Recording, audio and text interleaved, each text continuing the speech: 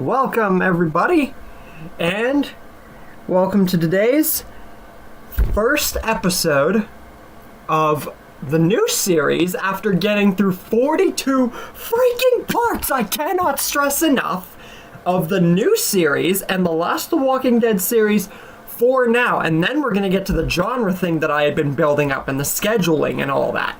This is the Last Walking Dead story for now, not forever. No, not by a long shot. I got millions of those. But for now, this is the last one with the spin-off included. What if Merle lived instead of Daryl? Now, in the original, the governor put a bullet in Merle's chest, tore off his fingers, and appropriately, in his own twisted way, killed Merle, leaving Daryl to find him as a walker and ultimately put him down at the feed store. Now, what do I mean by Merle lived instead of Daryl? I just didn't word it good enough. What's going to be happening is Daryl is going to be killed instead of Merle. And Merle is going to be essentially the new Daryl DIXON in a very different way, obviously. Because Daryl, even now, is still alive, surviving through hell and back, and living all the way to a spinoff for a season 2, for Christ's sake. So, I even have a spinoff with Merle and Beta covered for this story. Now, by no means will this be 40 parts. Heck, I don't even think another story will be 40 parts. At least not for a god-dang long time. But, with the spinoff included with Merle and Beta, Merle replacing Daryl, we're getting in for a good, fun ride. So, like every story, let's set the scene. We get to Merle about to trade Michonne to the governor at the feed store at the end of season 3. But ultimately, he does change his mind and finally starts to redeem himself and wants to go ahead and go to the feed store and basically take care of the governor his way. But unlike the canon storyline, we're going to say that Daryl catches on faster and revs his bike and gets to where Merle and Michonne are quicker. Well, Michonne first and then Merle quicker than he did. So, Merle doesn't get far. As a matter of fact, he doesn't even get all the way to the bar that he was at before he got the drinks and then was about to lead the walkers to the feed store. You know the story. He gets to where Merle is before the bar even, and manages to see him and stop him. And Merle was not expecting Daryl. And Daryl wasn't expecting this. And asks Merle, what is he doing? First he lets Michonne go and seems like he's trying to do good here, but what does he plan on doing now? Fighting the governor by himself? Why didn't he even tell anybody? Why did he take Michonne? Daryl wants answers now. And Merle says he wanted to trade Michonne in because nobody else would, but not even he could do it after all this time. And he says to Daryl, I think your officer friendly has finally gotten me soft. But he does say that he was, yes, going to take care of the governor his way and didn't want to get anyone, especially his baby brother, involved. Because this was his way of finally showing that he had learned something and show Daryl and Rick and them they were wrong to treat him so cruelly, even if he did do a bunch of things and everything. He's trying to repent. But Daryl says, what good is repenting or redeeming yourself if you go and get yourself killed by this madman? You should have informed me or Rick or someone else or taken Michonne with you. Even if the governor's out for blood for both of you. Being at it alone just ain't enough. You should know that. And says that, no. He's not going to be the one to go ahead and risk his life for nothing, just when he's trying so hard now to finally redeem himself. He doesn't get to do that. Daryl is going to be the one to go and fight the governor. Because if anyone is willing enough and good enough to risk their lives, it's him. And Merle's like, he shuts this down immediately and says that this is his choice. Daryl, his baby brother, can't take that away from him. He is doing this to protect him, Michonne, Rick, the prison. He is doing this for them. And Daryl needs to understand that. Let him go and let him do this. This is his way of showing how far he's come, and he doesn't want that botched up. Daryl says he understands that, but he also said he wanted his brother back. But this isn't what he meant. He meant for him to, redeem himself in a way where he doesn't go out and get himself killed. Doing this doesn't prove anything except that it's a small-time redemption factor and then just gets himself killed. That's not what Daryl wanted when he said that. Which is why Daryl doing this is the best course of action. And Merle wants justification. How does that work? Daryl says he's redeemed himself and gotten himself a better place with Rick and everybody else since the start. After looking for Sophia and everything that went on after they stopped looking for Merle.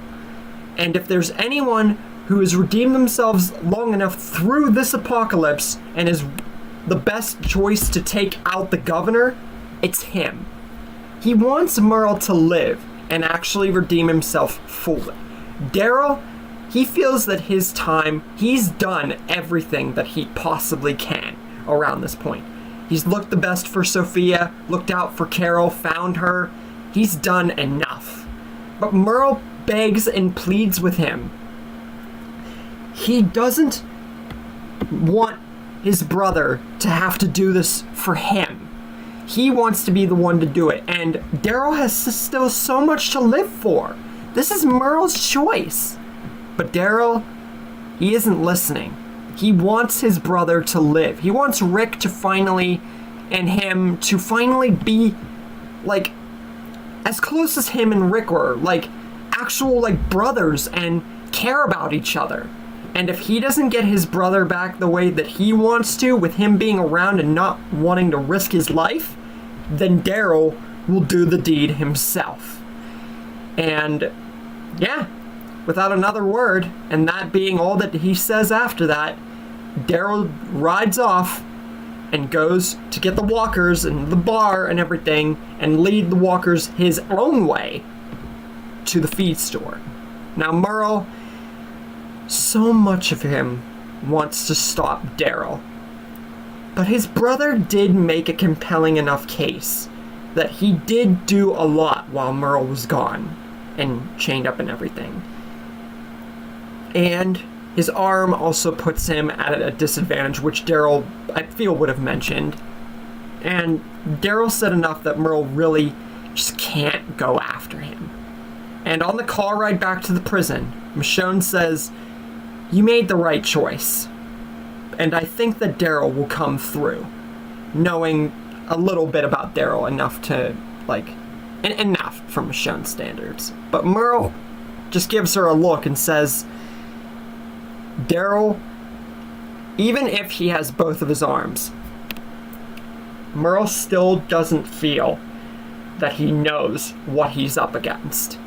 Merle knows the governor's savagery and tactics, even before he lost his eye. Daryl has no idea what he's getting himself into, but he literally just did not have the spine to stop him by force. Meanwhile, Daryl has reached the feed store, getting the walkers there his own spirited way, similar to Merle, but a little bit different to say the least, and would stage an act into the entrance of the feed store and in it, except this time it's not Merle with the sniper, it's Daryl with his crossbow. So it would be similar, yet not exactly the same. And Daryl would probably plan it differently, like I just said.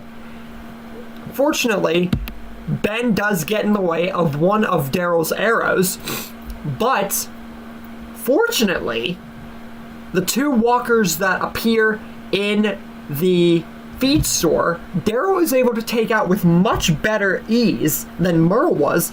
Number one, because he has both of his hands. And number two, because we're talking about Daryl here.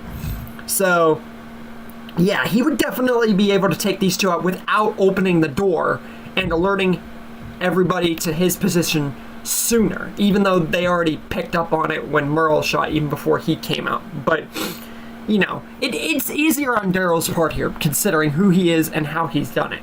But the governor still ends up finding him, opens the door by force, and they begin to fight. Meanwhile, Merle and Michonne are still driving towards the prison, past the bar at this point. They were already past it before Daryl drove off. But they're on their way back to the prison, and Merle, he's just thinking and thinking about how much danger Daryl's in, what he said, what the redemption factor of him means, and he just can't take it. He can't let his brother do this. This was his choice. And his way of making up for the wrongs that he did in his life before the apocalypse and now, and says to Michonne, I've got to go save my brother. And Michonne definitely would support this no matter what. Not only knowing that Merle's redeemed himself to a small factor at this point, enough to like show true emotion, but the fact that she knows the governor's savagery and that Daryl might need some help. She just didn't want to believe it at first. Seeing a bit of Daryl in action, or whatever she would have seen. Now, we get a The Walking Dead Destinies twist with Daryl fighting the governor. The best twist. Thank God for the game that actually plays in the factor of this what if in a small little nod. Now, Daryl is able to put up a much better fight than Merle did. One, because he wasn't caught off guard. He didn't get the door open because of the walkers.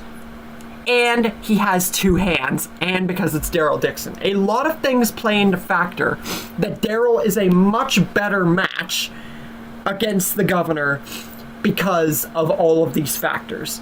And even though his crossbow doesn't land even possibly one arrow in this battle, maybe one, he would still be very good with the knife wielding and fighting the governor at this point. But in order for the story to work, we can't just say that Daryl miraculously wins but still dies. That would be a very weird way to set up the story, and very illogical, because Daryl might be a better match for the governor than Merle, but the governor, compared to Season 3 Daryl, is still much more savage, cunning, unpredictable, and a much better hand-to-hand fighter than Daryl at this point in time. I would put Daryl at Season 5 at least to be a match for the governor. Maybe the middle of Season 4.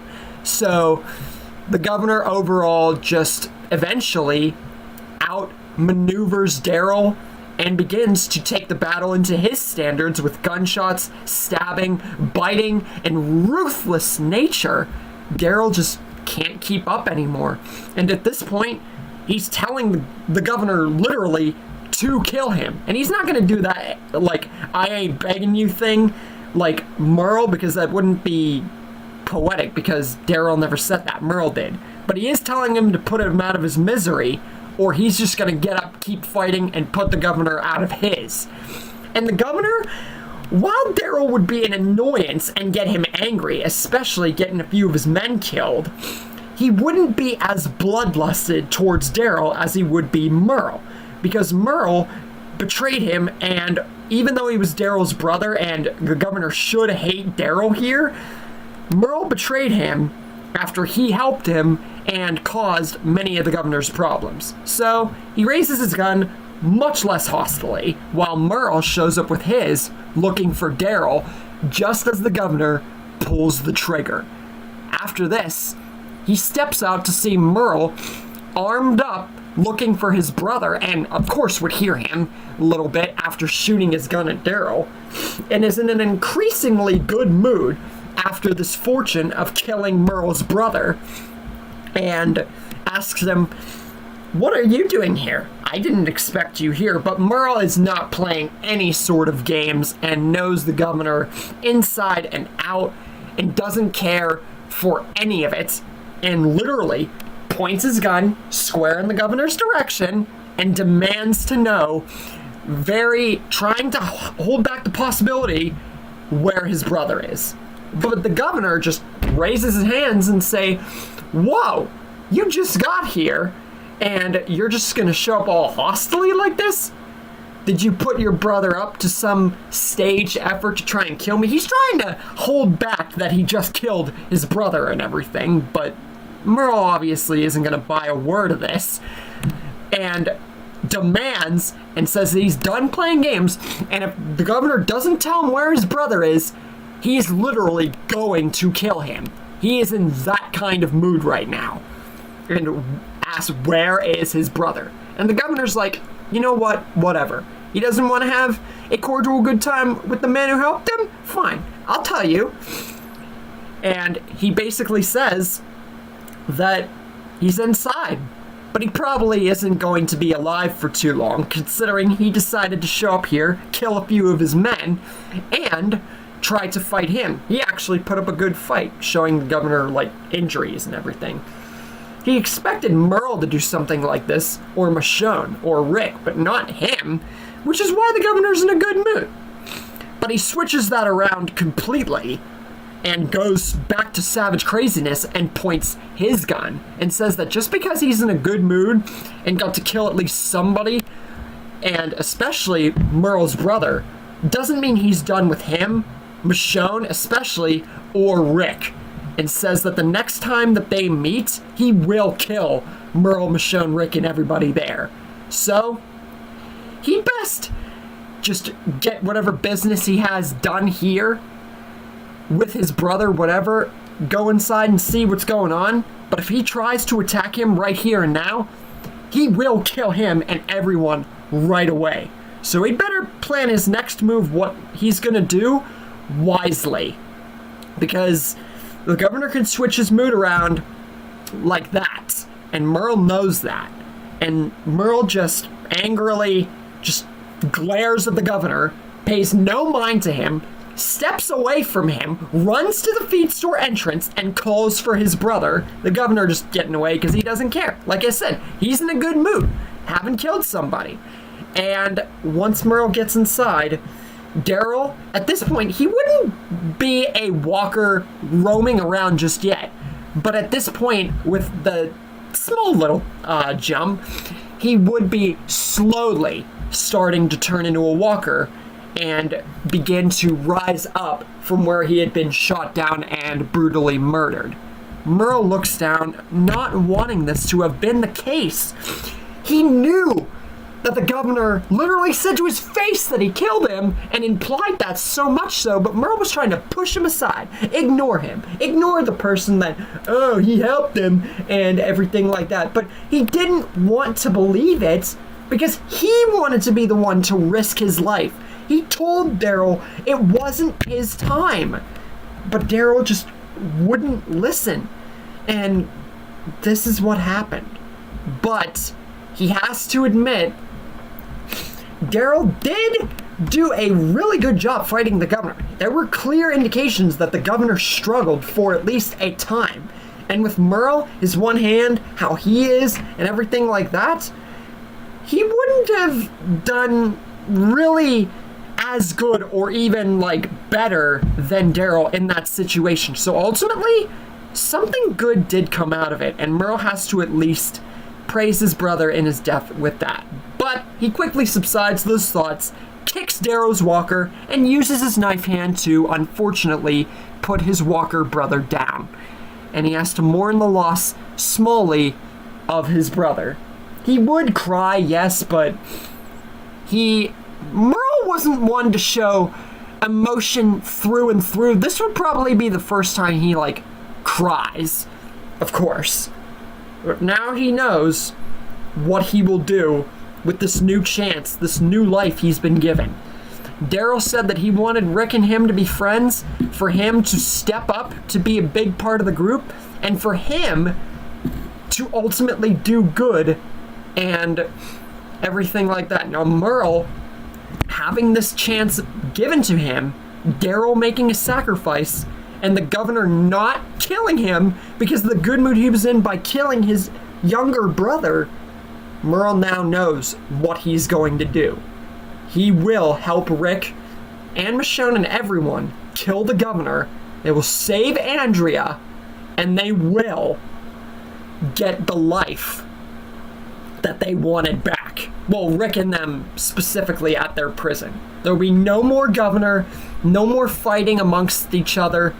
They will kill the governor, and he will finally show that he has redeemed himself and changed.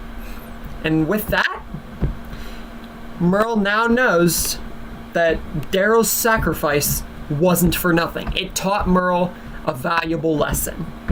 Meanwhile, at the prison, Rick and everybody's looking for Daryl, Merle, and Michonne still, because it's taken longer for them to get back than I feel originally Daryl and Michonne to come back.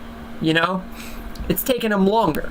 But soon enough, they don't have to worry for too much longer, because even though it's only two of them, Rick, from the corner of his eye, alerts everybody to the entrance of the prison, where they see two figures in a car zooming in with a bike in tow and entering the prison.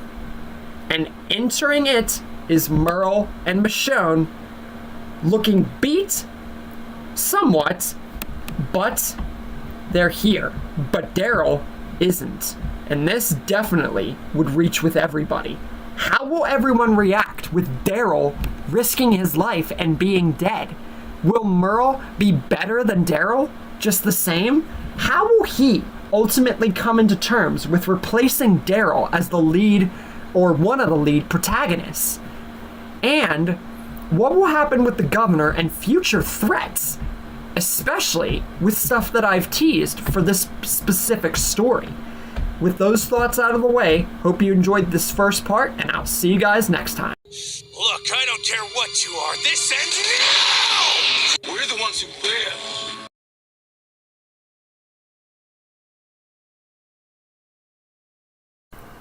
Hey guys, and welcome to part 2 of What If Daryl Died Instead of Merle? Or essentially, Merle replacing Daryl. Now, in the last episode, we covered the basics, starting with Merle getting to live while Daryl opts to sacrifice himself instead of Merle. And Merle not having the frickin' guts to stop his baby brother, Daryl putting up a better fight, but ultimately still dying. And the governor sparing Merle for the moment. With that, we resume the story. Merle and Michonne have just arrived back at the prison. Rick sees them, everybody else sees them, but no Daryl. Rick and them pick up on this and ask where he is and what happened.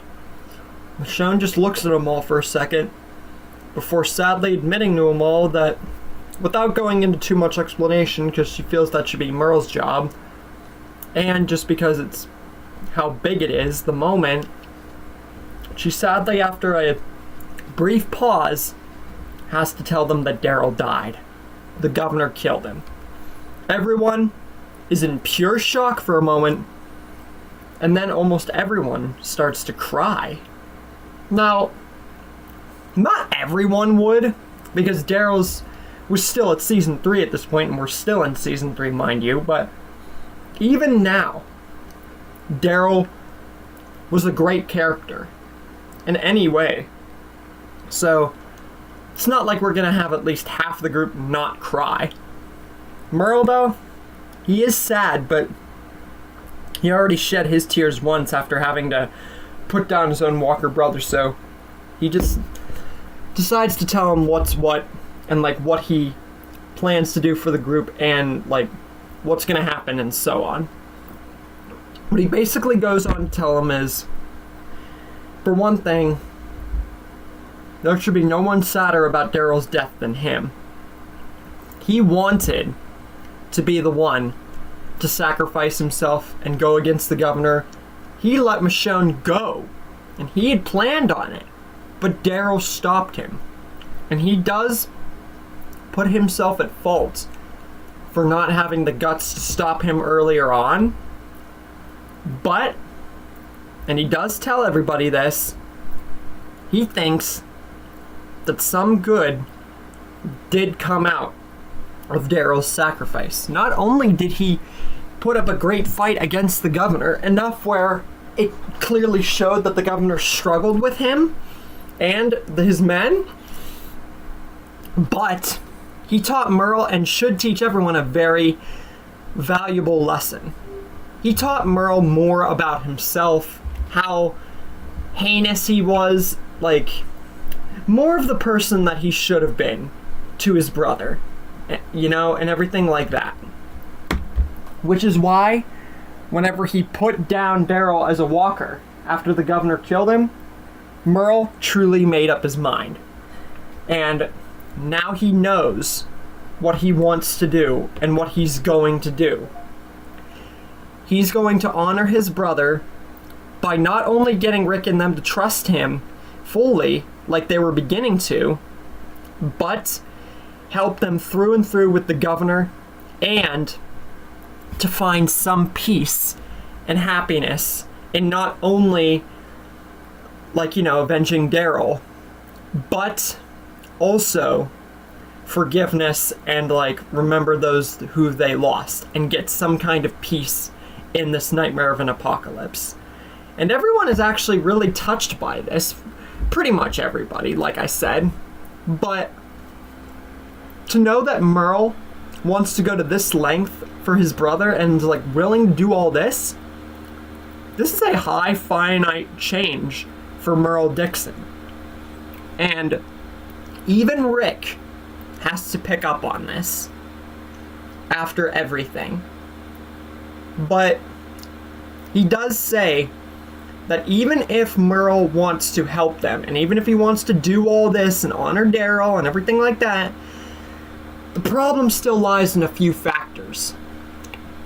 Number one, Daryl's gone, so they just lost someone very vital. And number two, if Merle plans to take up the lead for his younger brother and, like, be better than he was and better than Merle originally was, how do they plan to get back Andrea, and how do they plan to beat the governor? They gotta figure that out. They don't know if they're coming here or if they're gonna have to go to Woodbury. They don't know anything yet. But luckily, Merle has a plan.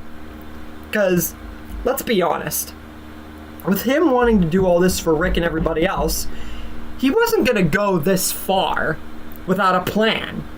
So, yeah, Merle's definitely got a plan here. What he's thinking is, he knows that Andrea is most likely in trouble. He doesn't know, obviously, about Andrea trying to come back, but he knows that now the governor's crazy. Whatever's going on there, Andrea is not going to be safe for very much longer. And God knows about the people in Woodbury. But he has a plan. Just in case the governor and soldiers want to come here, he knows the perfect counter for it.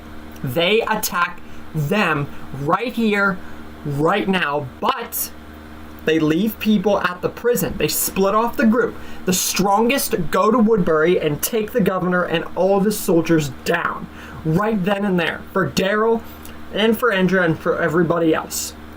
And they have people just in case for the prison, in case anyone comes while they are not expecting it. But if they leave right here and right now, it doesn't matter who they leave here.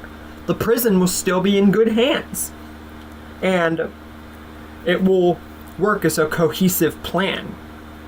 And Rick, he's actually listening good to Merle's plan here, because for once, he doesn't see stupidity or sarcasm in Merle's tone, like he was when he asked him to trade Michonne. And Rick actually went to Merle for help, mind you. So Rick would actually listen here, and this is actually a pretty legit plan. Now, there's only one problem left, and that is figuring out who is going to go to Woodbury, the strongest people, and who is going to stay. Rick says that this is a very good plan. Now they just need to get everyone in line for who wants to go to Woodbury. Carl is about to volunteer because of course he would, especially around this time. But Rick tells him to stay back. Not only because of everything that's happened recently, but because, especially because of Daryl's death, it would be best suited for Carl to stay behind and watch the prison, rather than, like, getting himself in the front line and possibly getting shot and killed. Last thing we need is him getting shot twice. Carl is about to argue this, but he remembers the kind of person Daryl was. How he sacrificed himself against the governor, how he went all those times to look for Sophia even if she was dead, and how much of a great asset Daryl DIXON was.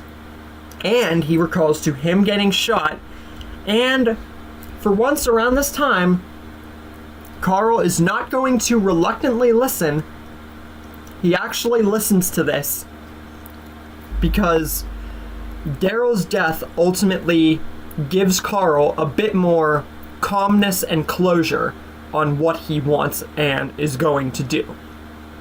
As for the people who do go, Rick, of course, is the first. Michonne is the second, for obvious reasons, against the governor, and because, why not? Merle, obviously, to avenge his brother, and to mean more sincereness to the group. Again, Glenn and Maggie are going, but even though Glenn and Maggie have sort of forgiven Merle for, bringing him to the governor and then beating up Glenn, almost killing him, they forgive him to a fault now because of how much he wants to mean to his brother, what he's done, and the plan and everything like that, pretty much changing their fold a little bit. You know what I'm saying? It's not like they've fully forgiven him, but they're close, I feel, around this time. Carol is for sure going because of how much Daryl meant to her, even in the original when they lived through this, and Daryl was the one who lived, how much they meant to each other and still mean in the spin-off. Here, he still meant a lot to her and saved her life after T-Dog died, so of course she's gonna go to honor him. As for the people who stand aside to the prison, it's Herschel, Beth, and Carl. Herschel because nobody wants him in the front lines, Beth to stay behind to protect Herschel, and Carl to stay behind in general and to protect Herschel and Beth. So, overall, we have a set group for both sides. Everyone but Merle takes a regular vehicle, the Honda or whatever, doesn't matter. And then we get a full visual and a cool visual of Merle DIXON honoring Daryl once again so far, because he's going to honor him a lot more, by riding his bike. Merle DIXON, for once, is riding a bike, and it's Daryl's bike, because it definitely fits. Meanwhile, the governor is torturing Milton after finding out what happened, and Andrea is locked up in the governor's sick torture chamber. And the governor brings Milton in to kill Andrea, and Milton's just about to turn around and stab him and get himself killed when, kind of like season 8 and Rick and them at the sanctuary, yet not really because of the resources they would have, obviously. There's no joined communities. They stage a kind of similar act at the gates of Woodbury and start shooting.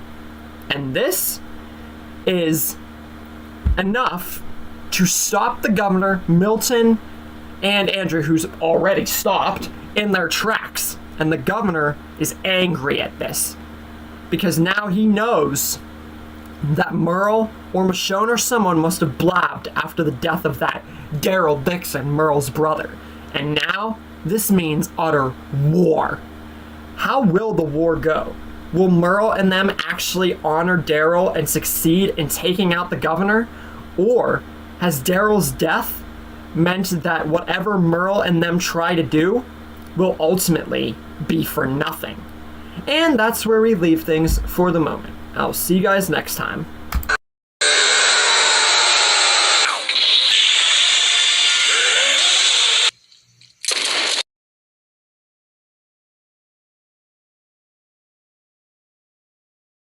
I can't believe they let an amateur like you step into the ring.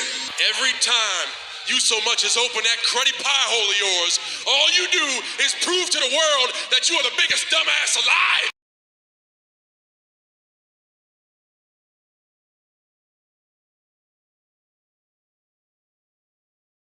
Welcome, guys, to part 3 of What If Daryl Died Instead of Merle. Now, in the last episode, we covered Merle and Michonne going back to the prison without Daryl this time instead of without Merle. And Merle ultimately holding up the greatest resolve ever to not only make up for all his wrongdoing against Rick and everyone else in the group, but to combat the governor in a very smart and tactical way, and to really, really show that he had changed and avenge his brother above all. And we get to Rick and them showing up at Woodbury right before Milton was about to stab the governor. When the governor hears the gunshots at the gate, this stops Milton in his tracks and the governor out of his thinking, because he knew that Milton was going to not kill Andrea and come after him. And he wanted to kill Milton, or at least he didn't care if he did. But to hear Rick and them come here, he's like, he knows what's about to happen. He should have never let Merle live. He should have killed Rick. He should have killed Michonne. Killing Daryl, it wasn't enough. And he looks dead at Milton and says, they better not move from this room. Because if they try to escape, if they get out of this room or try to attack him or anything like that, he will make sure that not only will the people in their group die horribly more in death than Daryl, but they'll die just as worse. And he leaves. But do you think that Andrea and Milton are going to listen to this? Of course not! They're not going to listen to the governor. That would be utterly insane. Milton, in his quick thinking, albeit very injured still, but not stabbed fatally, cuts Andrea out of her bonds while the governor is outside, and he waits till that because he doesn't want to die. So, while they're doing that, and the governor is in pursuit, Rick looks at Michonne and is like, we will take care of the soldiers. But he looks at her mainly when he says this because he knows that Michonne wants to and needs to go after the governor. And he's not throwing her to get killed by the governor, because he is confident in her ability that even if the governor is crazy and has already killed Daryl, he knows that Michonne can take care of herself. Because after all, she came close to killing him, stabbed out his eye, and got him to where he is now. And while that's a bad thing, he knows that if Michonne really tries, she can take him down. And Michonne, she's not going to think that Rick's throwing her under the bus, because Rick is confident in her abilities. And while it's still troubling, Michonne thanks Rick for this, and they both tell each other to be careful. And they go off. Meanwhile, the governor has gotten out of the room where Milton and Andrea are and is in pursuit of Rick, Michonne, and Merle mainly. Because everybody else in the group, they don't matter. These are the main 3 that need taken down. And the others, they can just follow after or just bend a knee to his whim. He doesn't care. just in the middle of the street, Michonne and the governor are both pursuing each other without noticing it, and once they both turn a bend in the middle of the street, they both aim weapons right at each other when they whirl around a corner, surprising them both. The governor with his gun and Michonne with her blade. And this surprised them both because they weren't expecting this. They were expecting a fight, but this was very out there. And the governor is like, "You made a big mistake coming here, Michonne. You should have killed me when you had the chance. Or I should have killed you when I had the chance. But you won't be as lucky as Daryl was to injure me. And you won't be as lucky last time when you got my eye removed," and explains like half of what she did to him. And Michonne doesn't care. She says, "You're right. I should have killed you last time, but Andrea got in the way. This time, I know that she won't get in the way, because this is where you die." And the governor has heard enough. He shoots his gun, but Michonne, with a split-second reaction, manages to duck the bullet. And then we get a little bit of a Destiny's twist, with her about to stab the governor in the other eye, like she did with Merle and T-Dog in Destiny's, but the governor already lost an eye, so that's obviously a big difference. And the governor is not going to be stupid here, because for one thing, he already lost an eye to Michonne. He knows how she operates with her sword and the way she fights. So, even though Michonne ducked the bullet and surprised him a little bit, he is not going to be stupid enough to allow her to do this, and promptly punches her in the face and then kicks her in the stomach very ruthlessly before she can even land the sword near his other eye. Michonne tries again and again, but the governor, more or less getting a few scratches, just keeps beating her down ruthlessly, and then aims his gun, and this time gets a correct firing shot straight at her arm, dropping her sword to the ground. And now, Michonne, still wanting to fight, mind you, she can't properly wield her sword or even get it while fighting the governor. This is like a Michonne and governor rematch that we never got, if you will. Sure, she ended up killing the governor season 4, but that was more or less just a just kill and not an actual rematch, so to speak. So you could consider this sort of a rematch, if you will. And the governor is like, "I told you that this wouldn't be the same, but you went in all sword blazing and brought that little katana to a gunfight against me. That was your first and last mistake." And by the way, if you guys noticed, I'm using GIFs now in my videos. Just took me forever, especially with my phone, but yeah, I'm using them now in my videos. So yeah, that just shows you how much I'm moving up. Anyway, now the governor clutches Michonne's blade, and he is feeling really happy about this. This is essentially the governor getting Michonne's blade early, and he clutches the blade and says, "Now I'm going to do to you what you did to me, except I'm not going to stop." He raises the blade and is about to cut at Michonne when he is stabbed straight through the chest. Now, mind you, he's holding Michonne's blade, so she or someone else can't have that blade. And no one really else has another sword, so who stabbed him through the chest this time? It was Merle with his knife hand. He had seen Michonne and the governor fight right after the governor shot Michonne in the hand, and it alerted at least Merle and maybe a few others' attention. So this gave Merle the kill that he needed. And he raises his gun at the dying governor and says, "You brought this upon yourself, Philip. You're the one who should have been watching your back. And you shouldn't have came after her first. You should have came after me. Because now, there's no stopping you dying. And there's no stopping me from putting an utter end to you and avenging my brother, Daryl DIXON." And he loads his gun and pow! The governor is no more. With that, Michonne, Merle more than Michonne. You could call this a collective kill, but I feel like Merle did way more in this situation. And with this, Andrea and Milton managed to get out of the room safely, just in time to see the governor getting shot in the head. And Rick and the other people that had went along with them, Glenn and Maggie and Carol, they reconvene too, and they look at Michonne, Rick mainly at Michonne and them, and ask if they're all okay, seeing Andrea and Milton too.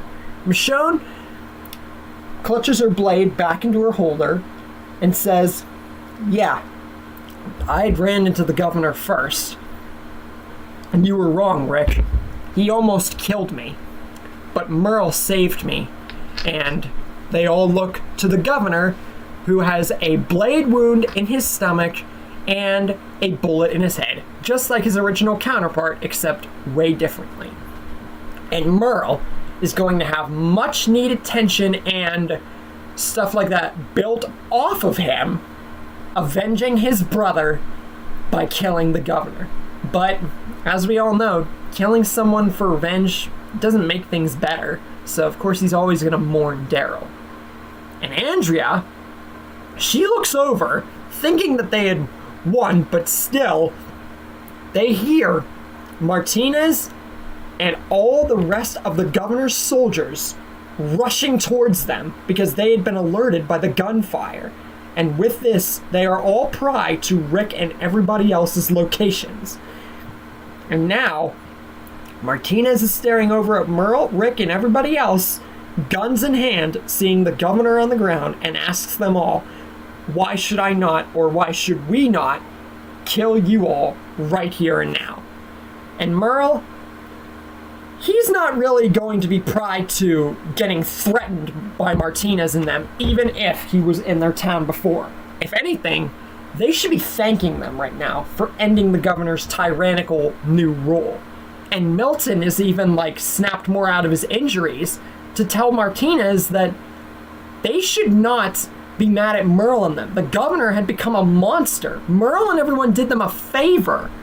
And they have proof if Martinez and them don't believe them. And Martinez and them, I don't think, would know about the governor's true ruthlessness until he killed all his men in the original. So Martinez just sits for a second and is like, you know what? Fine. If the governor really was a madman and everything like that, and you people weren't the bad guys, Milton, now you siding with them, and Merle being a traitor of Woodbury, then prove it to us. If you can prove it to us, we're not going to kill you, and we'll let you go or whatever. But with the governor dead, I gotta take up the rule here of Woodbury, essentially. So if you guys are lying, there's nothing stopping us from putting bullets in all your heads, including Merle's, and Milton's, and Andrea's. And they all cock their guns while slowly starting to back off just in case they had proof, which of course they do. I mean, come on.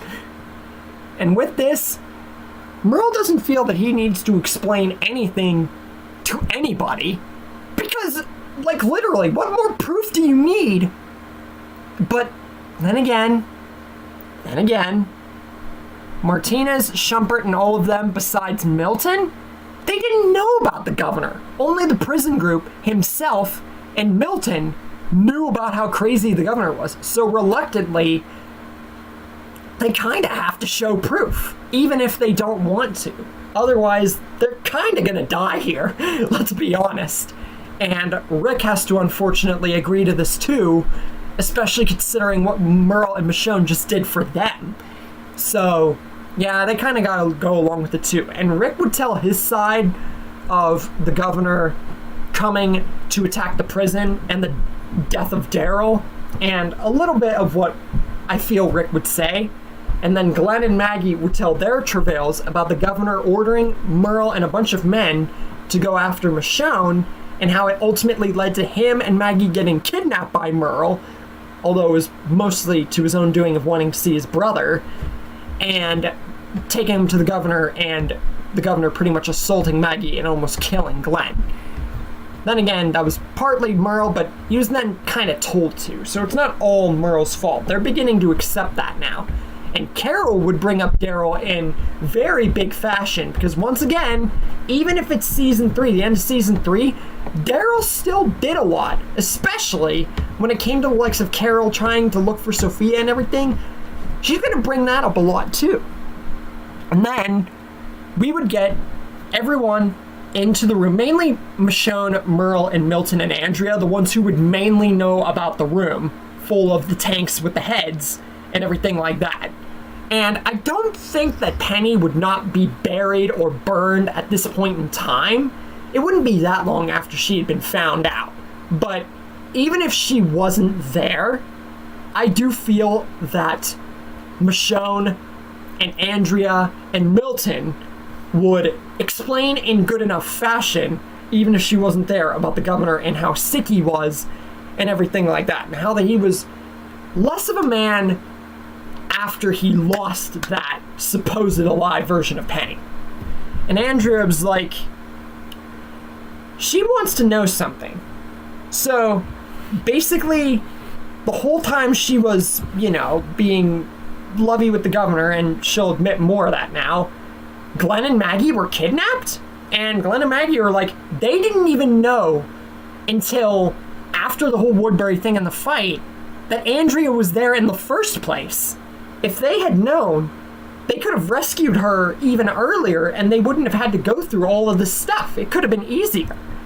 But yeah, that's pretty much it in a nutshell. The governor was crazy even before he lost his eye and his supposed alive daughter. And Milton was a test to this in great value, because he had been with the governor pretty much since the start, along with several others, but Milton in much bigger fashion, and had known the governor beforehand before he became like the man that he did. And he really didn't think he would ever become that, and says he's the one who burned the walkers in the pits and everything because he just wanted it over. He wanted the governor to become the man that he was, but even he knew that he was likely just going to make the governor angry. And he's lucky that Rick and everybody showed up. Otherwise, the governor would have killed him, and Andrea most likely would have died too. Even though that's exactly what happened in the original story. And Merle would just be kind of annoyed at this point for 2 reasons. Number 1, them having to explain all this when it should have very clearly been in front of their faces. 2, the fact that all of this happened without half of the people, not just the Woodbury people, knowing about it. So he'd be kind of annoyed at this, but they have to do it, and they did. Andrea would also attest to the fact of being very sorry that, for one thing, she didn't know about Glenn and Maggie.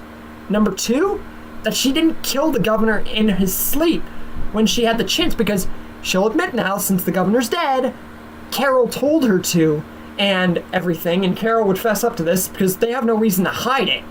And Andrew would just be like, she tried to change things, and she wanted the governor, just like Milton, to go back to the man she saw when her and Michonne were rescued. But as they have all agreed, the governor was crazy even before he lost his eye. So it's really just came down to like how things played out. But then everything happened the way it did, and she ultimately came to a decision, especially after right now. Things ultimately went the way they should have. True, Daryl died in the end, and that's the real only major sacrifice. But she thinks that out of his death came something really good besides Merle learning how to change his ways and them arriving in the nick of time to save her and Milton. She ultimately turns to the people, and then turns to her people and Merle specifically, and says to everybody, besides Daryl's great sacrifice and Merle learning how to change his ways, she thinks that Merle is the ultimate fit to lead Woodbury. And Merle and everybody would be very surprised by this, but I think Merle, while being surprised by this, would actually accept this And it would be out there, sure, because let's face it, we've never really seen Merle as a leader type in any way, shape, or form, especially in my stories, but let's face it, I don't think that Merle would truly argue this, especially now, to truly change himself. And he says that while he never expected himself to be a leader, he does agree for Daryl, for everyone in Woodbury, to change his ways for himself and for Rick and everyone they've lost.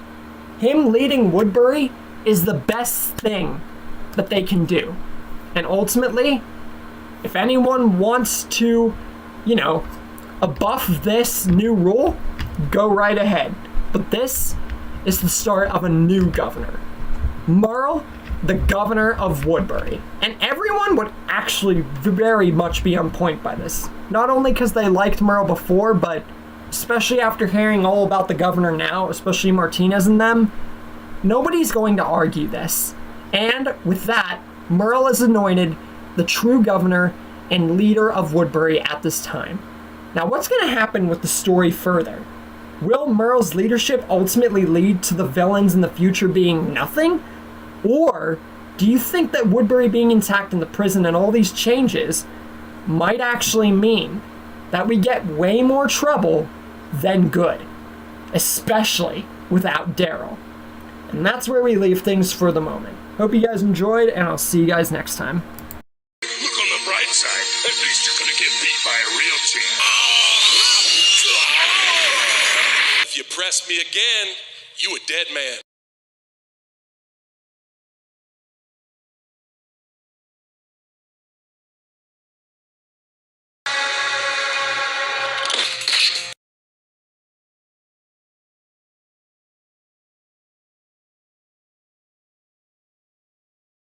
Hey guys, Nick here, and today we're getting into part 4 of What If Daryl Died Instead of Merle.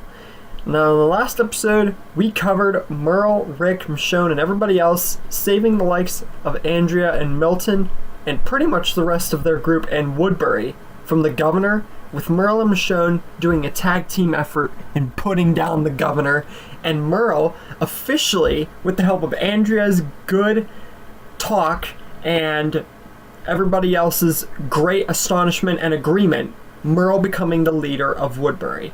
Today we're going to cover that more extensively and a particular twist that will open up a new chapter in this particular story. Now, Merle has officially been anointed the leader of Woodbury. Governor Merle, or just Merle the governor, if you will. Sort of. He's just the leader. I don't think they'd call him the governor, but who cares? Rick would also agree with this and actually have to admit himself that he is even proud of the way that Merle has changed and can get an entire town and everything to, like him and everything, and thinks that he's a good leader to be here. But then Merle stops by and sees Rick in the crowd and smiles at him, saying, "Where are you going, Officer Friendly?" And then he would go to Rick and ask, "Where are you going?" more extensively. And it's like, he knows that Rick and them most likely are going to go to the prison, but tells him that they don't have to. They can stay here in Woodbury, and they don't have to go back to that prison. Not only will them being here help out more, but this was his entire point, to prove to them how good he was and for their help. But he didn't want them to leave afterwards, and them being here is much better than being at the prison, especially with how things went with the governor. Staying here is ultimately what will make their lives better. He wanted that. That was the point. And Rick has to agree that the town, especially with Merle being here and better care of it and its people, even Rick has to admit that Merle's right. If they go back to the prison, more problems are just going to arise. Prison flu. And Merle, seeing Rick agreeing with this and agreeing to Merle's terms, however lenient they are, because, they're they're obviously sort of friends now. He's happy that Rick chose this and doesn't want to go off and everything. I don't see why he would. He helped out, and Andrea's alive and everything like that. So after this, and every one of Rick's group agreeing to stay also and get the people from the prison, Herschel, Carl, and Beth, here's the survivors. Milton, Schumpert, Andrea, and all the governor's men, along with Merle being the head of it all, the main survivor of the season 3 canonical time period, with Daryl being the unfortunate circumstance to make this happen. Also, we would get into Lizzie, Mika, and their father, who will be mentioned sooner or later, which will have a very big twist on how Lizzie becomes in the story, along with Bob, Karen, and David showing their folds into the story at one point or another also. But one person isn't so happy about the exchange of the groups and the entire process. Alan, because if it weren't for Merle's brother, his son would still be alive. But Merle, do you really think that he's going to listen to Alan try to preach his logic or whatever he wants to call it? Nope. He kicks Alan straight in the face and says, whatever Daryl did to his son, it was because either A, he got in the way of the shot, which is literally what happened in the canonical story and this story, or he chose the wrong side. Technically both, but you get what I mean. And Merle says he's going to do the exact same thing to Alan if he wants to act like he's on the wrong side. He can be with him or against him. Now, Alan, he might have been an idiot, but there's one thing he was not, and that was an idiot. Well, what do I mean by that? I mean that he was freaking foolish and way out of his place, but he never drove himself to not at least be somewhat smart. So he would definitely have no choice but to agree with this. And with this, we stage ourselves at Woodbury for the foreseeable future, which is literally a meme at this point, since almost every The Walking Dead story I've had since I got back into the fold of Walking Dead after the Dragon Ball stories has literally been featured in Woodbury. But you guys are going to have to get used to that, especially for this one, because, spoiler alert, we're not just going to be at Woodbury for this episode into the next one. We're literally going to be at Woodbury until the end of the series. I'm not joking. That's how Merle's dynamic is going to evolve in this story. Woodbury's literally going to become the be-all, end-all of this story. So we're going to have to get used to that. Here, next, we're going to talk about relationships. And particular, one set of relationships that I had you guys talk about on a poll. Now, we had a discussion on the poll, along with a few other ones, this one being first, about which relationship should happen. Either A, Merle and Andrea, or B, Merle and Michonne. And I asked you guys for this particular decision.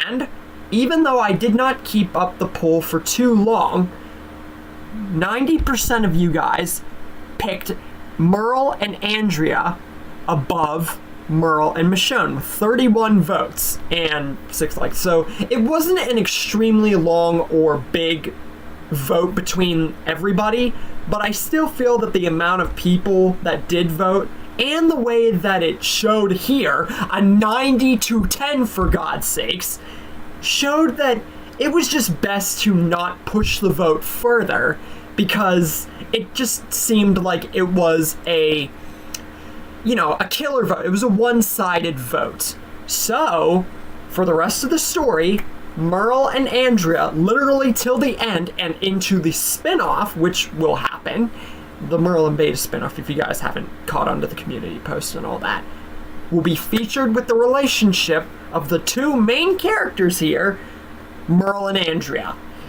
So, yeah, how is this going to happen, you might ask? How does it get into a relationship stature? Well, I'll explain. You see, While Merle's getting into the fold of being the new governor / leader, with everyone's help, praise, and astonishment, along with figuring out everything to fully get himself into the fold of being the governor, or leader, if you will. It really doesn't matter which one you want to call it.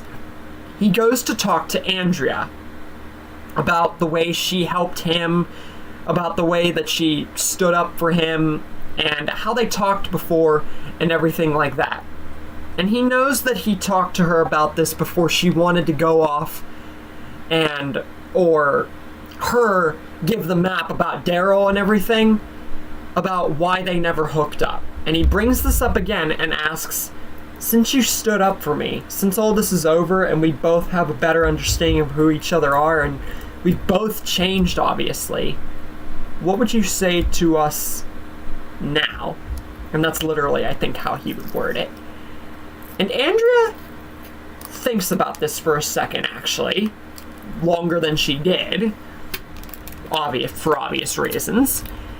And says, after thinking, if Merle had killed the governor and Daryl had died and all that happened sooner than it did, she would have still said, heck no. But because of how everything went, and yes, she did stand up for him, and how it all went down, she's willing to agree. She will. They'll go steady for now, and it's not going to be like a big relationship, but she does agree. It's just not going to be big right now because she's still got to get used to how everything's changing. Not with him, but with how everything's went and like coming to terms with the governor and how all that went down. But she does agree to this because she stood up for him and does admit that Merle's changed a ton. She meant what she said to all those people, which is why she wanted him to become the leader. And Merle is very thankful for this because he was afraid she'd just say no again. And if not, let's be honest, it would have just been Merle and Michonne. But hey, I wouldn't have made a poll if I wasn't going to make the decision happen in the story, you know? It would have been pointless. And Michonne would, at one point or another, from either Andrea or Merle or just finding out, would be happy for Merle, not only because of how he changed from a guy who everyone talked about being a freaking druggie and how rude he was and everything like that, and trying to kill her, to a guy that's actually a leader of a whole town and a much better person. Now, to get on to other relationships. We get Beth and Zach, who I've literally never mentioned in a story, either because I forgot about the character, or just because there was no way to really include him. And Bob and Sasha, because like I said, Bob, obviously, along with Lizzie, Mika, and them would get involved sooner or later, would get into a relationship. Now, with the group of kids consisting of Carl, Patrick, Lizzie, Mika, and the two randos that I don't know their names of, that we saw at the prison in season 4, I'm going to talk about relationship status with them. Now, why? They're kids. Well, for now, hear me out. We're going to get an interesting beginning mark for Carl and Mika getting into a relationship. And that's very random, I know, but it's going to become a big relationship down the line, and there's no Sophia. So, Carl and Mika will eventually get into a big relationship. It's small now. Karen and Tyrese would get into a relationship. Glenn and Maggie, they would, evolve their relationship more.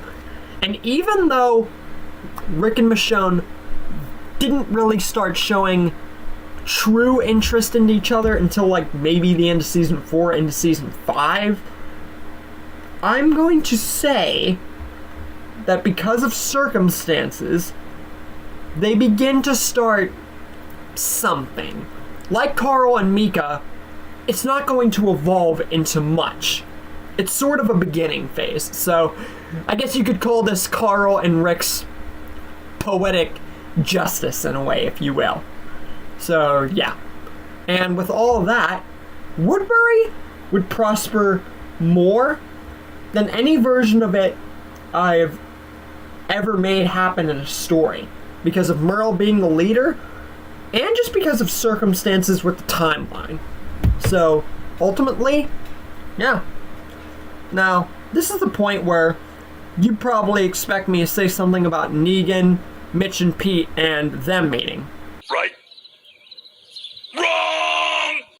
Like the Dale story, we're gonna do something a little bit different with them, but I'll mention it towards the end of the episode. That's not the twist that I was talking about at the beginning, but I'll mention them near the end of the episode and tell you guys what happens. Anyway, now we're gonna get into looks of everybody, because this is an important aspect we need to get into. For Rick first, he is actually going to adopt a look similar to his season 5, end of season 5 going into the beginning of season 6's counterpart. Now I know, there's going to be like 75 of you thinking, why? Even if he didn't have a big beard, why would he shave it off? Why is he adopting that look? Few reasons. 1, Daryl's sacrifice and how much it meant. 2, the undermining threat of the governor and Andrea being alive and so many circumstances. Because of all this, it would build up to Rick, even if Daryl made a sacrifice and that would down him, everything that's happened has given Rick more sense of morale and given him a better, like, dosage of, like, hope, if you will. So he wouldn't feel as dark or want to get away or anything like that, and would actually be okay. And he would want, or maybe ask, to borrow his hat like he teased in season 2 with Carl whenever Carl got shot. Now I know what you guys are thinking. Oh, Nick, why would he want the hat back if he gave it to Carl, even if he joked about it? Well, that's the thing. That would actually make Rick borrowing it now poetic and kind of sweet, because they would get to share the hat. And I am going to have Rick wear it a lot more than Carl down the line, but not right now. No. Just later down the line for other reasons. But I'm not going to get into that fully. Now for Merle, I teased this a lot too. Merle is going to get rid of the knife hand, and now we're going to get him adopting a sword hand. Now, why did I specifically choose this?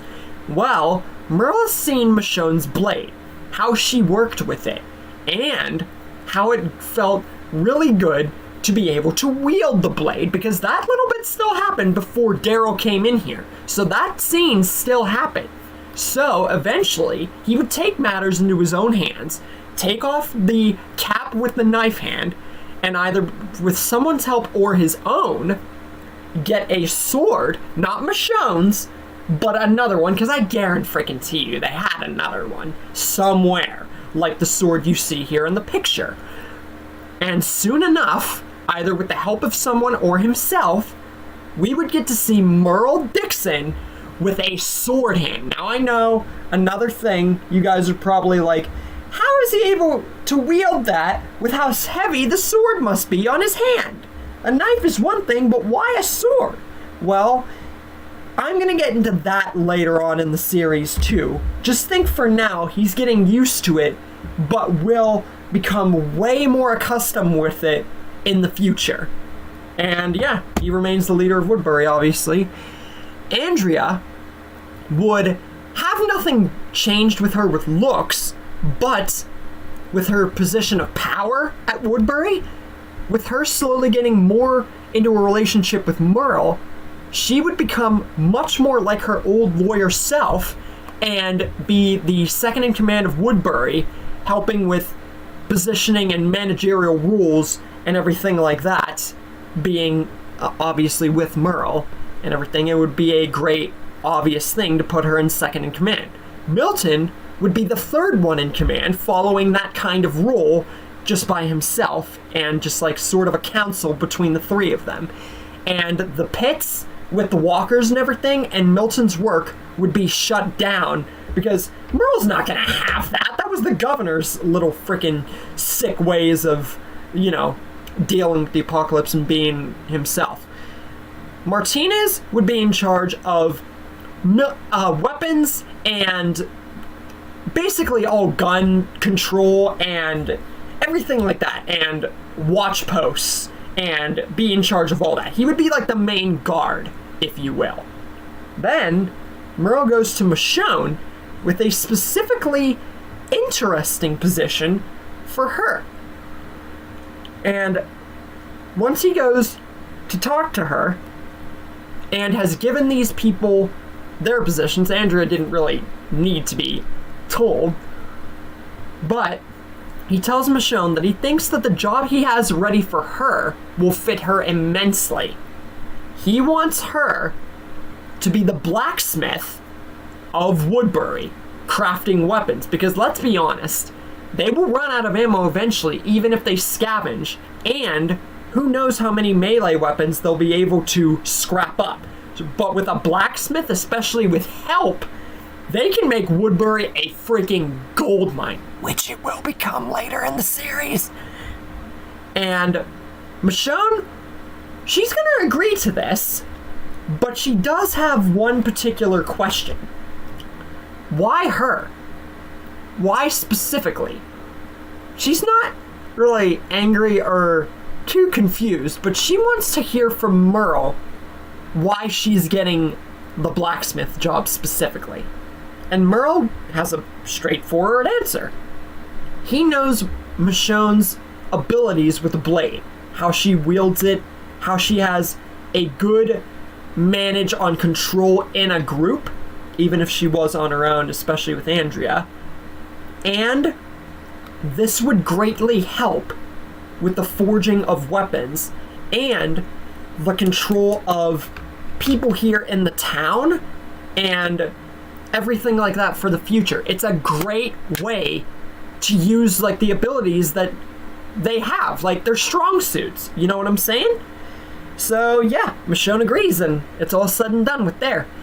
Also, another character that I've barely ever mentioned, because once again, I either forgot the character or didn't have a story to fit him in, Carl and Patrick would actually become very close friends here, like they sort of had been, except Patrick was way more immature. And Merle's leadership of Woodbury would advance very much so. So now not only do people respect him as the leader, they adore him as the leader. They're not gonna like bow down to him or anything, but he is thousands of times better leader than the governor. And now, here's the point where I said that I would mention Pete and the militia at one point or another near the end of the episode, and what would happen to them since they're not going to see Negan because of circumstances. Well, here's how it happens. Martinez and Schumpert, got the names mixed up, they would eventually, while out on runs, because Martinez once again is in charge of runs, gun equipment, etc., they would run across Pete and the militia while on runs and would bring them to Woodbury for questioning, and because their tank and their resources could be very valuable. And let's be honest, they'd be much better at Woodbury than on their own, especially if they encounter another group. And Merle would agree to have them as long as they abide by his and everybody else's rules, allow sharing of equipment and information, stuff like that, and they don't try anything. Basically follow rules again, except much more seriously. And Pete and the militia, everyone except mainly Mitch, I would feel, would agree to this. Because, let's be honest, for two things. Number one, they don't really have a lot of options because, yeah, they could get attacked and killed. And number two, staying here with a freaking huge town, bunch of people, weapons and everything, they lucked out. And Merle does not seem that bad a guy. But little do they know everyone here and what's going on and everything. And Merle would say that they made a great choice coming here and agreeing to live here and everything else. Soon enough, after the militia has been settled, some time passes, not too long, but some time, when one day, while Woodbury's just functioning like normal, they hear a knock at the gates. And Martinez and a few men, Shumpert or whoever, it doesn't matter, they would approach the gates, open them up, and ask the people what their business is. A ginger-haired man, a guy who looks like some sort of scientist, and a girl with a safari outfit and a hat all present themselves. And the main ginger-haired man, Abraham, Rosita, and Eugene, I was just trying to give them a dramatic entrance, they introduce themselves and say, like what you've done here with this town, you'll like it even more when we tell you that Eugene here knows exactly what caused this all to happen. And I think that you all should join us in saving the world. Will Merle and everybody else want to? Or is Woodbury too great to pass up? Find out next time.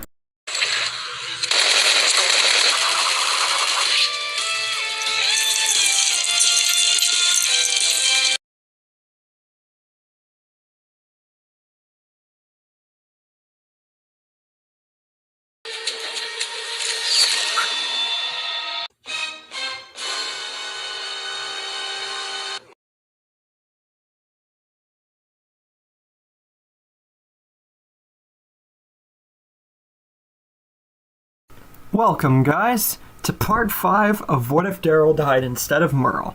Geez, we're already 5 parts in. Anyways, last time we got into Merle truly getting into the governor/leader role of Woodbury and how much it prospered. The relationships, the looks, Alan, his trouble, and basically Woodbury prospering over every story that I've ever made. And today, we're going to get into Abraham, Rosita, and Eugene's true entrance and figure out if Merle or anyone else is going to want to go to Washington or if they're just going to want to stay at Woodbury, which we're going to figure out right now. So let's get into it. Abraham, Rosita, and Eugene have arrived at Woodbury. They knocked on the gates. Martinez and the soldiers welcomed them. They made their entrance and introduced themselves, and Abraham told them just a little hint about Eugene and going to Washington and wanting to fix the world. And he wouldn't say much outside of, this is pretty much like all my other stories, except here, since Woodbury is a much different community because of Merle, that means that he's just welcomed by the soldiers. No one else knows they're truly there yet, outside of the people at the gates. So, Abraham, feeling that there's a higher power here, and seeing a very vibrant community here, wants to talk to this town's leader to get the true story into him and everybody else to see if they really want to go. Makes more sense that way, because he was a soldier, so he understands power. And Martinez, sensing this kind of vibe and, just for the heck of it, calls out to the soldiers to get Merle. But they wouldn't say his name yet because still kind of trying to make it like, a secret. Abraham, once the figure, supposedly the leader, approaches, just stares for a second, and then he just smirks out of pride and the fact that he is very much liking what he's seeing whenever the figure steps from the entrance of the gates. A man with a vest and guns cocked to his belt, along with a sword for a hand, welcomes Abraham, and of course, to them it was a mystery, but we all know that this is Merle. I'm just trying to keep it a mystery for the opposite side to make the story more interesting. Sometimes it can be cringy, I know. Anyways, Merle introduces himself in a very Merle way, saying, "How can I help you?"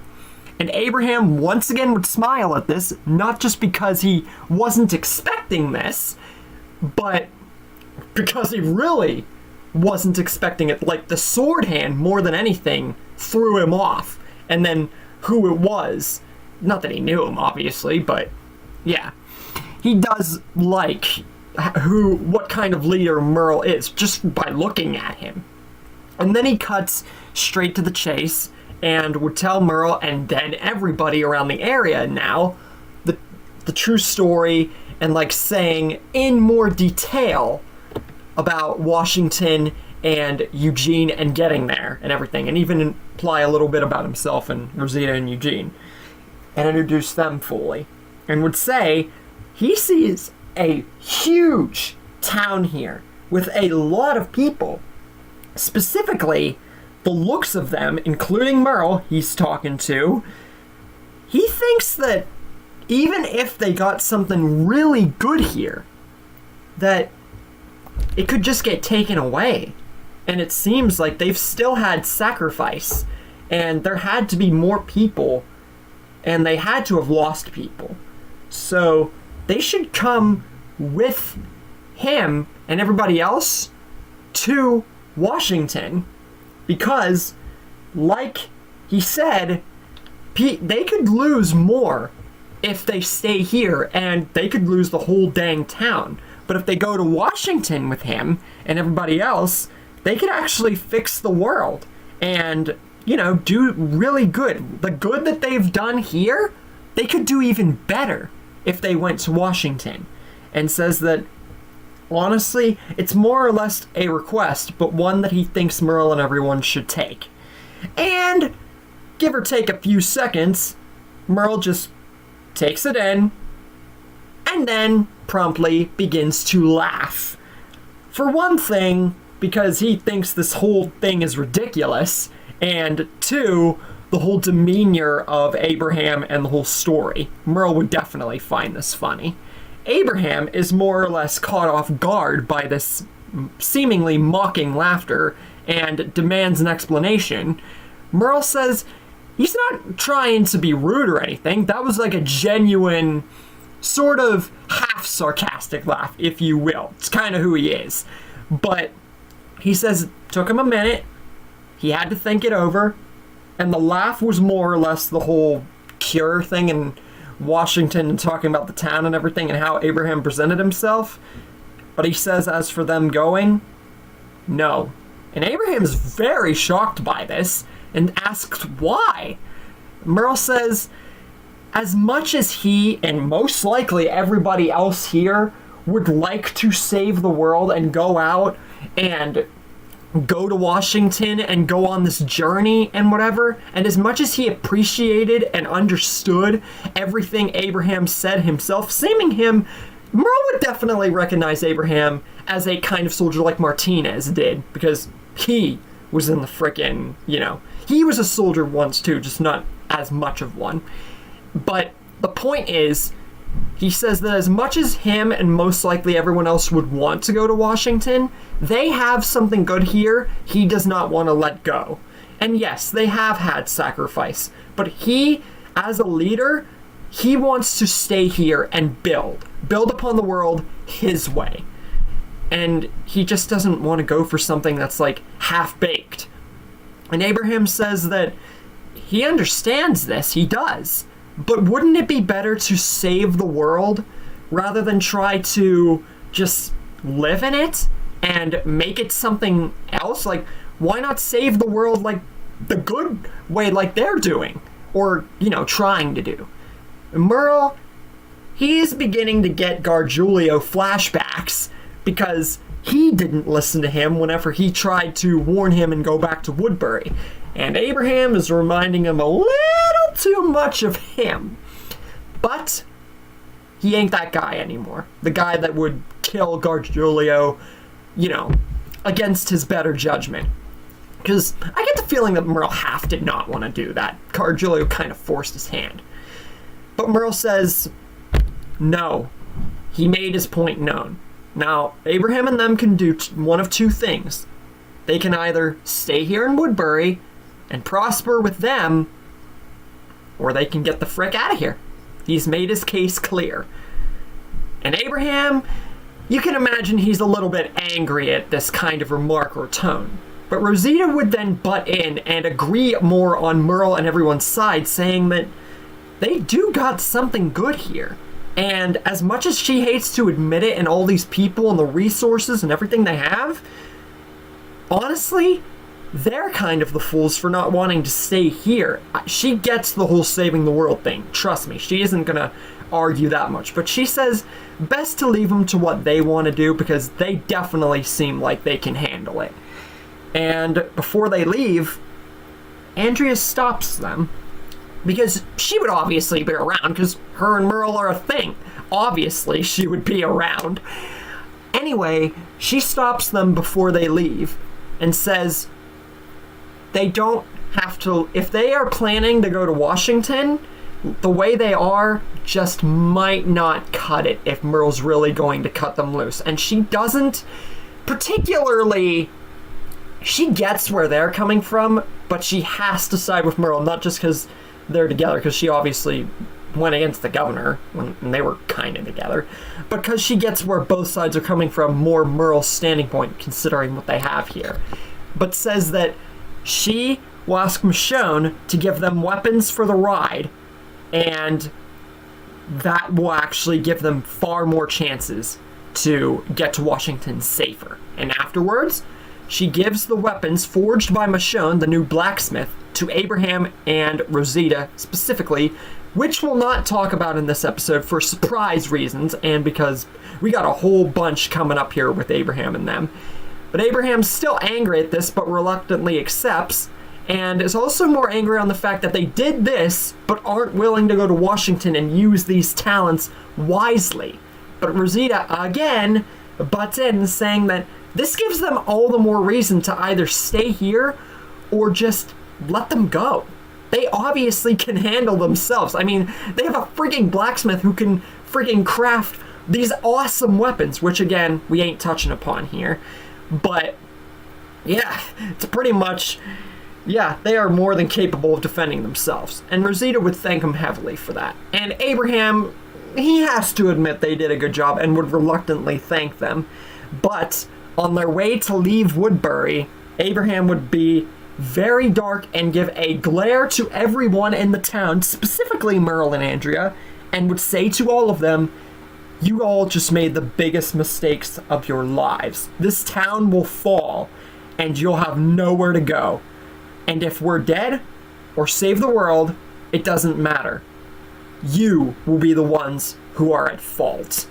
And with that, he tells Rosita and Eugene they're getting out of here, and they drive off, leaving Merle and them to stew for a minute, but then ultimately get back to their usual swing of things. But what will happen? Will Woodbury actually go to crap like Abraham said so ominously? Or is bad stuff going to happen to Abraham, Rosita, and Eugene now that they're on their own way and we're not going to leave Woodbury? Much different case here. And what weapons were given to them by Michonne? Find all this out in the next episode. You get yourself in some trouble, partner?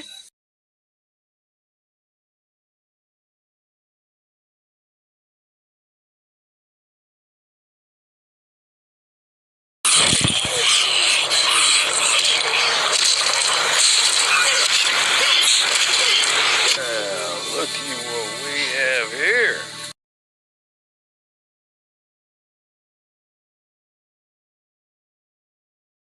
Welcome, guys, to part 6 of What If Daryl Died Instead of Merle. In the last episode, we covered Abraham and Rosita and Eugene talking to Merle and everybody in Woodbury, and Merle rejecting them out of wanting to build a better future at Woodbury instead of wanting to go to Washington over something that seems too good to be true. Abraham reacts as you would expect, but not before they leave. Andrea and Michonne give them some weapons that Michonne's crafted as the new blacksmith to help them on their travels so they don't get freaking killed. And with that, they take their leave, and that's where we resume. So, Abraham, Rosita, and Eugene have just begun to leave Woodbury and go on the trip alone, which is a fine diversion from every one of my stories, where at this point, if the characters were still at Woodbury, I literally just had them go with the three of them and the story would continue. But now we are on a very different route with Merle as the headway. But wait a second. You said that Michonne was the new blacksmith, right? Because Merle and Andrew got together. You said that this episode, we would get to see what weapons and what would happen with them going forward. Like what all happened, right? Well, what is it? Well, here we go. Abraham gets a medieval crafted sort of sledgehammer, which would be very freaking sick for Abraham, and Rosita would get a medieval crafted spiked bat, something of which Rosita, it would fit with her. Eugene, he would not get any weapons, obviously. I really don't need to mention why. He clumsily used guns around this point. He was a coward, blah, blah, blah, standard season 4, 5, 6, 7, 8, 9, 10. Eugene, pretty much. It wasn't even until the end that he really evolved to, like, the absolute maximum of his character. Not gonna lie. Anyways, yeah, those are the weapons, and so. Anyway, once they leave, Michonne doubts that even with these weapons, that they're going to have any kind of chance with going to Washington, and maybe they should have either, like, told them to forcibly stay here, even if it was slightly against their will, or they should have just went with them. And Andrea agrees with this, but she also agrees with Merle, her being together with him, and his leadership so far in the restoration of Woodbury, and a better leader than the governor was, and a far cry from his original character development. It hasn't led them astray so far, and he did good, especially by Daryl's part, so it's much better to build upon what they have here rather than go for something that's half-baked. And Rick would touch upon this further too, saying that Merle's far cry from season 1 would have led them astray from what they were trying to strive for a long time ago. And he obviously wouldn't say season 1, but he would just say his original self. You know what I'm saying? It would have led them astray if they chose him as the leader back then, whenever he had them on that roof. But he agrees that Merle has done right by everybody, and Merle wouldn't say anything in this discussion because he already made his point known. As for Woodbury, it would continue to thrive, and like I said at the end of the last episode, they pretty much just go on unabated after everyone leaves, especially after Abraham gives everyone that smug remark. Meanwhile, Abraham, Rosita, and Eugene are driving their truck, and they're riding along to Washington, but shortly after they leave, a distance away from Woodbury, their tires are shot, and the car goes screeching and skidding across the road and into the grass and into a couple trees, and it crashes. But who did this? Who could have possibly seen this happening or done anything about it? Well, this is the introduction to the Claimers. It's funny because in the last story with Dale, I actually had Abraham and them stopping the Claimers and catching them off guard. But now it's the Claimers catching them off guard. Yep, this is where we get into them. And the next few episodes are going to be about Abraham, Rosita, and Eugene mainly, and everything like that. So strap yourselves in. Abraham just smiles at this and says he doesn't even care that their ride was just botched, or that these guys just tried to kill him and skid him off the road. He says he doesn't even care, and it actually makes him happy, and the Claimers are very, like, you know, they don't understand this at all, but Abraham then elaborates, saying that now he can let his anger out. And after he promptly says this, Abraham, Rosita, and Eugene, very clumsily, once again, arm themselves with the weapons that they were given to by Michonne, along with their own standard guns and weapons, obviously, and promptly wipe out the claimers without pretty much any difficulty. More Abraham and Rosita, but you get what I'm saying. Eugene still hit a couple walkers when he clumsily shot the gun, so I wouldn't put him past him to at least fatally wound a claimer and help out. Joe manages to survive and tries to mount a surprise attack behind one of the vehicles or something, but he promptly gets his head smashed in by Abraham's medieval sledgehammer. They're medieval because it's a blacksmith, it's Michonne. It fits for the tone of her character and what they're going for. And once they think that the threat of the claimers is over and they can try and find another vehicle or do something, they are promptly proven wrong with an arrow seemingly coming out of nowhere and hitting Eugene without pretty much anyone noticing at first. Now, it does hit him in the side of the chest, like basically right near the shoulder, but still the side of the chest. You know what I'm saying? So it's almost fatal. It is very, like, near fatal. And it's Len. Oh, wow. Who would have seen this coming? It's not like I've made Len a freaking major character who's killed Beth and my What If Rick exiled Shane and done this, that, and the other thing. No, I've never done that before. But anyways, aside from me reusing that little kind of detail, Rosita afterwards uses her medieval spike bat and in a very season 10-11 fashion kills Len like a very Rosita way. But afterwards, Abraham snaps her out of this little moment that they just killed this group, because that's not what they should be worried about. Even though he is pretty proud that they just stopped these people, that's not what they should be worried about. Eugene could be very near, like, dying. They don't know if that wound's fatal. And they gotta find somewhere where they can patch him up and make sure he's okay and, like, rest themselves and find a vehicle.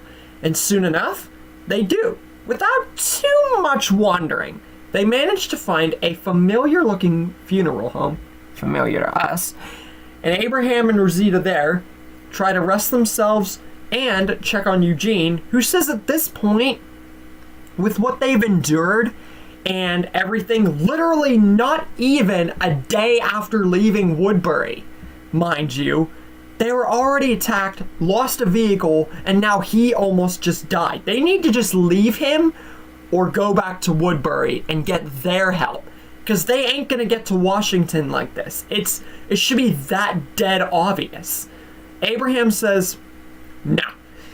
Those people at Woodbury made their own choice. They could have very well went with them to Washington, but no, they decided to leave them and just give him a few weapons, and that still led to Eugene getting almost fatally wounded. Sure, they're alive, and Abraham agrees with what Eugene's saying, but they ain't turning back, and they're not asking for help from people who didn't want to help them or save the world.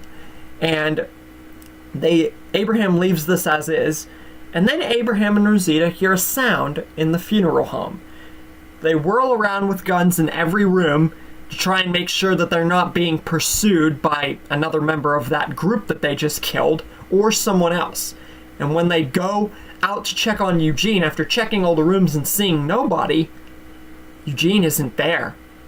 And they hear skidding, car skidding, outside. And they rush outside to see a car with a cross booking it down the road.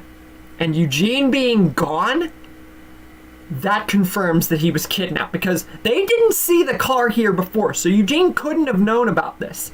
Rosita deduces that, saying this exactly, Eugene was most likely just kidnapped. They either need to go after him or go back to Woodbury and get help, because now more than ever they could use the help. Abraham just looks at her dead in the eyes with a menacing look, and he reiterates very sternly, those people chose this for themselves. Going back is not an option, and we all know how stuck up Abraham was about going back, and says that they're going And they're gonna do this their way. Because if those people back at that town really wanted to help, they would have been here by now. Or at least before they were attacked by that other group. They're doing this alone. And Rosita, she can't say that she didn't expect this from Abraham. Because, I mean, like, come on. So she just casually smiles in a very Rosita-like way and says, well, can't say I didn't expect this. And they get their weapons, get some supplies, get some stuff to stock on, and maybe find a vehicle. I really don't think that there was a vehicle there, because, I mean, it was a funeral home. Who the frick knows? But anyway, they go on the road to pursue the vehicle, but instead, what they find is a man with a hat outside of a cabin, just tending to whatever stuff he was tending to, and just seemingly just on watch for something. And then Rosita sees something else in the distance. Seems like a big building or something. Abraham takes a look too. Not very interested because he wants to find Eugene and this vehicle, but seeing this and whatever else piques his interest slightly. Turns out, they've just entered Terminus territory. How will the story go from here, now that the future of the, pretty much, for now, seems to revolve around Abraham, Rosita, and Eugene? Since we know that Eugene was kidnapped by the hospital, will they ever find him? Will Eugene actually want to stay there and confess to them at the hospital? Will that turn the story into 300 angles of differences? And how will Abraham and Rosita handle the Terminus people? Find out next time. Hope you enjoyed the show, assholes! I like you and your big old massive lady nuts. Name's Negan.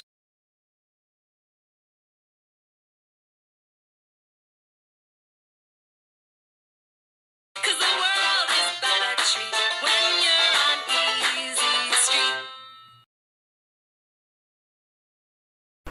Welcome, everyone, to the Omniverse of Nick. Now, today's episode, first off, before we get into that, I hope you guys enjoy the new and improved version of this channel, because I, for one, love the frick out of it. It has taken 2 years, but the name and everything this channel stands for is changing for good. And I really hope that you guys are looking forward to the future of this channel.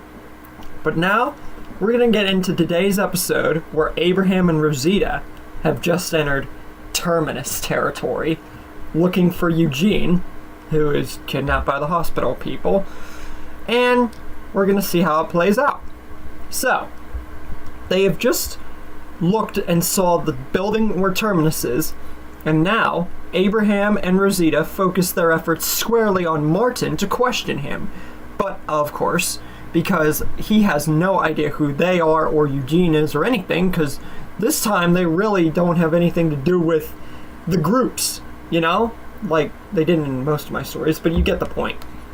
Martin, when questioned and held at gunpoint, he doesn't know what they're talking about or anything like that, but Martin, being Martin, says very, smugly and ruthlessly that even if he knew who this person or these people were, Terminus wouldn't have been as friendly to them as they might think.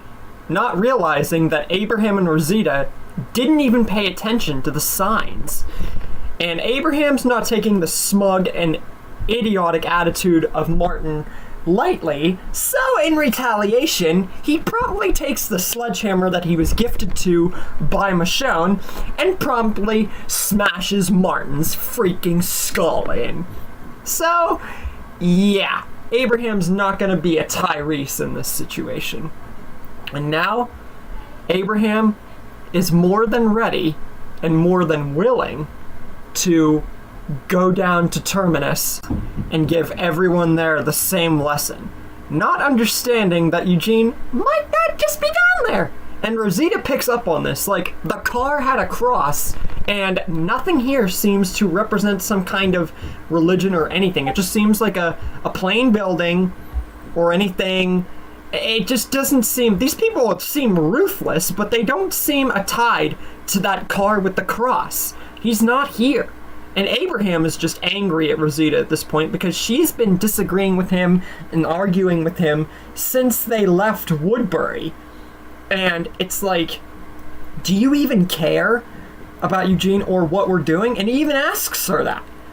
Do you care about saving the world and making it better and doing this, that, and the other thing? You've been fighting me this entire time. I have to ask if you actually care about me or saving the world. And Rosita says, of course she does. And she can't believe that Abraham would think like that. She's saying that they shouldn't... He's not here. Plain and simple. He's not here. Look at the facts. Look at what is in front of them. This doesn't have anything to do with what they're looking for or doing. These people are on their own path. And who cares about them? If they're going to go down there or keep looking, fine. But they need to look around the area first before going down there and just possibly getting themselves killed. Who knows what's down there? So they need to avoid going down there, considering how ruthless this guy was. Go around the area, see if they could pick up something, and then they go down. If they find a different kind of trail, they'll ignore that place entirely. But going down there straight forward is a bad frickin' move. Abraham, he has no choice but to agree on this. Because Rosita, she kind of makes a compelling point. Like, not so much that he still believes that Eugene could still possibly not be down there, but because of looking around first instead of going down like head first and getting themselves killed. And luckily, they do find something near the area. Father Gabriel's church. Meanwhile, at Grady Memorial Hospital, a certain scientist Eugene is getting a similar visit like Beth did with Dawn and the hospital people while all this is going on. So take that into your heads for a sec, that all this is going on without Rick or anybody else. They're still all at Woodbury. Like I said, we'd be featuring them for Abraham, Rosita, and Eugene for the next few episodes mainly. But we will touch upon them in the, soon here. I'm not going to say too much. But once Rosita and Abraham see the church, Rosita smiles, saying that they might have just found their guy. They bust open Father Gabriel's church's doors. Abraham first cocks his gun, and they both see that it's just one man. Father Gabriel. Because remember, this is still around season 4 territory, so they're not even Father Gabriel wouldn't be out at this point. And he doesn't know what to think of this, who these people are, and when he's questioned about the car with the cross, Eugene, saving the world, he doesn't know anything. And Rosita, this time, she's not the one who's going to defend the situation. She actually does not buy a word of what Gabriel is saying. So she's siding with Abraham in this situation and says, it's way too coincidental. The church, the car with the cross, it's just too coincidental for this place not to have their guy. And she knows that, but's not willing to push anything if he's actually telling the truth. But Abraham, he isn't going to be as nice, and she suggests that Gabriel tell them what's really going on here. But Gabriel says, honest to God, and he would be honest to God because he's a freaking, he's a priest, so obviously he would be honest to God in this situation, saying that he has absolutely no idea who Eugene is, what they're talking about, or what this car with the cross means. And he's not left his church since this whole thing began. He has no recollection of meeting up with anybody until these two bursted in and started saying all this stuff. He has no idea what they mean or what they're talking about or anything. Abraham finally believes him and everything, and so does Rosita, and says that if he has nothing to do with that car with the cross, and he really hasn't seen or heard of anybody, even that town down there, which they bring up, terminus, then what could that car at the cross be? Where could it have been? Like, where is it? Gabriel says he really doesn't know the answer to that question either. But he has heard of a place like that and just never been there in Atlanta called Grady Memorial. I think Gabriel would know about it, but he would have obviously never been there, I don't think. And Rosita's like, great, it's just a hunch. And Gabriel says that even so, he will try to help them find it, and he knows it's in Atlanta, but he doesn't feel the safest going out there and everything, so he's just going more or less to help them against his better judgment. And before they're about to leave, they're surrounded by officers, cornering them at the doors of Father Gabriel's church. Two at first, this of which being Amanda Shepherd and Bob, and then several others stepping out. And Abraham's like, we ain't dropping our weapons. And he gives them all three choices, being a soldier, obviously. Tell them how to get to Grady Memorial, and if they are from there, tell them where Eugene is, or things are gonna get real ugly real fast. But before things do escalate or anything happens, Abraham hears a voice telling him to calm the situation and just stop what he's doing, and this is Dawn. She says she is the leader of these officers, and they all are from Grady Memorial. And they have come here because they have a certain someone that a certain Abraham and Rosita would like to see. Eugene steps out from behind Dawn and tells Abraham and Rosita to calm down, drop their guns, and that everything is fine. And this is going to definitely take them by surprise, Abraham and Rosita, because for one thing, they didn't even have to go through the work of finding Eugene in the first place at this Grady Memorial. They came and somehow found them, and Eugene's telling them to calm down, and these guys are supposedly not bad, and they want an explanation. Eugene says that sure, yeah, he was kidnapped, but after telling Dawn and them about the mission and going to Washington and stuff, Dawn and them actually left the hospital. Eugene told them the best way to locate Abraham and Rosita. It was based on a hunch, and that Dawn and them were going to join them on their journey to Washington and actually help them get there. So Eugene says that's why they shouldn't shoot each other. Now they got extra help. They don't even gotta go back to Woodbury now to get those people. Now they have Dawn and these officers who literally abandoned a good hospital just so that way they could go to Washington. And Dawn says as much as it hurt her to do that, as well as the officers, honestly, this would be a game changer for Dawn, Eugene being kidnapped instead, because she would see that the world saving it, even though Eugene's clearly lying, the world matters more than her pride. And remember, she was waiting for someone to come get them and fix the world, and luck would have it in this story, Eugene, liar, is there. So that's why her and her officers are joining. And now as all of them are about to reconvene and eventually leave, they are all told straight after this exposition by an unexpected group and unfamiliar group to them to put their weapons down. This is Gareth and the Terminus cannibals. Now, how did they find Abraham and them without Martin? How did they even know that Abraham and Rosita were there? Did Martin's death have something to do with it? What do you think's going to happen now that there's a standoff between Abraham, Rosita, Gabriel, Dawn and the officers, and the cannibals? And how do you think it will all center back into either going to Washington or Rick and their people and Merle back at Woodbury? How do you think the future of the story is going to go from here? Leave your thoughts, and I'll see you guys next time. 'Cause the world is but a treat when you're on easy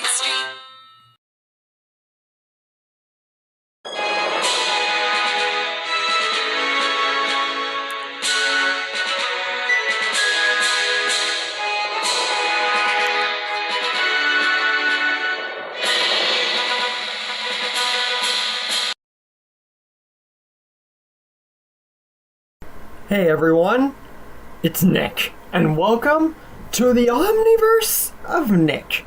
Today, I'm bringing you part 8 to What If Daryl Died Instead of Merle, where we left last time. Gareth and the people from Terminus encountered and held at gunpoint Dawn and their officers with Eugene, with Abraham, Rosita, and Gabriel at the church. A big bunch of clustered up events together. Now, we resume the story. So, we've just reached the point where Gareth and the people from Terminus, seemingly out of nowhere, corner Dawn and them, who have just arrived with Eugene, and Abraham, Rosita, and Gabriel, who were about to leave to find Eugene. Now we're going to backtrack and actually explain how the Terminus people knew where to find Abraham and them, and touch about one thing from Dawn and their people. Something that I bet a lot of you are questioning. What happened with Noah? Because you said in the last episode that Dawn and their people and all the officers left Grady Memorial because of Eugene being kidnapped and talking about saving the world, right? Well, what happened with Noah? Well, you see, as much as I think he would try to just go off on his own and maybe go to his home where he wanted to go in the first place, back to his actual place, I think that, like Dawn, he would definitely think about saving the world first. And Eugene and him saying that and everything, I guarantee you that he would actually side with Dawn here. And seeing her act responsible as a leader since she saved him, quote unquote, I think that it would definitely side on his mind to stay with Dawn for this case. So that's all I gotta say for Dawn and their people, because I already explained everything else. Now for Terminus. As I already said, Gareth and their people, how would they know about Martin? Or where to find the people? Abraham, Rosita, and, well, Gabriel's not really included. But how would they know where to find them and even who they were? They didn't go to Terminus, so how would they know? Well, you see, after some time, Martin, they weren't encountered by anyone else. And they were barely encountered by anyone to begin with. So, that leaves a question about how they knew where to find him. And after Martin didn't answer the walkie for some time, Gareth decided to go ahead and find him and see what was going on. And that pretty much wraps everything up, because once they figured out that Martin was dead, they tracked him, Abraham and Rosita. And it led them, and the voices and the talking and everything, and the guns drawn, even though there was no shooting, drew him to them. Simple enough explanation. Dawn and their people, after Gareth and them drew their guns and said for them to put their guns down, stand up to Gareth's group saying that, no, we ain't doing none of that. Gareth and their people, without Martin, insist, otherwise things are gonna get really messy really fast. And while Dawn and the officers are standing up to Gareth and the cannibals, Gabriel, Abraham, and Rosita are watching alongside. They're literally, like, right with them. And they're just spectating. Haven't said anything yet. Abraham and Rosita are more or less surprised by their people and recognizing them to be from Terminus, sort of, because they never met them. Gareth, though, he feels confident about who these people are. Even though Martin wasn't alive to coincide the belief of who kill him, the weapon that Abraham's holding is enough proof. And he calls Abraham and Rosita out on this, not really paying attention to the priest. Dawn asks Abraham if they know these people. Abraham says, no, we do not know a dang thing about these people, because they don't. They don't. But he does guess that these are the same people that were with that guy that they met in the hut by this place called Terminus before they came to this church here to look for Eugene. And the car pretty much led them past here, and yeah, it became a whole deal.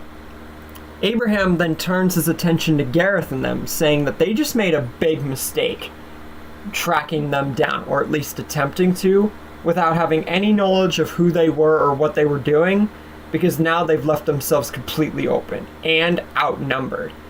Gareth begins to put on his smug act, saying, no, you're the ones who are actually outnumbered and outmanned. Look at who you're talking to. And that is approximately when Abraham decides to shut Gareth's mouth, shoots off his fingers like Rick, and after that, all of the officers, Abraham and Rosita, promptly gun down every other Terminus resident. That includes Gareth's mother and brother, and all of the other Terminus people, leaving Gareth on the ground, his fingers off, and begging for mercy, saying that he didn't mean any of what he said or did. And nobody knows he's a cannibal here, mind you. But Abraham says, why should they give him mercy when they tried to track them down for killing someone who literally was being, a monster to them just when they were looking for Eugene? Gareth says that he can't excuse Martin's behavior, and they did what they had to do, but still hasn't admitted to being cannibals or anything like that. He's just, trying to, beg, do what he did before, and tries to say that he doesn't have to die. They can walk away, pretty much like I just said, what he did with Rick. But Abraham, like Rick, even though he didn't make the same promise as Rick, he's not really willing to let him live, and is literally about to shoot him to death. But Dawn, she stops him. Now, hold up. This isn't going to be like my What If the Governor Met Negan, where they become like friend groups. It's going to be different. Much different.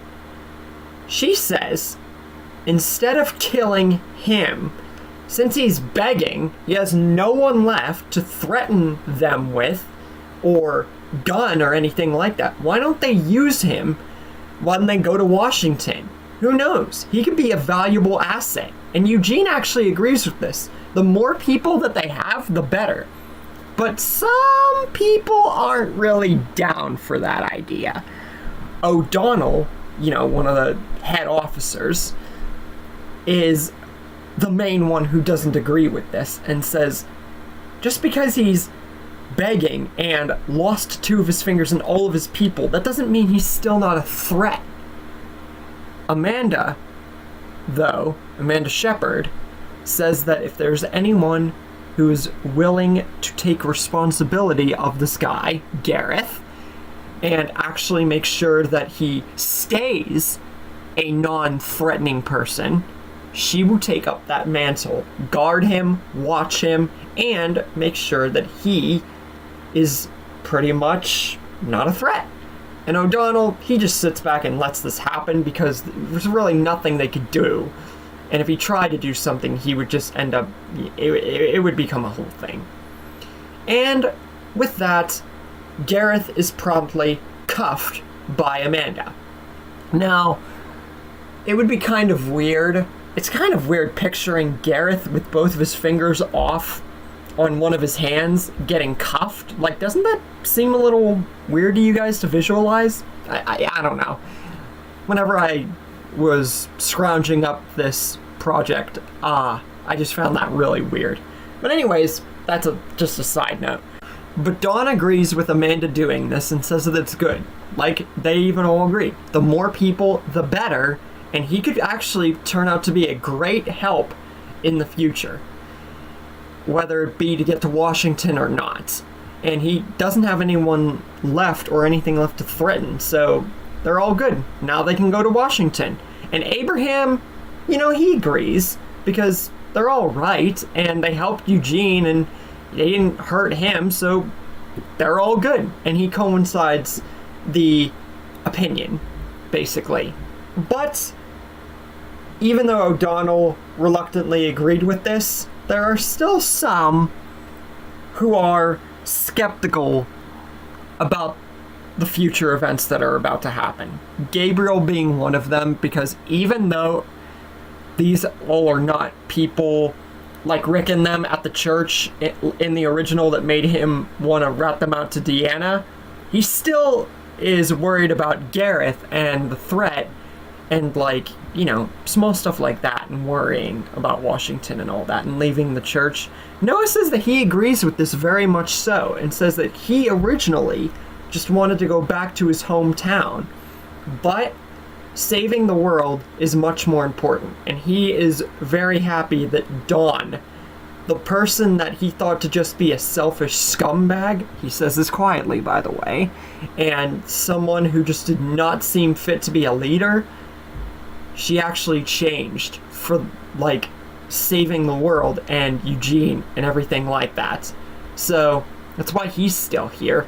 Speaking of Eugene, he's beginning to have the same thoughts go through his head whenever they had gotten the bus fixed in the original, and after all that happened and they were gonna go.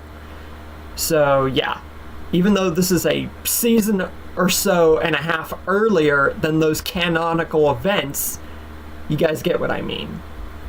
Speaking of the bus is still there, so they get it fixed up, and within kind of not really that long of time, the bus is fixed. Sorry, I spungled over those words, and they're ready to go off to Washington. Now we're going to step away from Abraham, Rosita, and all of them, since we literally have done like a good few episodes worth of story with them, and we're going to go back to Woodbury. Now, what's been going on there? How much better has Woodbury gotten since we last left it? Do you think that Merle and them will finally have a change of heart and go after Abraham and all them? Do you think that they'll still stay in Woodbury and that it's prospered thousands of times more than it did when we last saw? And how do you think the events of going to Washington will play out with Eugene, Dawn, Gareth, and all these other changes in characters in the mix, and all this story with just a few characters and a few groups? Find out in the next episode.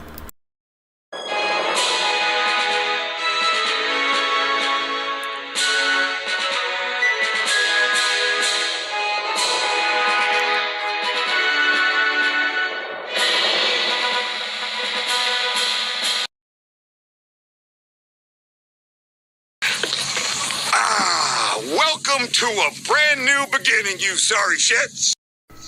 Hey guys, and welcome to the Omniverse of Nick, with part 9 to What If Daryl Died Instead of Merle. Before the video begins, really quick, smash that like button, smash the subscribe button, so that way you can see your future what ifs possibly happen on the channel, and for this channel to get even bigger and better every single day. And without further ado, last time we got into a closer-upper on Abraham, Dawn, Gareth getting freaking cuffed and everything like that, and closing off for that. Now we're back at Woodbury for the 9th part after 3 episodes or so of no Woodbury. Now we're back with that, so let's resume. Also, sorry it's been a while since I covered Woodbury. It's just that after Merle pretty much disowned Abraham's idea to go to Washington and everything, I just thought at that point they should have their own story and they should be able to do good with Michonne as the blacksmith. But now we're going to cover Woodbury and what everybody's been up to and their looks, weapons, and everything that's happened to make them change up. First off, we start with the leader, Merle, still with his sword hand and getting some extra practice time in with it, managing around with it better than the knife hand. As for everything else, his first weapon, the pistol that he always carried, would be upgraded to a Magnum / Colt / that kind of weapon. Anyway, again, just for clarification on how this is happening or how these people are getting the weapons and all that, it's because the Merle and Andrea and Michonne poll, it ultimately came down to, after deciding that, Michonne becomes the blacksmith, and that's basically makes it her superpower, because Michonne as a blacksmith would be epic. Also, Merle's rifle, or like machine gun that he would get, like a Commonwealth weapon that he had, would be a light machine gun now. The rifle that he had in Season 1, it would be changed into an automatic sniper rifle, meaning that it would be twice as epic. After that, he would get an automatic shotgun. I'm choosing automatics because they're cool and they definitely fit the characters and everything. And last but not least, a crossbow, because you guys also voted that what his last weapon should be is a medieval crafted crossbow to honor Daryl, which honestly is the better outcome, all things considered, since it's talking about Merle replacing Daryl. So yeah, it only sounds right. As for Andrea, who's up next, the pistol that she always carried, the gun that was repeatedly taken away from her also, would be changed out or upgraded into a machine pistol. Her sniper that she would carry, and she had in the original and then barely had at all after that, and had in the comics, would be an automatic. And this would make her more like her comic counterpart, which is going to play into drastic more effects later down the line. I'm talking big. She would get a pitchfork, a double-sided knife, which would be really cool, and that's it for Andrea. Next on the list, we got Michonne. So now, just want to mention really quick, Michonne is going to have pretty much the sickest, biggest, and probably best weapons besides Merle here, because she is the blacksmith, and how good she wielded the sword and everything, it only seems right to give her the best overall. And the first is her katana. Now, listen to this and pay attention. We are getting Michonne with a dual wield katana. How is that for epic? Because she was already epic with the sword, but dual wielding, that is going to be awesome later down the line. Because I really don't need to explain anymore why this is going to be awesome, because it's freaking dual wield katana and it's Michonne. Next up, she would get an epic looking scythe along with a huge big medieval sledgehammer, which would be freaking amazing. Next up, we got another automatic with the automatic shotgun and another light machine gun, much heavier on the weight and better packed for Michonne. Now, we're going to get to Rick. With him, his Colt Python that he had, pretty much still has, would be changed into a better upgraded Magnum / Colt Python. It's like Merle's, except better for Rick because he was already an officer, and because we gotta throw Rick a bone here. We're not gonna push him to the side, especially Rick frickin' Grimes, just because Merle is the leader and everything. The shotgun that he had back at Season 1 and later really didn't use the shotgun after that would be changed into an upgraded, police-issued automatic shotgun. Which, to be freaking honest with you, would be nice, because we didn't see Rick with a shotgun too much in the series. Just saw him with the Colt Python and then melee weapons, really. So, yeah. And last but not least, a police-issued, automatic, upgraded assault rifle. So, yeah, Rick is getting quite the loadout. Pretty much all of them are, but just some more epic than others. Oh, he also I think, whenever they were going out on runs and such, like everybody, just in general, he would then stumble upon the axe that he found, because I never really covered that in any of my stories. He would stumble upon the axe, like him and Carl did, and would get it upgraded to be bigger, stronger, and more sharper. So, that'd be a nice little twist on for Rick and his axe. Then, we get a nice character add-on in the form of Clara, who I mentioned in the Dale series, and she just died. Now, getting a little bit more headway. She gets picked up by Martinez and their men out on a run and brought to Woodbury for questioning, and because it looked like she literally was on her own, she could have died any time now. Merle talks to her, finds out her past, and pretty much all we know about Clara, and stopping her from killing herself appropriately, instead of just holding the gun at her like Rick did, Merle just straight up kicks her to stop her from doing anything rash. Now, you might think that this is brutal, but here's how I think Merle would react to this. He would see her as just a lost soul, like him and his brother were, or he was for a long time, and would talk to her about that and say that he had those thoughts a lot, and so did Andrea, that, like, she can ask her, even though he wasn't around for that. But she doesn't need to end herself for that. She can find solace here and actually matter, you know, not be out there, not die, and just be nothing. Clara, honestly, you can't blame her for still wanting to, like, you know, kill herself, even with Merle saying this, but I do feel that with Merle literally kicking the sense into her and talking to her like this, it would resonate with Clara, and that means that she's going to join Woodbury and be alive. Now, I know what you guys are probably thinking. Nick, why are you including Clara being alive? Don't you have a what-if saved for that specifically? You never did that with Lori beforehand, really, so why Clara? Well, don't you guys worry about that. The story is all about Merle replacing Daryl, Daryl dying against the governor, and Merle replacing Daryl, and the story expanding from that point of view, as you guys have seen. I really don't need to explain that. But Clara is just an extra influence of Merle and his influence. Because of that, that's why Clara is alive. Because of Merle being alive and being the new governor and leader in Woodbury. Yeah, that's pretty much all I need to say. Anyways, she joins Woodbury. As for Carl, he would still be borrowing the hat, him and his dad, from time to time, and getting older, and would actually have better character development because of very less conflict with the governor. And the only loadout that I'm going to give him, really, that suits Carl, at this time, mainly, is dual-wielding pistols. That's really the best I could do for him. Also, I talked to you guys whenever Merle became the leader originally and talked about them and everything, that Carl and Mika eventually would get into a relationship and it would be somewhat big, right?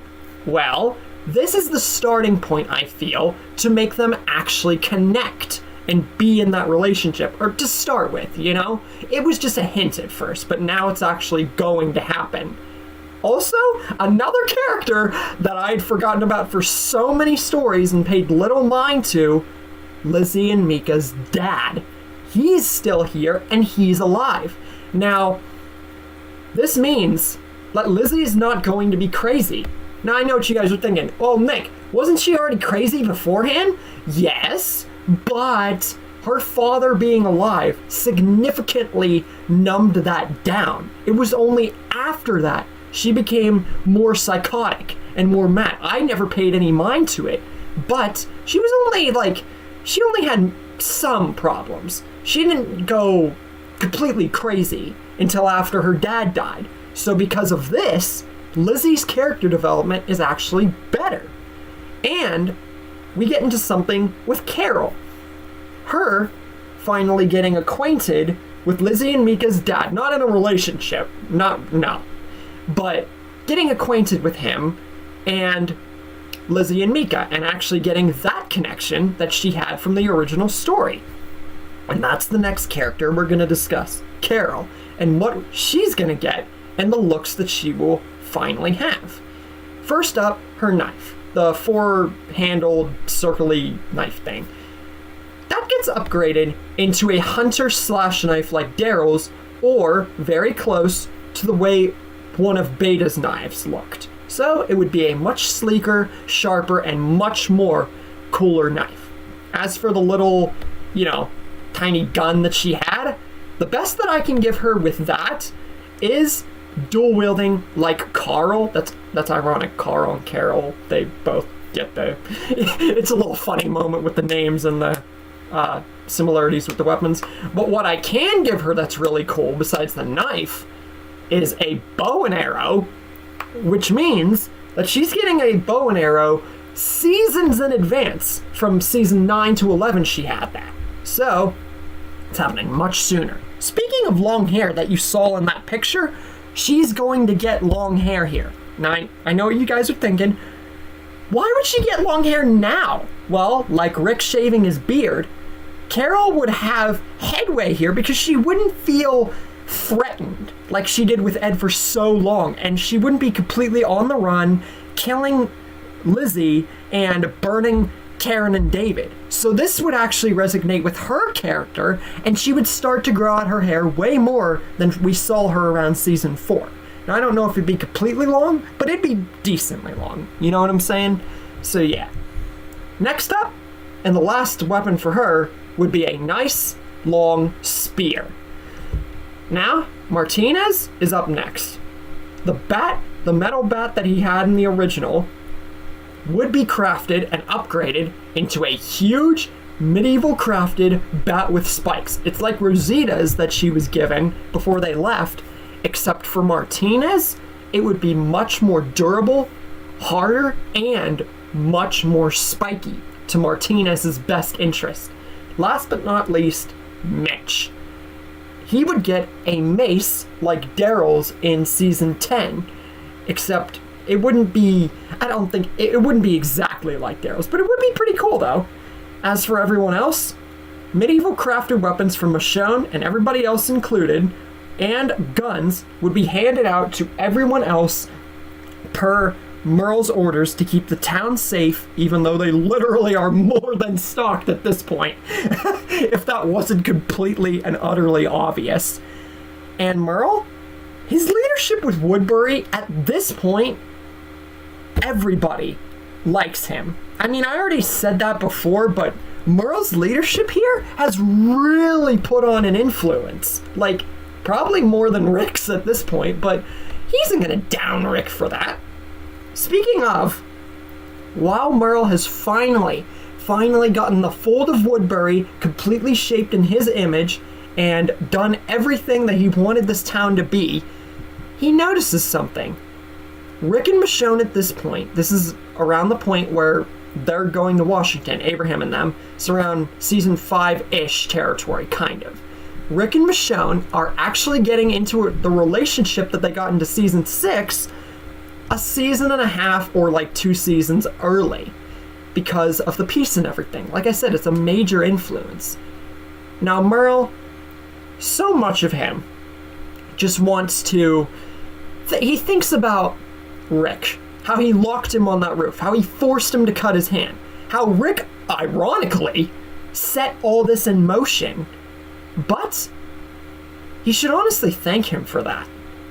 So much of him wants to do the same to Rick, what he did to him. Cut off his arm and just, kill him and just be like that. But that wouldn't honor Daryl. Rick doesn't deserve that. And Merle's a better person now. And he understands that.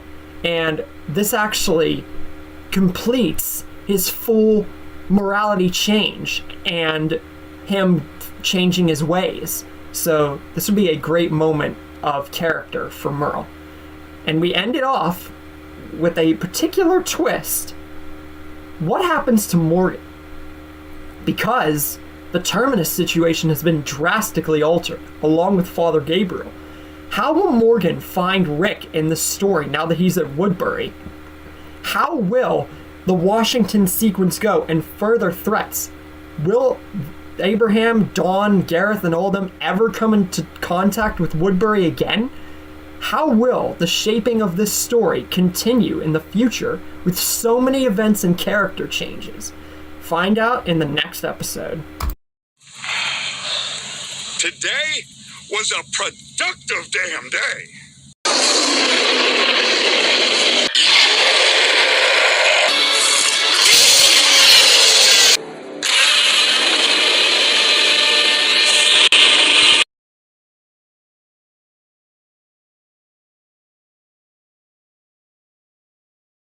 Welcome everybody to the Omniverse of Nick, where we are getting into part 10 of What If Daryl Died Instead of Merle. Before the video starts, as always, be sure to smash the like button, smash the subscribe button, and tune in for more future content that this channel has to offer, and smash the like and subscribe button so you don't miss any of the new stuff, and so you can help me make this channel even bigger than it already is. And with that, we are resuming the story of Daryl and Merle and all that fun stuff with the revelation of Morgan and what he has been up to because of everything that's gone down in Woodbury and Merle and Abraham and their groups and all that. What's been happening with him? Now, pretty much the introduction to Morgan and everything like that plays out as you would expect. He's still in the apartment, he still goes crazy, he still burns it down and goes off on his own. And then we get the scene of him with him in the woods, killing the two strangers, and then meeting Eastman getting bit, and that happening per the usual. And then we get him looking for Rick. Now here's where things are going to change up.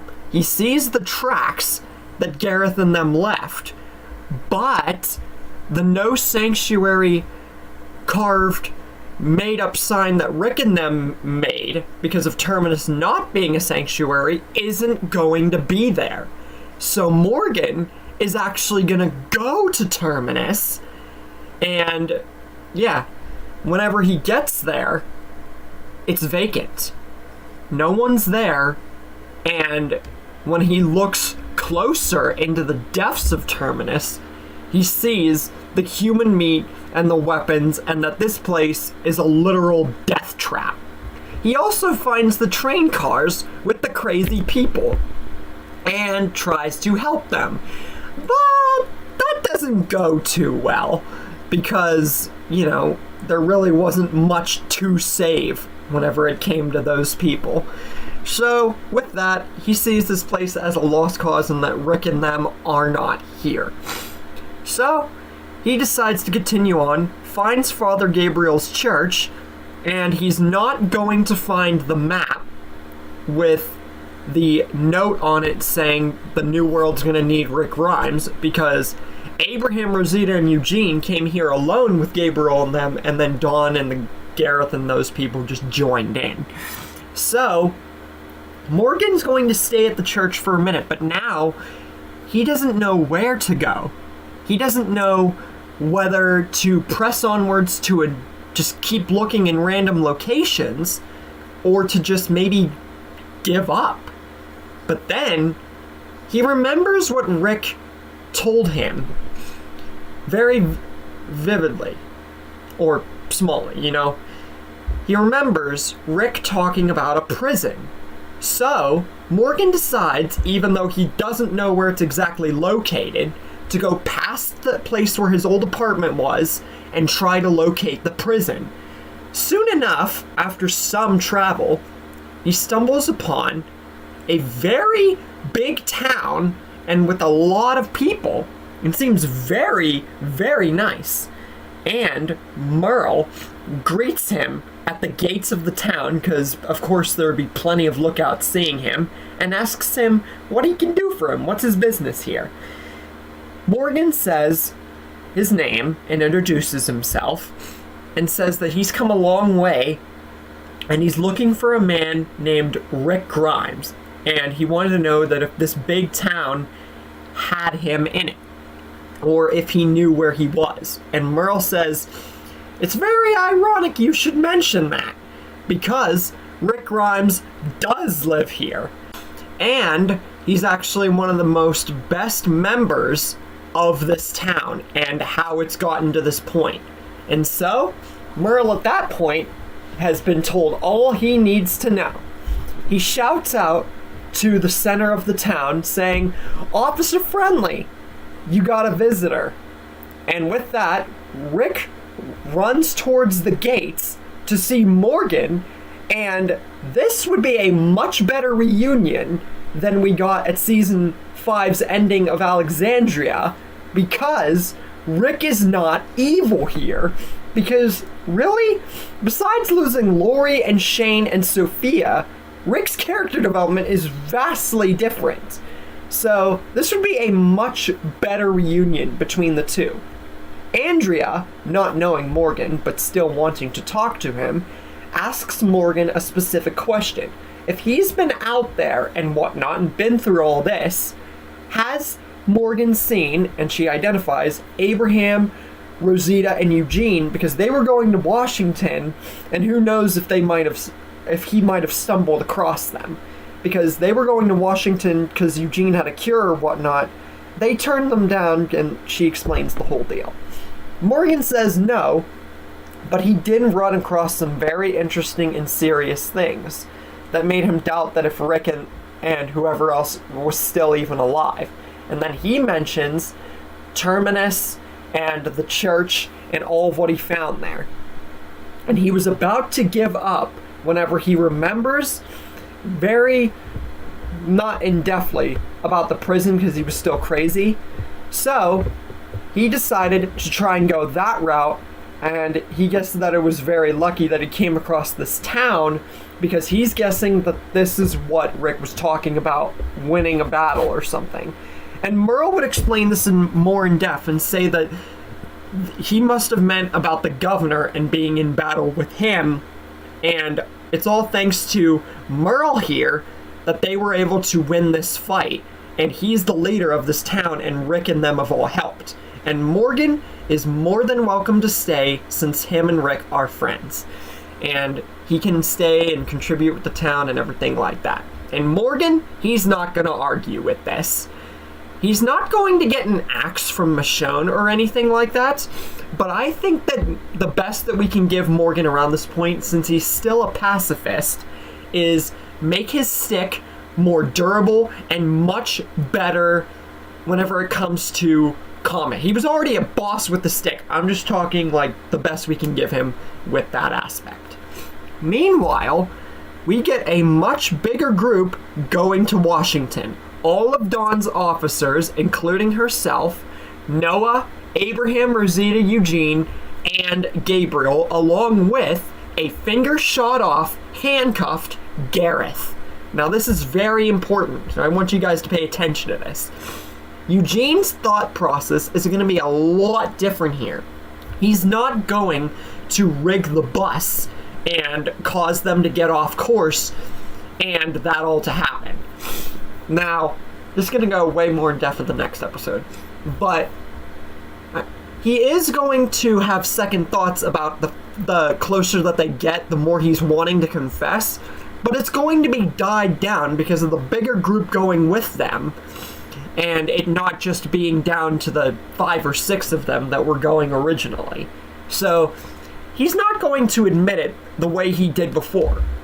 Specifically, this scene where Abraham and them would originally be standing at that big, huge horde like in front of them, but with a much bigger group.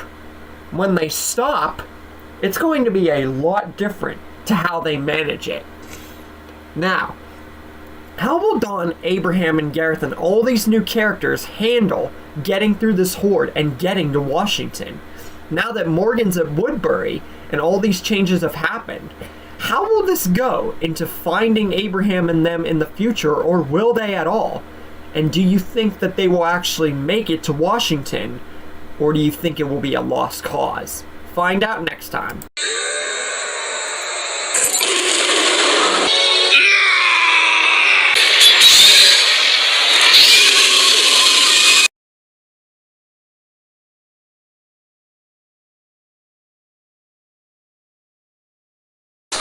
You guys didn't think this was the end of the video, did you? Well, the Omniverse of Nick has a new feature. A sneak peek at what's next to arrive.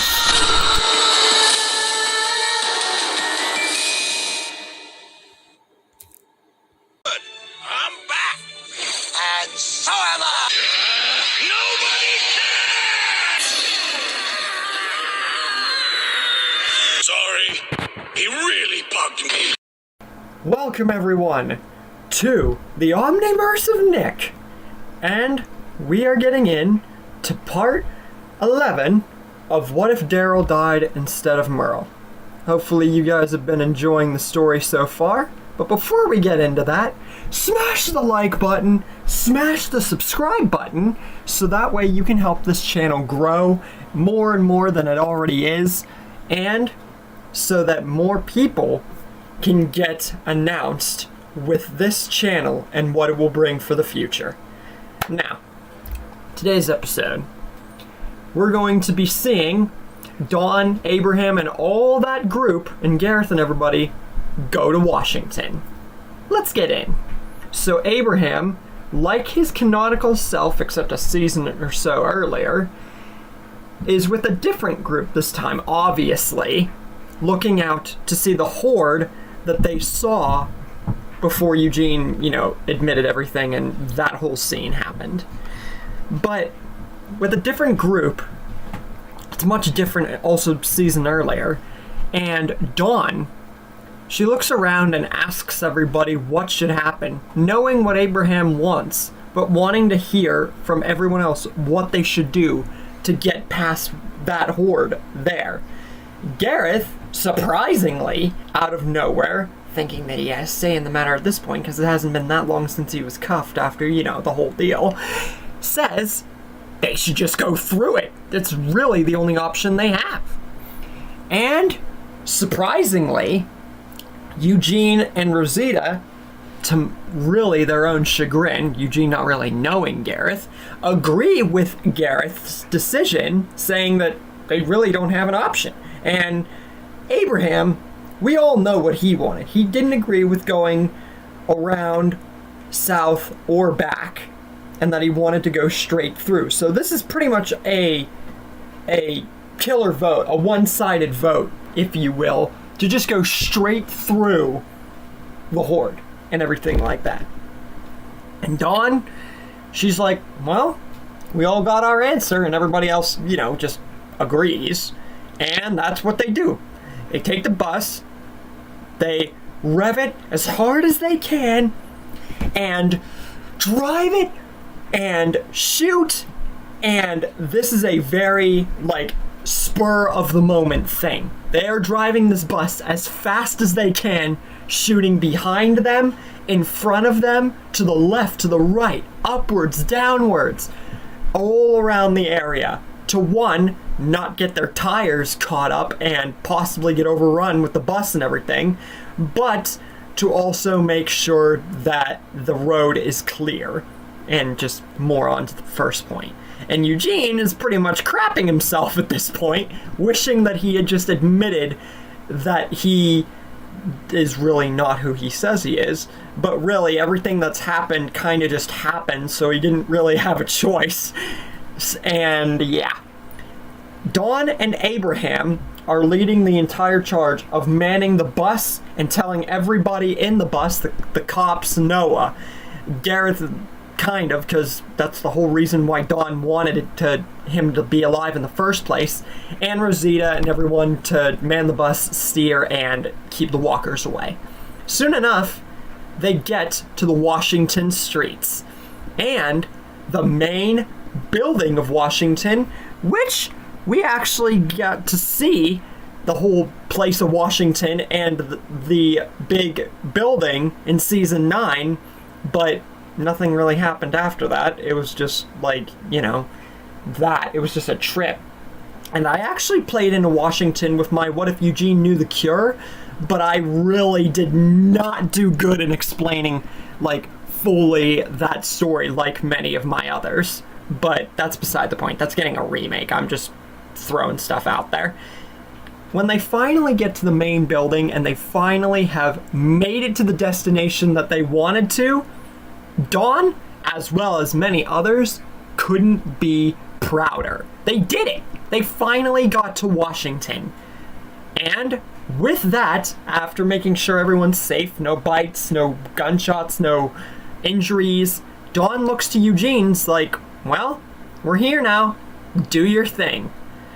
And Eugene, he's not answering. He's just staring off. Staring at everybody.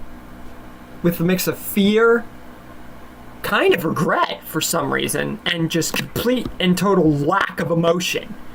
Abraham and Rosita press a little bit after a few minutes of Eugene just staring all around and staring to himself and nothing. And they press him's like, okay, Eugene, let's do this. And Eugene eventually breaks and says he knows that they got here. He wishes he could have said it sooner. He knows what they're all expecting, but he can't. And Abraham's like, what? What do you mean you can't? And Eugene says he can't save the world. He can't do this because he's not a scientist. And everybody has the same reaction as you would expect. All of us knew that, though. And Eugene says it again. He's lied. He's not a scientist. And basically goes on the whole spiel that he did per the original story to a much different group. And because it's a much different group, and the fact that they are at Washington this time, it's much different. Because they're here, and it's much better and yet worse standing point for Eugene, I feel. And then he says the thing about being smarter than Abraham and promptly gets himself punched 3 times. Dawn raises her gun and she says to him very, shockingly sad and, angrily that he's not the only one who just lost something. Taking it out on Eugene she gets it, but it's not worth it. They all lost here. And Abraham just goes off and sulks like he did. And now Dawn has to take up the true management, as if she already kind of didn't do that, of the group, and says that now they have a problem. Abraham is sulking, Eugene's on the ground unconscious, who knows if he's dead, and they don't actually get to save the world. It was all just a big problem. A huge waste of time and resources. And now, she says that there's still some good that came out of it, believe it or not. Eugene wasn't lying about this place being the strongest lookout for survival. And it's really good. But just because it is, there's still walkers, they're still low on supplies, and it won't last forever, even if it does last for a very long time. They need to gear stuff up, find stuff, fortify, and actually keep this place because it's worth keeping. So she's going to send out a group of officers and go herself while everybody else stays behind and watches out. Gareth's staying because he still can't be trusted. Abraham and Rosita are staying so Rosita can try and cool down Abraham and get him back to his senses. Noah's staying, more or less, just to make sure that Eugene stays alive, or if he wakes up that he is alive. So with that, Dawn and all of her cops are going to be the ones who go all across Washington and beyond it to look around, stop walkers who are around the area, get stuff to fortify, and make sure that since it's a great place for them to stay, like Eugene even said, that it's worth staying for a long time. And eventually, after looking for quite a while and going through a lot of places and stuff, they find something in the distance. They see something in the distance. A good bit away from the Washington main point. It's a big, huge, fortress-looking building surrounding area with spikes, and just the rest of it just looks, desolate. But the building itself, it looks desolate, but it looks like some people live there. This is the sanctuary. How will Dawn and the hospital group be able to combat this if they actually go over there? Or is it too late for them? And how will this impact Woodbury later on? Find out next time. You guys didn't think this was the end of the video, did you? Well, the Omniverse of Nick has a new feature. A sneak peek at what's next to arrive.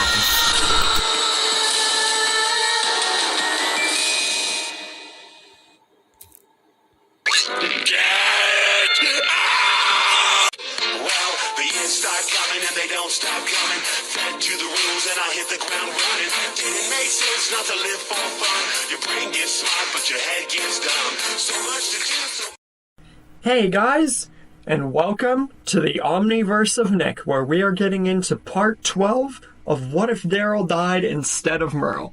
Before we get into the video, real quick, smash that like button and smash the subscribe button so you can help this channel grow and we can welcome new people and old into the field of the Omniverse of Nick and make it, hopefully in the future, the best what if and overall general YouTube channel of all time. And with that, let's get into today's episode where we are getting into Dawn's people seeing the sanctuary and what's going to happen going forward. Let's dive in. So, Dawn and her hospital group, after getting to Washington and Eugene and all that, see in the distance, not too far, the sanctuary. And Dawn and their people, from what they can make out of it, it seems abandoned on a side. But in this world, what they've already been through and whatnot, they're taking a wild guess and assuming it's not abandoned, but they're still going to play it safe if they really are going to go down there. But before they can even think to do that, they are promptly surrounded by saviors in all directions, and Simon being the holder of it all, saying that they were right in assuming that place isn't abandoned, because it belongs to them. And they made a big mistake trying to maybe impede on the sanctuary for whatever they were going for. Now, they can surrender themselves and their weapons immediately. But Dawn says it wasn't their intent on going there even if it wasn't abandoned to hurt anyone. If anything, they would want them to be part of their group. They're just looking for supplies and on their own. They don't have too much to give. And they're not looking for any trouble. Now, as much as Simon would think that this is just bullcrap, it's not like Rick, who openly wanted to threaten them and kill them. So Simon, from Dawn's perspective, and looking at all of them, this little group of cops, he sees that it's actually legit. And I know in a few stories I've made Simon seem way more legitimate than you might think I give him credit for, but you gotta think about how the scenario presents itself. And he says, all right, but they're still going to the sanctuary to talk it out with Negan. And he might not be so nice. And O'Donnell says that no one is going anywhere. And promptly, the second after he says this, before Simon can even smartly remark at him or shoot him or hit him, O'Donnell gets out a gun and starts lighting up the place something fierce, shooting left, up, down, right, sideways, every twist and turn, diagonal. not caring who he hits. All the cops have to duck down, while all the saviors, except Simon and another few, are promptly eviscerated. Amanda, seeing this as way too dangerous of a situation, sees only one option. Turn tail and run. There are way too many enemies here, and she doesn't think that even Dawn and them can get through this, and O'Donnell just literally almost blew their heads off. So she books it without anybody realizing, which I'll get to at the end of the episode. Simon, once O'Donnell's bullets have ran out and Simon and the few saviors who are left alive take control, he's like, no, they're not playing any games now. Whatever leverage they might have had to get out of this scot-free, that's gone now. They get to the sanctuary and are promptly introduced to Negan. And here's something really, really interesting for you guys. I have never included Negan and Dawn being in the same story before, ever. I came really close in my Governor Met Negan remake, but Negan was already dead when Dawn and Gareth arrived. So, it's very different here. Sort of. Anyways, we probably get the two of them introduced, which would be a pretty lit, interaction, I'd have to say. And Dawn tries to justify that her and her cops were looking for supplies and trying to get by with their group. They weren't looking for trouble until O'Donnell shot and everything just escalated. But Negan, he says that it doesn't matter, and he can see that Dawn is a woman of authority. He can sense this about Dawn, and looking at O'Donnell and Dawn and all of those cops brings him to a conclusion that they're trying to almost gain superiority over him to try and, leave, to make themselves known. And Negan was about that, not Dawn. And he says, it doesn't matter who they are, what they've done. Cops don't rule the world anymore. He doesn't care. And Dawn, she keeps trying to preach to him that they don't have to kill anyone, and they didn't want to kill anyone. They're the ones who came at them, and they just want to go. But Negan, once again, states that she has no room, none of them do, to try and boss him. Cops aren't in charge anymore. They don't own him, they don't own his men, and they for sure don't own the world. So, because of that, and because of what's happened, now they're gonna pay for it. And we get a lineup scene. Negan's bat falls onto O'Donnell. And yeah, we're getting a very early lineup scene with just Dawn and her hospital people. And this is gonna be the only lineup scene. Spoiler alert. Negan says that he's choosing O'Donnell because he's the one who openly shot and killed a good portion of his men. And the fact that he looked the most tough out of all the cops here. And it's to show Dawn and all these cops that they don't own him or the world, and he is the one who is to truly show superiority. And after that, he promptly bashes O'Donnell's bloody brains out with Lucille. And yeah. Big kill here? Not really. More or less kind of a small-ish kill with the character of O'Donnell and everything. I mean, we all know how he was. So, yeah. Negan now says that this should have demonstrated to Dawn and them by this point that they ain't on the top here. They don't get to order him or try to get to leave scot-free or do any of that. He's the one in charge. And now, they're going to see that firsthand, because the punishment with O'Donnell, that was the start. Dawn raises her gun. Their weapons were still not taken because Simon was going to give them a chance. But Dawn raises her gun and says, he isn't going to get away with this. But Negan openly berates and yells at all of the cops, specifically Dawn at this point. And yeah, the Saviors are definitely going to take their guns now, because clearly Dawn and them haven't learned. Dawn mainly, because, pride. But Negan says, They don't have anything. Their strongest cop was just diced with a barbed wire bat. They have men surrounding them with armed weapons straight at their faces, and they have nothing and no one else to fight with. Little does he know about Washington. But now, like he said, they don't own him, the Sanctuary, or any of his men. They're gonna work for him now, here at the Sanctuary, and they're truly gonna learn who is on top. And Dawn, she and her cops can't really do anything here. As I said, Amanda leaving, she was the most, determined and courageous after Dawn's death in the original. And O'Donnell seemingly was the strongest. So, Dawn and them can't really do anything here. And Negan, now we're going to get to see him fully getting into his savior aspect and the communities and everything. Because remember, this is still mid-season 4 territory, kind of getting into season 5, yet not really. So, we're just going to be seeing Negan getting into the folds of the communities and everything. And this isn't the first time that I've done backstories and communities with Negan. I've done it in my Governor remake story and my Sophia story. So we get the Oceanside and Simon twist and the kids and everything. Simon and Gregory's, unfortunate little agreement. And then Negan and the Croat, which I'm going to talk about here. Because, like my Governor remake story, the Croat is actually going to stay. Why? What's the purpose? Here's the thing.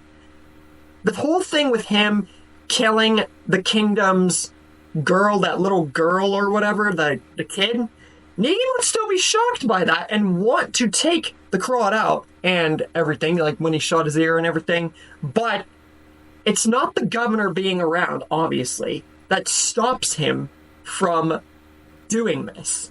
It's the fact Dawn and the cops that are at his disposal could have tricks or more, stronger assets at their side that he doesn't know about.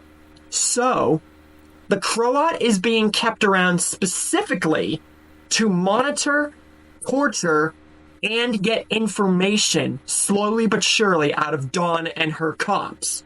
So, it's more out of just making sure that they're truly not a threat, even though their strongest cop, to their knowledge, is dead. And Dawn and the cops, unfortunately, have to go along with this. But by this point, before they even got to the Sanctuary, all of them, especially of Dawn, have noticed one of them is missing. And it's not O'Donnell.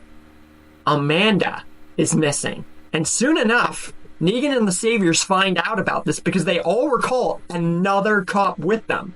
So Negan sends Regina and Ted and all the Saviors from Season 9 after Amanda, following her tracks. Because, like I said, she booked it on one of the Saviors' bikes while O'Donnell was going crazy and just floored it.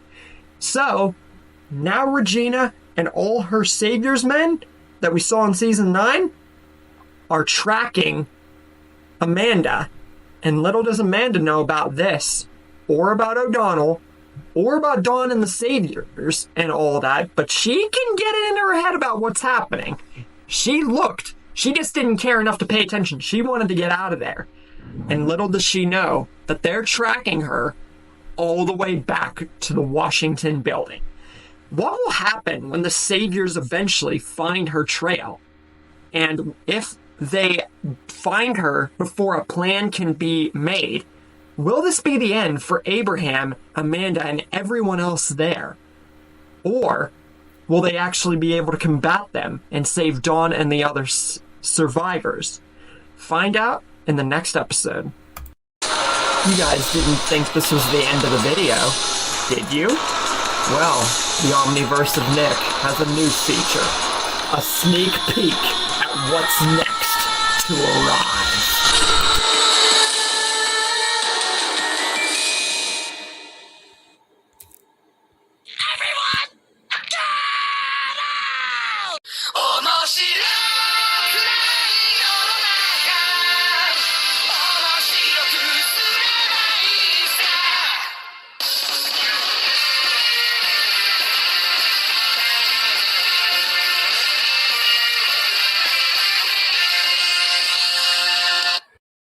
Welcome everyone to the Omniverse of Nick, where we are getting into part 13 of What If Daryl Died Instead of Merle. And today is a little bit of a biggie, not gonna lie, because of what happens.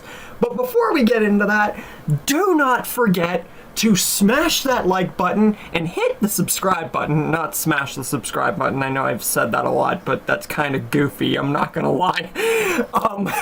But anyways, yeah, please make sure to hit the like button and subscribe if you haven't already, so you can help this channel grow and make it even more awesome.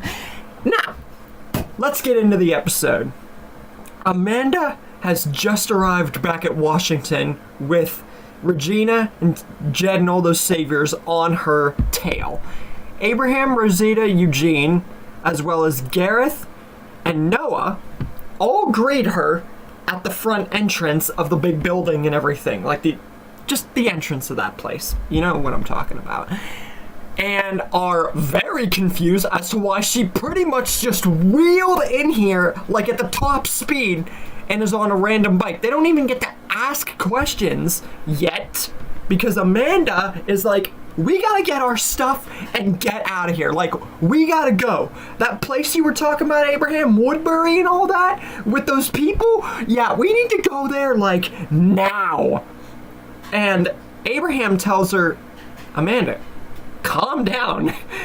You are being really crazy right now. But before he can even get out, like, more of calming her down and everything and trying to assess the situation or calm down the situation, he notices something else.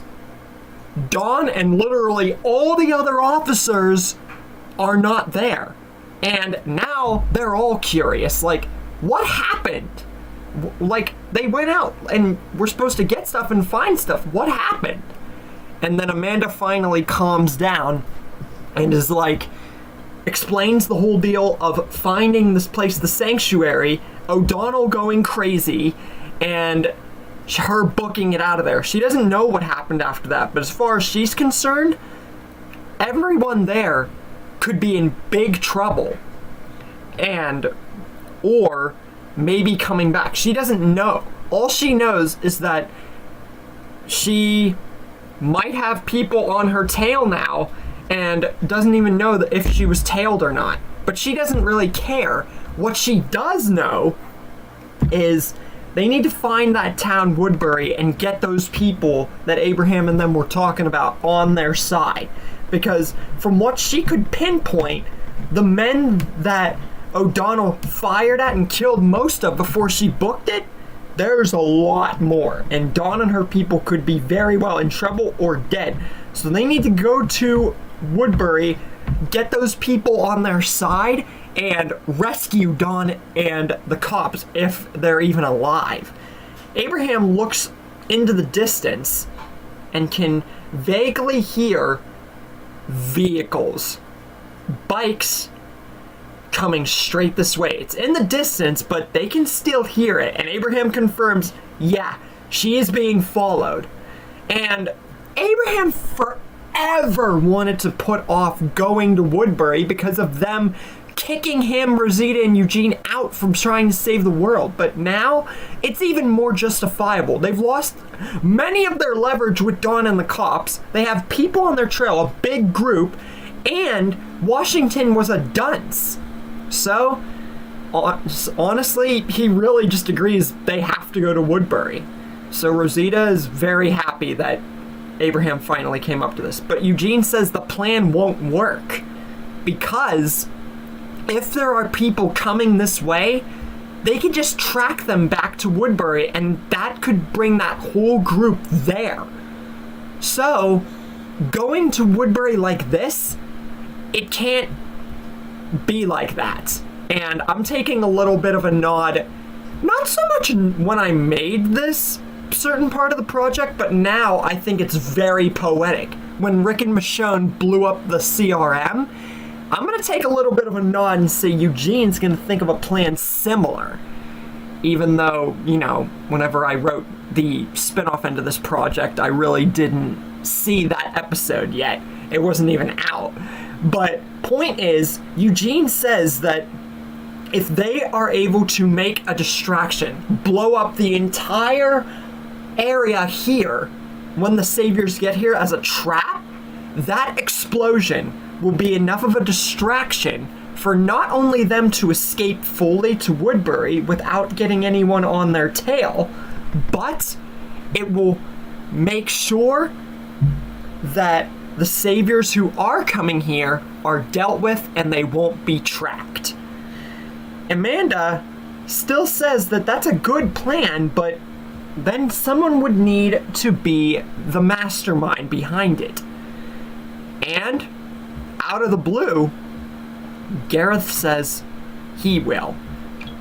This job is basically the best that he can do. It's his true way of showing that he's changed, because Amanda being in charge and Dawn and Abraham, well, Dawn and Amanda specifically, wanted him to change his ways and do something for the good of the group here. And this is his way of doing that. He'll plant all the bombs with a little help, of course, before they leave. And he will be the one to stay behind, ignite the bombs, and make sure that all of them get out safely. This is his true redemption factor. And everyone admits that this is a very good plan. Even though Amanda would like to stay behind and take full control of this situation because Gareth was her priority, she admits that Gareth doing this, admitting to his faults, even though they don't know about the cannibalism, and everything like that, is the true way to leave him to his own devices. Abraham admits that Gareth has done good since they put him under and everything, and, you know, shot off his fingers and all that, and says that this is a good plan and hopefully not botch it up, and they wish him good luck before they book it out of there. Soon enough, Jed and all the Saviors with Regina's group show up, and Gareth is there to greet them, smiling smugly and saying that the people that they're looking for are long gone by this point, and that they made a big mistake coming here and thinking that they're gonna kill anyone, including himself. And Regina and the other Saviors ask smugly, why is that? And Gareth, in the darkest and best moment I can make Gareth's character, says to them all, because now you're all going to die with me. And straight at that moment, suddenly, all of the Saviors there begin to catch flame. Because all around the area, I'm talking this big building of Washington's, which you guys know from obviously real life and in The Walking Dead, it's big. And before Abraham and them left, and while Gareth was still there before the Saviors got there, pipe bombs were planted all across this big, huge building. Huge. And 100 of them. So, them catching flames, an explosion goes off. And because it's 100 pipe bombs, and this was a very laid out and constructive plan, this means that the explosion is going to be so massive, so fiery. This is probably the biggest explosion ever to occur in a Walking Dead or any of my stories. Abraham and all them can see it. Everyone at Woodbury can see it, including Merle, because, yeah, it's big, but I'm going to get to that more in a minute. Negan and all the Saviors at the Sanctuary can see it. Everyone at all the other communities around the area can see it. Hilltop, the Kingdom, Alexandria, and I would mention Oceanside and the Junkyard, but they're going to play into a big effect with the Merle and Beta spinoff, but I would be spoiling if I said any more. And speaking of Beta, a certain growing Whisperer group sees the explosion too. And this would be the beginning phases of that certain Whisperer group, and it's starting to pull their horde in. And they have to try really hard to keep it contained, like really hard, because this, if I wasn't being obvious enough, a very massive explosion. Anyway, now Negan and the Saviors know without a doubt that Regina and all those Saviors are dead. They did have help after all. And Negan should have honestly expected this, and it is a bummer to have lost those Saviors that one cop he killed, O'Donnell, killed, and now Regina, one of his main men, and a bunch of her men are dead. That puts a little bit of a strain on the Savior portion here.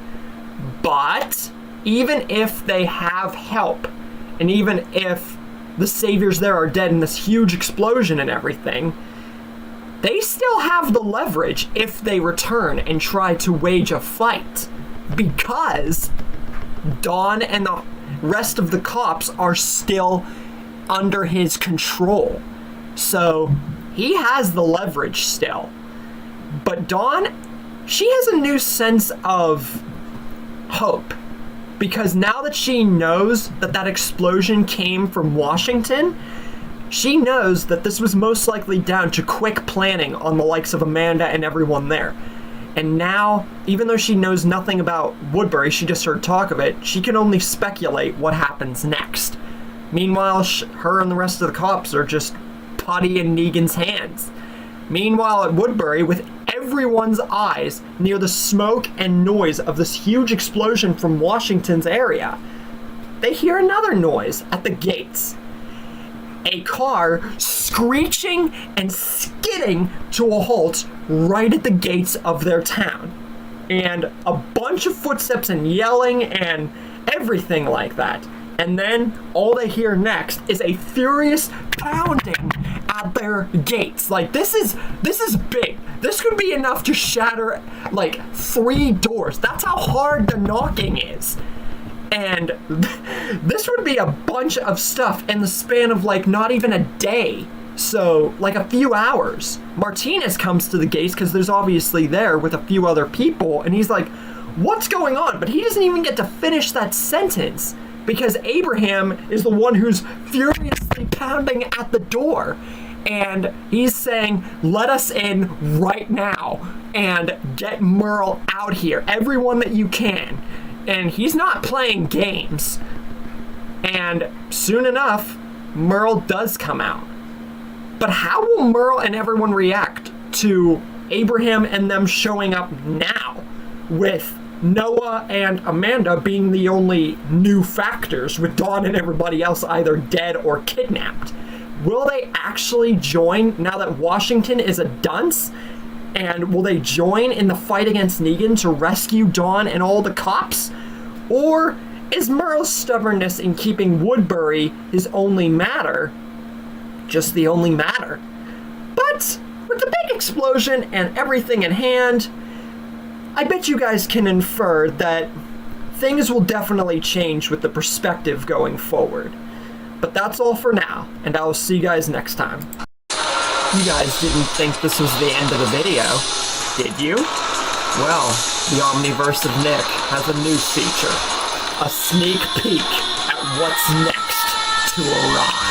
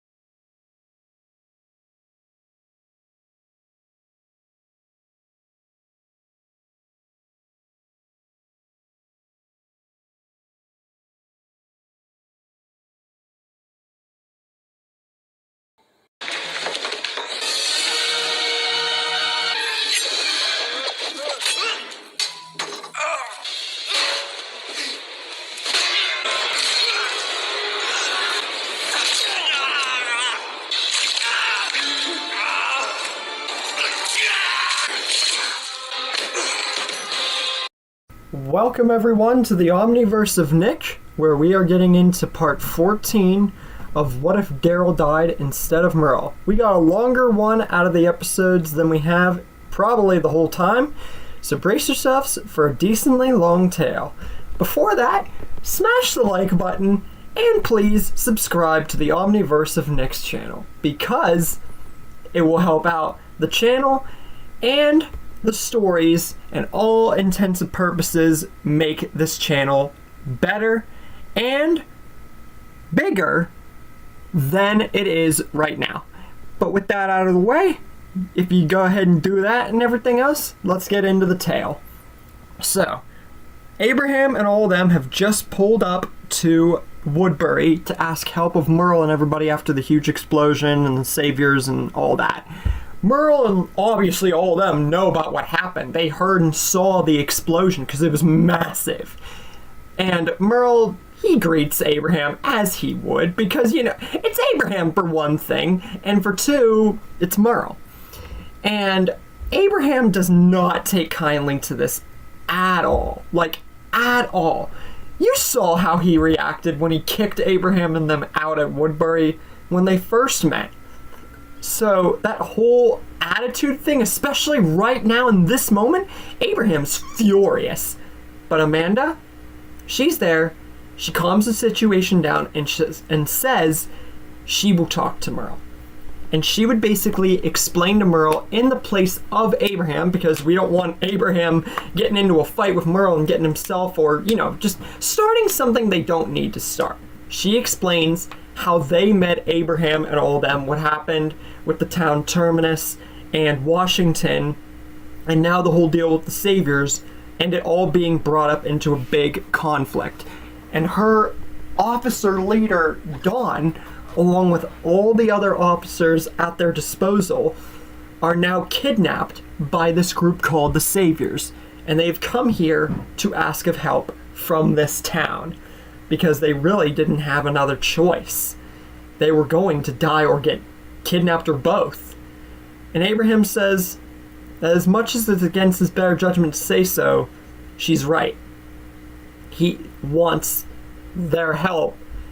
And now he really hopes that Merle will find it in his heart to not throw them out like he did before for the whole Washington thing. Now that he knows and everybody knows it's been a big mess up and a bunch of things have happened, they want their help and they want it to be genuine. And maybe they can forget about what happened here before and actually, like, you know, work together. And Merle, he really is trying to process all this and actually think about it, because on one hand, he kind of just wanted at the original point to kick Abraham out, but he saw the explosion. He knows they're not lying this time. He knows it's not, you know, some dream or something like the Washington thing was.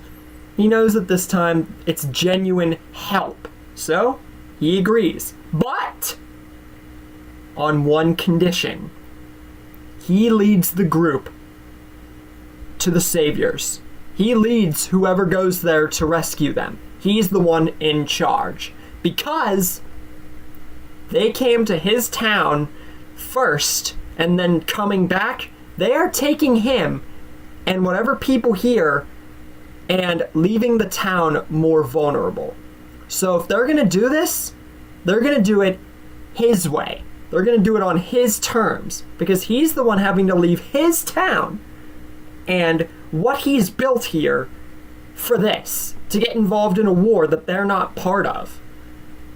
And if Abraham and all them can agree with these terms, he'd be freaking glad to help. But just know that after this, he's coming back to this town. He's not leaving this town forever. And Abraham, he would agree with this, and at this point, he's starting to understand Merle from a better perspective, because Merle's actually wanting to help him.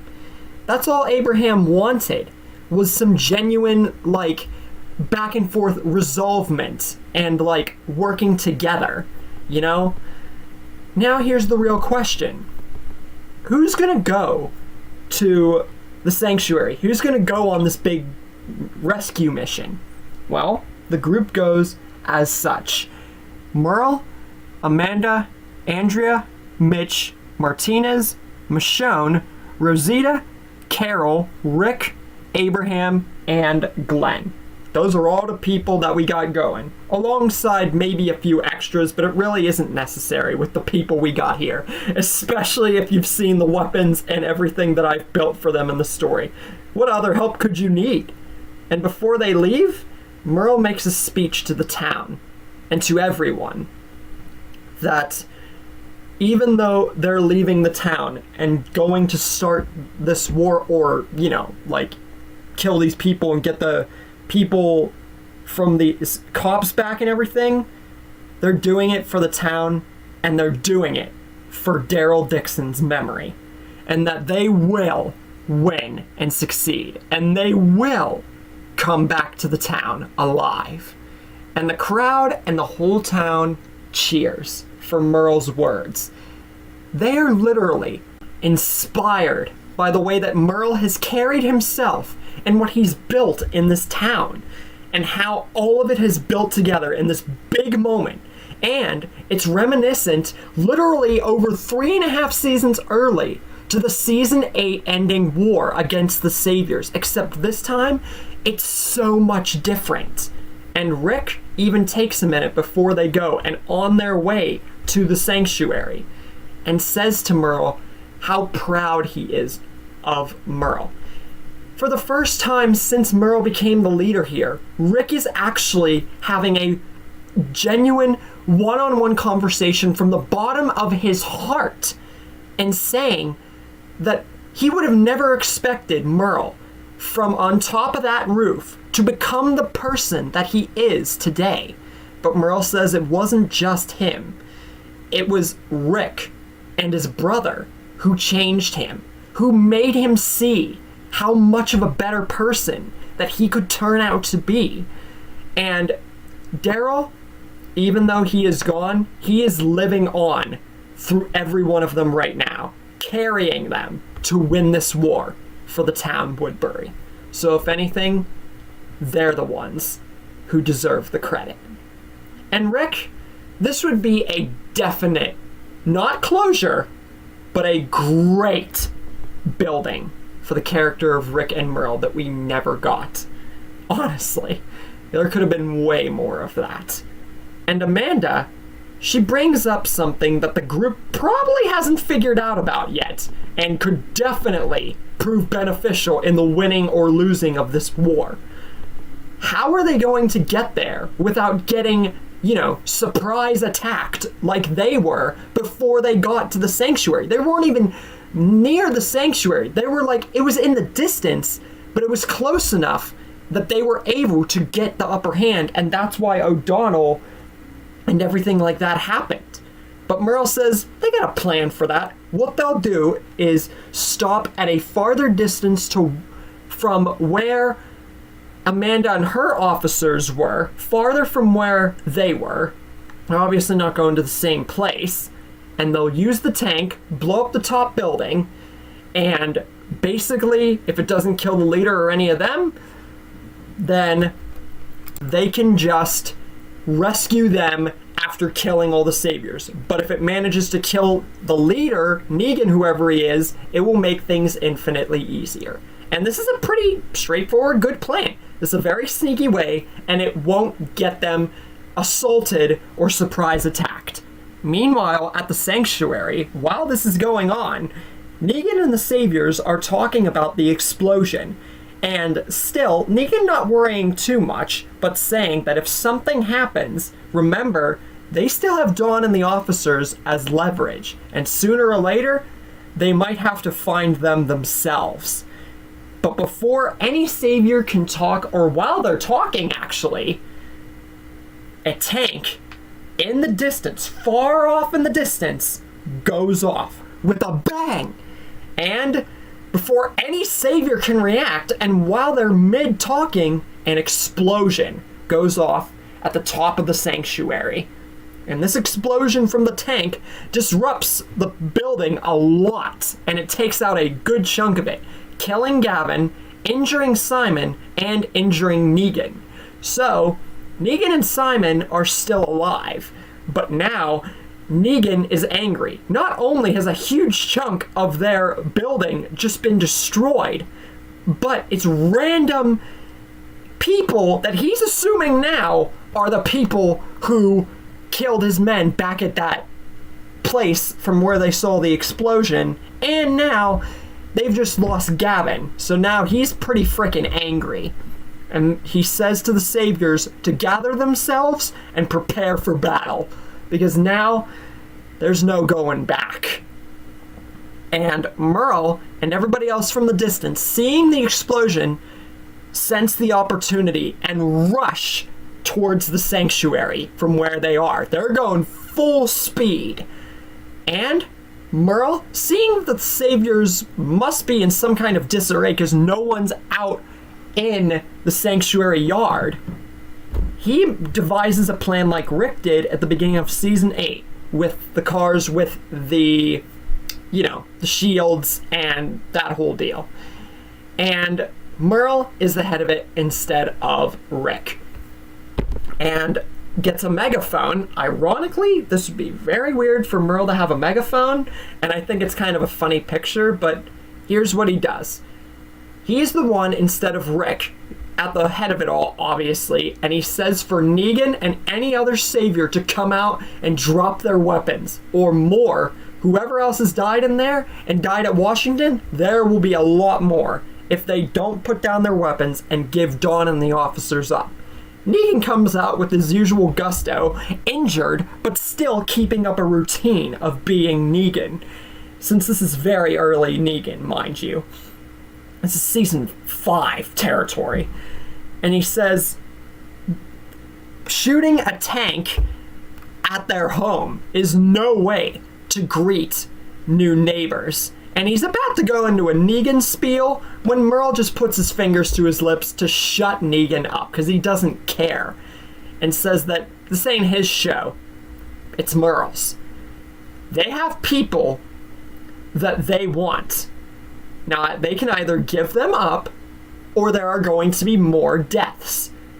And the reason that they have come here, reason why he's come here, is because they were dragged into a battle that wasn't theirs. But he is going to start and end it, depending on how Negan wants to play it. Like he said, they can hand over Dawn and the officers peacefully, or it'll lose a lot more than their people and their home here. So he asked Negan what's it gonna be, and to choose wisely. And Negan, he doesn't know how to think about Merle at this point. He's just shown up, blown up his home, killed his people, and asks for people in return, and it's like, Negan's not going to take this lightly, and smirks at this, thinking that Merle is getting ideas above his station, and beginning to go on yet another Negan rant, but he doesn't get to, because Andrea, now representing much more of her comic self, because I mentioned the, sniper, shoots a rot to prove a point. And Merle at this point is losing patience because he gave Negan very clear options, and to see him go off and try to make more, drama when there doesn't need to be is just annoying him. And Negan's the one getting annoyed now and asks Merle, who do you think you're talking to? You don't get to show up to my home, blow up my home, and kill my people, and then just get off scot-free with the people here that you want. You're not the one who runs the show. I am. And grabs his walkie to call more Saviors, but then promptly gets shot in the hand by Andrea. And Merle is just laughing at this point, because Negan just keeps trying to prove that he's better or above Merle and everybody else.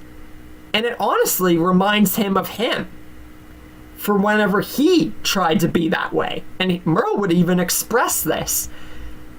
But he knows how that worked for him.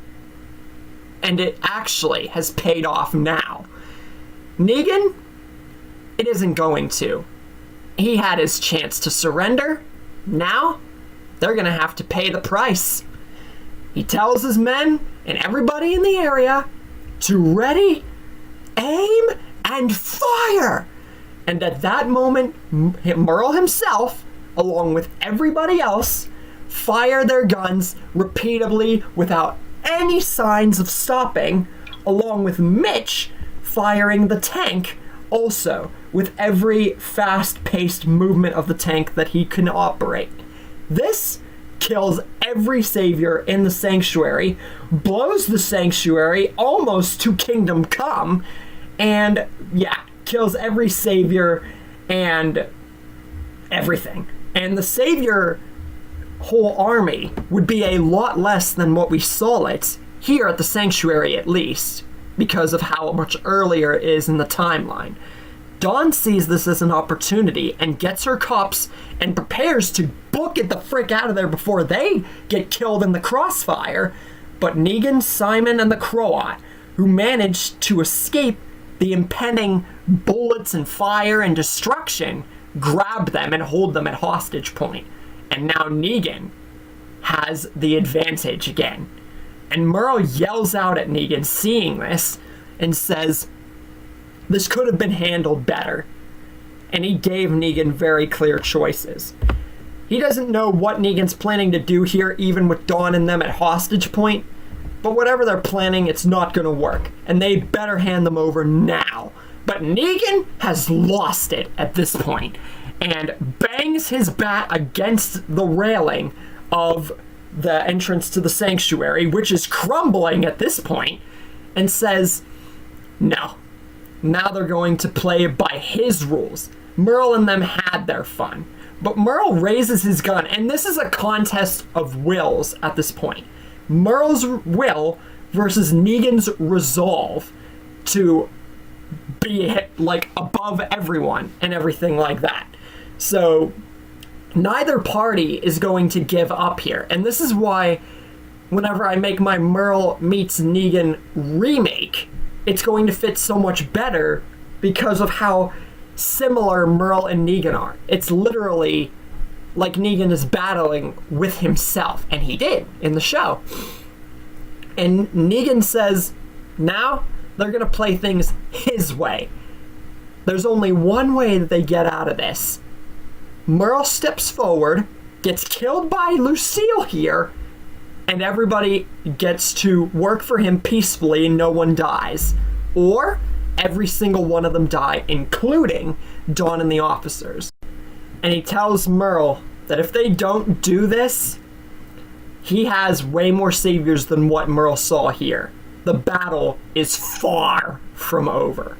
Merle just stares at Negan for a sec. Once again, contest of wills. But then he smirks and drops his weapon. And everyone's surprised by this, but Merle motions for them to comply, indicating seems like he has a plan.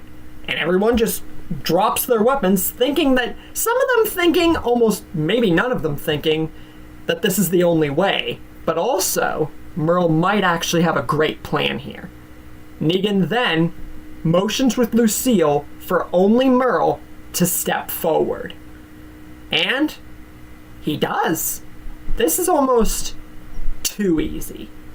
And now, Merle and Negan are standing face to face right in front of each other at the helm front of the sanctuary, which is crumbling in fire, by the way. And then Merle just smirks and says, this is what he wanted, right?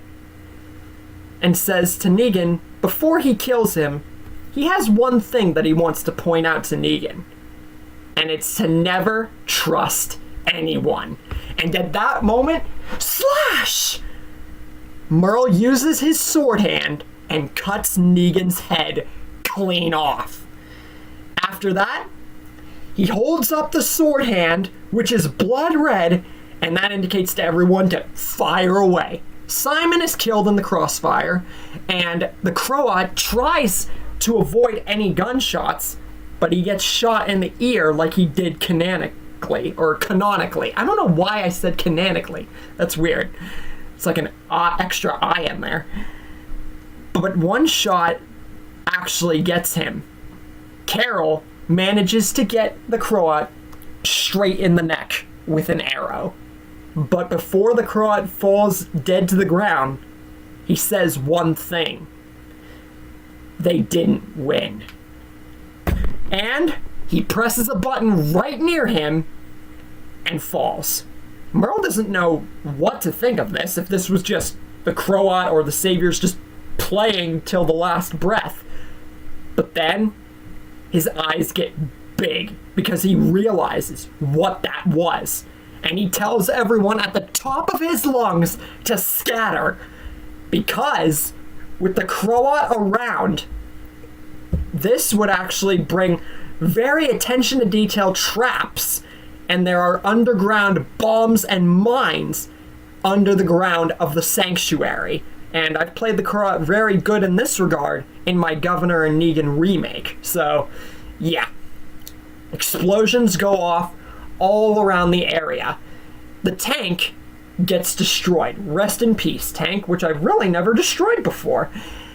And by extension, Mitch, along with Dawn, Amanda, and all the other officers getting killed.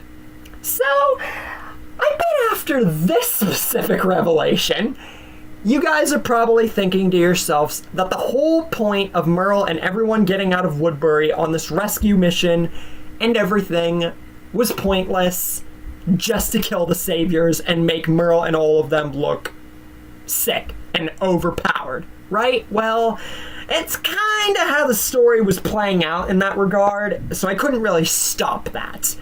I couldn't just nerf them. And they killed the Saviors way early, so that makes room for a heck of a lot of development, which I'm not going to get into because, you know, that would make for way too long of a video. But Merle and everyone else, even though they've lost people, the people they were coming to save, they've still won triumphantly, which is definitely says something. But he hears voices from behind him, along with everybody else hearing them, telling him and everybody else that they may have won the war, but the battle is far from over. These voices came from Jesus, Aaron and Eric, and Ezekiel with Shiva by his side. This is the entrance into the communities, a season kind of early and in a much different way because of everything that's happened.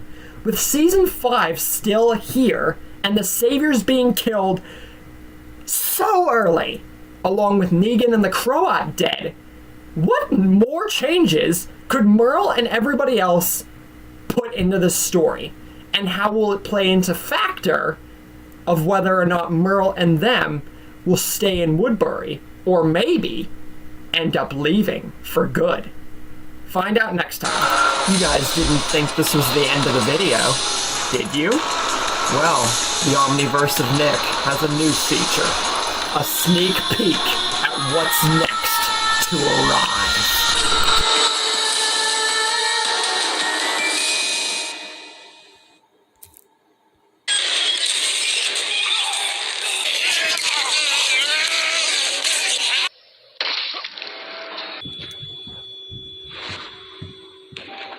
Back to it.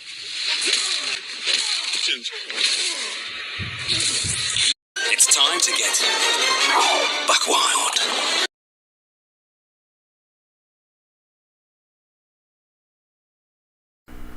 Welcome everyone to the Omniverse of Nick, where we are getting into part 15 of What If Daryl Died Instead of Merle.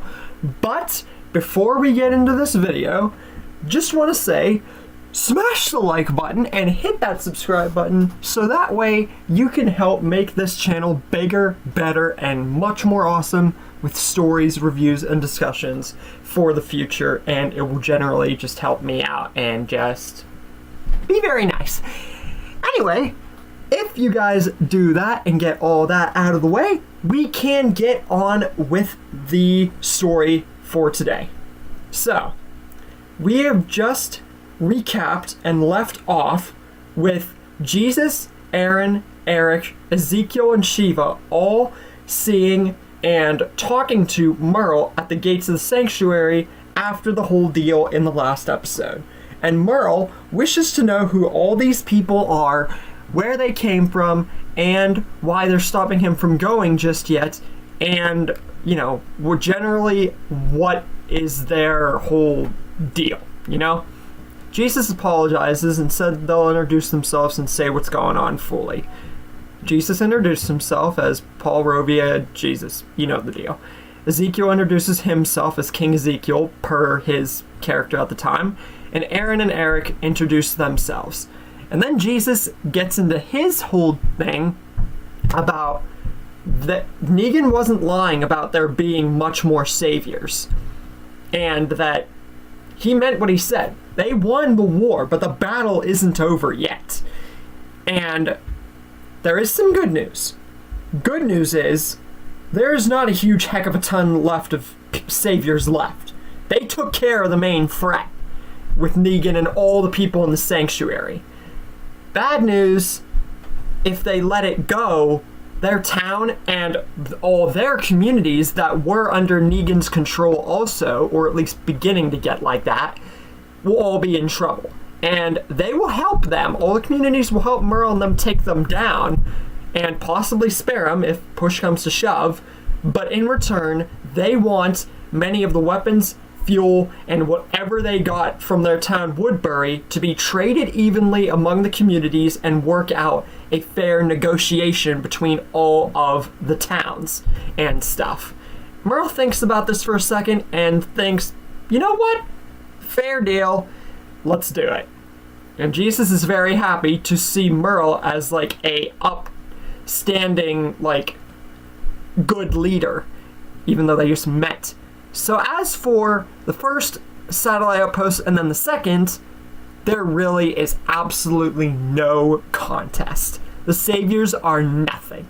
But Gracie's father, who we don't know the name of, same with Lizzie and Mika's father, I think, he gets to live. And as for Morales, he gets a certain visit from an old friend from the Atlanta camp and everything. Not expecting to see Merle Dixon here, along with a lot of familiar faces.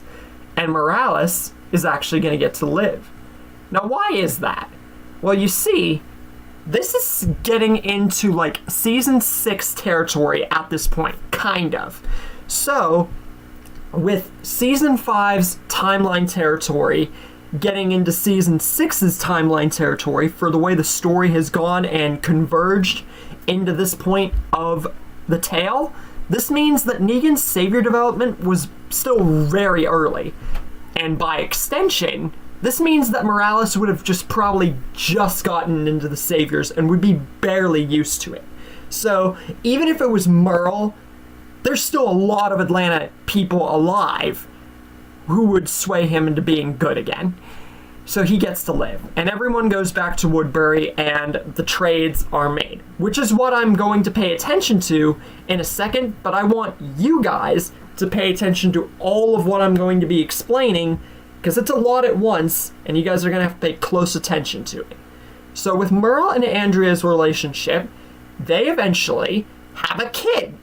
And for consistency and story's sake, I know I've done this with kids in my stories before, but I'm going to go off on a limb and say because of Daryl's sacrifice, Merle would want to name the kid Daryl Jr. to take after Daryl, because it makes the most sense. Like, come on. As for the Grimes family and Rick and Michonne and all that, that family arc is actually going to go the way it did. RJ's still going to be born, and yeah, Carl's alive, too.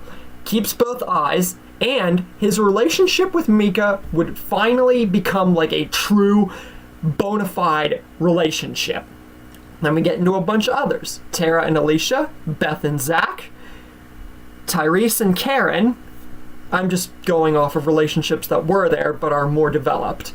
Bob and Sasha, along with Glenn and Maggie, Glenn being around for another repeat to actually be around for his eventual baby, Herschel. And I still think that they would name it Herschel, even though Herschel in this story is still alive. Because I think I've done that before, so why not? And here's a relationship I bet none of yous were expecting. Martinez and Clara. it was kind of just something I threw together, but honestly something that works. I've thrown Martinez and Lily together, so why not? Now, I would get into survivors, but we're going to push that aside. Because if I were to tell you all the survivors, that would make for a very, very long, episode. And I've done it before. I would have had to, literally pile them together so much you wouldn't be able to see the guys. Literally. It would have been a huge, gigantic photo collage. So I'm just going to leave you guys with the fact that all the communities have all their people alive still, and with Merle's group, only Dawn's group and Amanda died, and Gareth. So yeah. Speaking of communities, Merle, Andrea, and Michonne, per the agreement after the saviors were dealt with, hand out the weapons that Michonne crafted mainly, and all of them crafted, out to the communities and do a share between all the towns.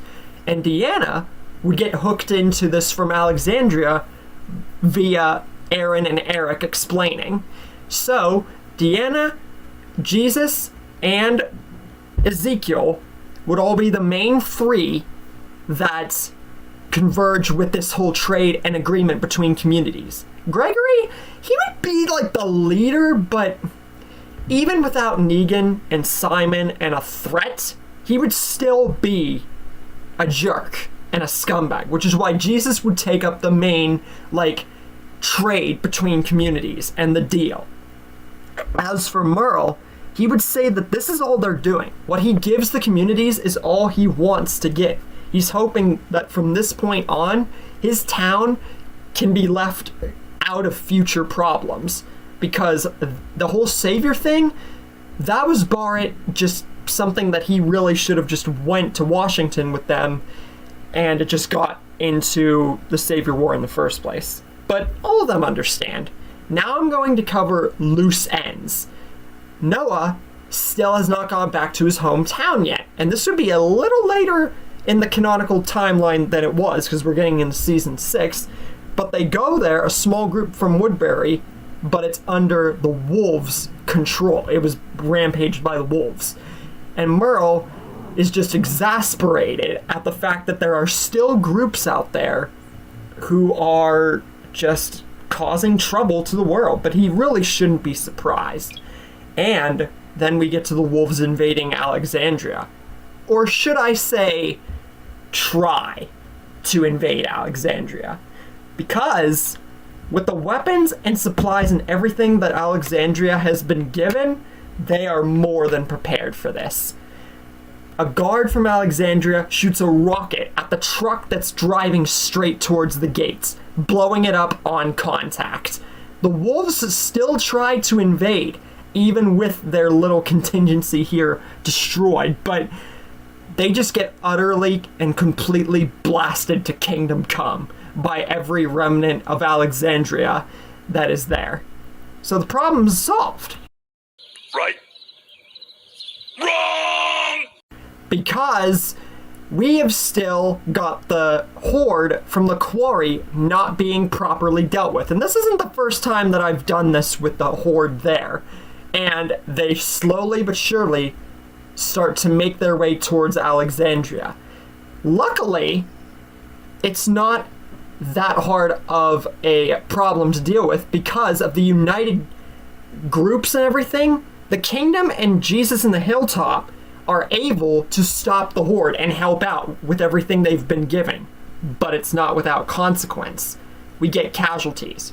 Reg, Aiden, Nicholas, Ethan, Carter, and then we get to the Andersons. Pete and Ron are killed. Jesse and Sam are in trouble when the horde is almost died down thanks to the combined efforts. But Shiva manages to save them with no more casualties. But they did get through it pretty frickin' easy besides that. Meanwhile at Woodbury, Gabriel gets fully exonerated into the cause of Woodbury and becomes the town's official priest besides whoever would be there to do that. And keeps his sight, which is like the frickin' millionth time that I've done that. Anyway, Sadiq gets rescued by the likes of Aaron and Eric following Spencer along with them, which is something I've done before too. Now, you pay attention to this. We are getting a huge time skip. 6 years, to be exact. I know. This is huge. This is a very big time skip after everything that I've just mentioned. But that's kind of just the way it has to be because of the saviors being dealt with in Season 5 territory, and just the fact that there really isn't that much else to talk about, because the saviors were the highlight of Seasons 7 through 9. So yeah, Yumiko's group gets saved by the communities, and Gregory and Jesus officially have the whole vote at Hilltop about who the true leader should be. But it's kind of one-sided, and Jesus would be fully the leader. And he would be more than enough to keep Gregory in check, so he's not going to hang Gregory. So Gregory is going to remain alive, unfortunately. But yeah, Jesus with his combat prowess and everything is more than enough to keep him in check. As for the bridge, even though Washington is destroyed, Jadis's group as well as Oceanside are not mentioned for very specific reasons. And just because Woodbury is out of the picture for now, all of the communities for the fair and everything like that are able to get the bridge built successfully, and Woodbury would only be brought into the equation if absolutely necessary. Other than that, they'd be just fine. They barely lost anyone besides the wolves, because the saviors were died down, like I said. Ken would remain alive, and Jesus, like I said, would be the full-on Hilltop leader.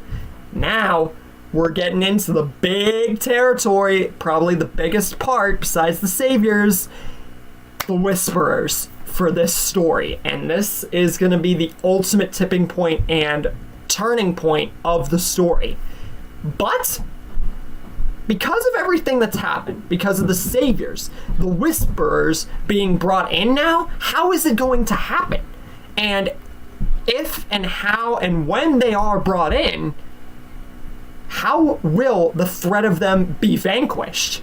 And how does it go into the future of what this story is going to become? Hashtag spinoff. And how is Woodbury going to be brought into the fold? Or can the communities fend the Whisperers off themselves? Find out next time, because that's where we're leaving things for the moment. You guys didn't think this was the end of the video, did you? Well, the Omniverse of Nick has a new feature. A sneak peek at what's next to arrive.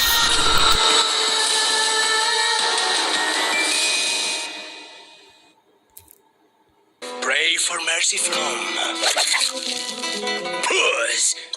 A puss.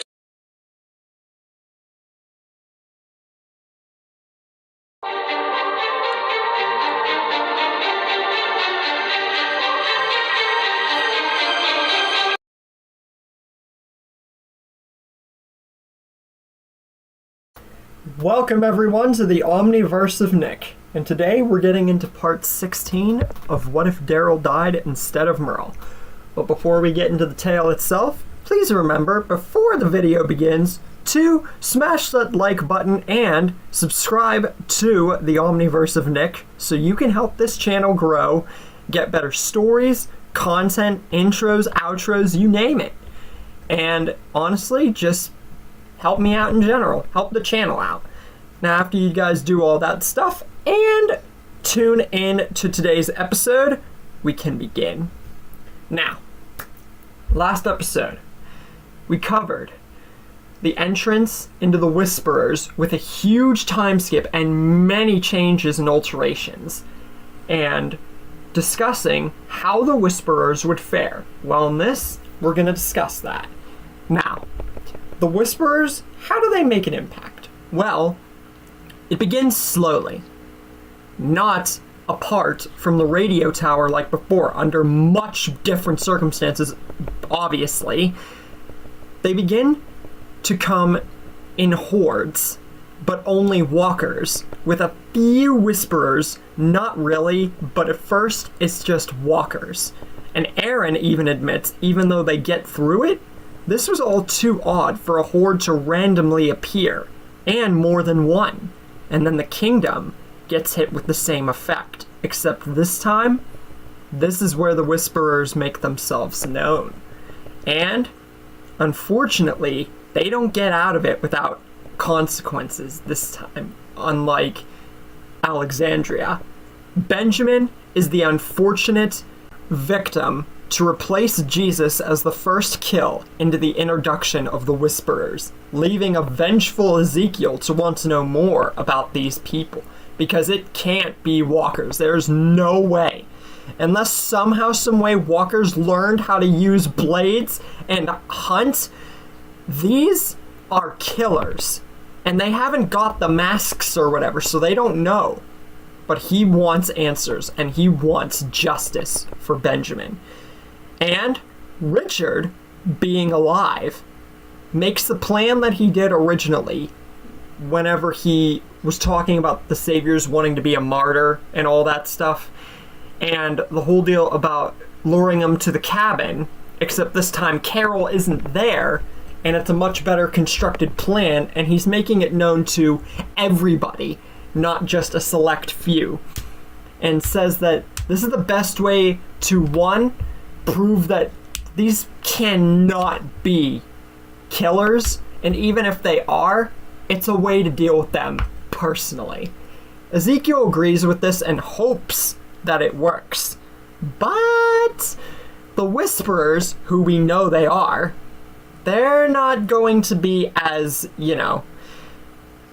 unaware of the plan as you might think. So whenever they are seemingly lured there with a bunch of walkers and everything, Richard presses the button, except it doesn't do anything. And then he presses it again, and again, and again, and it keeps doing nothing, because one of the Whisperers was put on to the plan, or knew that something was up, and cut the wires and the equipment holding the bombs in place. So they ain't going off. Ezekiel is for sure now that these are people. There's no way that walkers could just do this. And Richard says that, be that as it may, it's still a threat nonetheless. And there's only one surefire way to both prove that maybe somehow, some way the walkers just bit through it, yeah. And they could just go to another area and try the plan again. Just gain some distance from walkers. So they go, find a bridge, and then they see who the killers are in person. And blades and all on the bridge, the Whisperers fully being introduced to the group. And Lydia getting apprehended. Now, Ezekiel, this calms him a little. On one hand, don't get me wrong, he wants nothing more than to put this girl in the ground, like all the rest that they just killed, including the ones they killed back in his kingdom. But he figures just take her to Hilltop, figure out what's going on. So Lydia is questioned by the likes of Jesus and everyone there, and they're all trying to figure out what this is. Now Jesus, with his role at Hilltop and who he is, he tries to understand about Lydia, does take some force, but at least a little bit's known. She doesn't seem like she was truly... This wasn't her. This was someone else. And clearly others have put her up to it. So she might not be a true victim, but they don't know that yet. Other than that, everything's on the up and up. They're figuring stuff out. Soon enough, Woodbury is let known about the cause. And Merle talks to the town about it. Now, considering that this is 6 years that Merle has held on to Woodbury, making it 300 times better than any part of the story has given him, because they are freaking OP if the Savior arc didn't tell you anything. And this 6 years gives him closure And them going to help out now is better than if they would have had to help like months or even a year to 2 years. So they decide to go get a big group and figure out what's going on. And when I'm talking big group, I mean every one of the strongest. Merle, Karen, Martinez, Rosita, Carl, Rick, Carol, Bob, Glenn, Abraham, Andrea, Lizzie, Sasha, Clara, Shumpert, David, Alan, Pete, Mika, Tara, Tyrese, Michonne, Alicia, and Maggie. That's a big group right there. And they all make their way towards Hilltop. Now, I bet you're wondering about a few things that I didn't probably mention. For one thing, what happens with Georgie's group? Well, this is before the Whisperer arc, and they meet Deanna at Alexandria and talk to her and her people specifically. And this conversation would go as you would expect. Deanna and Georgie, they would get along fine. Nothing would be how it was with Maggie, Rosita, and Enid and all of them being skeptical of Georgie and everything else. And it would lead to the plans about a future and everything being very much so in good faith. Now, for the people who didn't go with them to Hilltop for the Whisperers and everything to figure out what's going on, and Lydia, I'll mention that now. First off, Gabriel is not at a state of mind where he has become a killer or a true full-fledged fighter. He's still in that season 5-6 mentality. Beth and Zach didn't go because of Herschel and his ever-growing old age. Because by this point, we saw that his actor was old enough, before his actor unfortunately passed away, was still alive around season 9's point. So he'd still be alive here, but more old age. By the way, 2 Herschels. Get it? You guys get it? Anyway, aside from that, next we have Dwight and Sherry's, I never really mentioned what goes on with them in the series and not even talked about them. Well, now we're going to. See, with them, I was left at kind of a mixed package, because what happens with them could come in 2 scenarios. One, they end up going to Fear and just off on their own, since the Saviors were dealt with in the season 5 territory. They'd be off on their own, and Tina would just most likely die still. But with Dwight and Sherry, 2 things. They would either end up with Madison in Fear, which in many of my stories, if I have not mentioned what happens with them if no one goes to Fear, like Morgan or anything, the Clarks would basically just have their own storyline. I've mentioned it before. Or they would eventually find themselves at Hilltop, where they would reside permanently. Either way, for Dwight and Sherry, it doesn't really matter.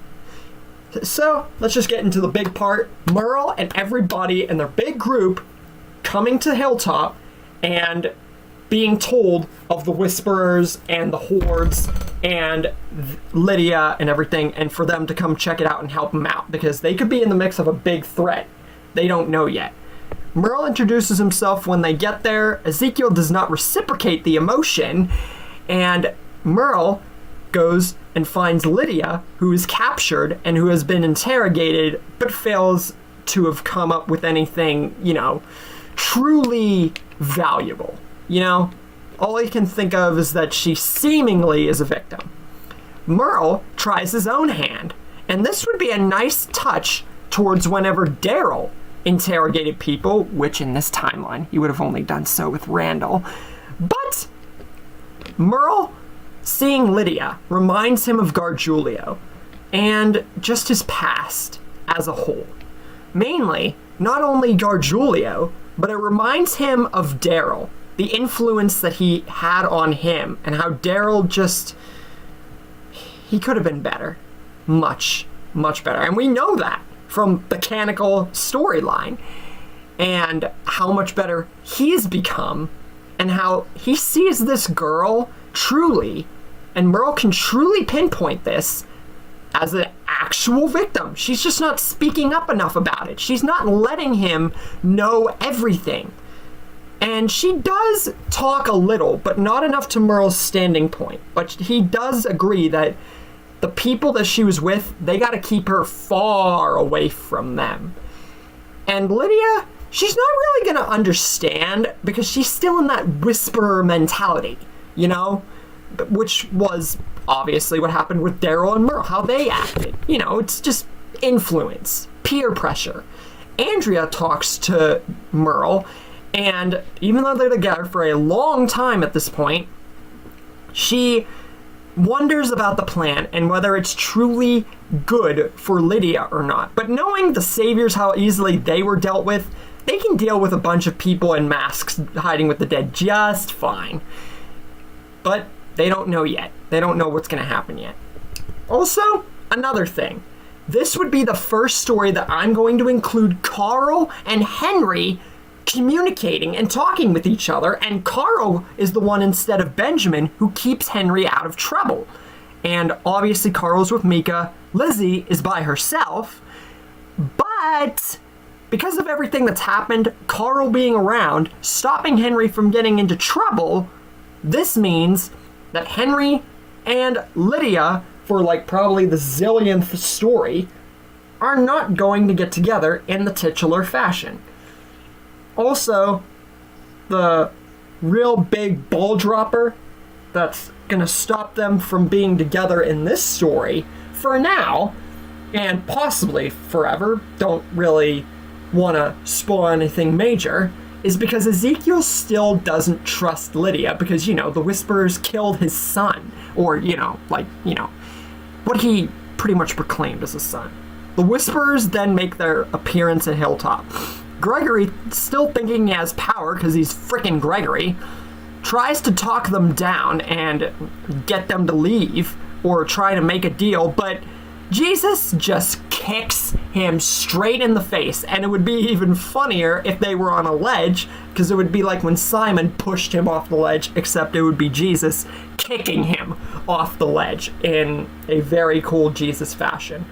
Merle decides to talk to Alpha and the Whisperers firsthand, and, introduces himself, typical Merle fashion, blah, blah, blah, Merle DIXON, and says that they ain't coming here to get what they want.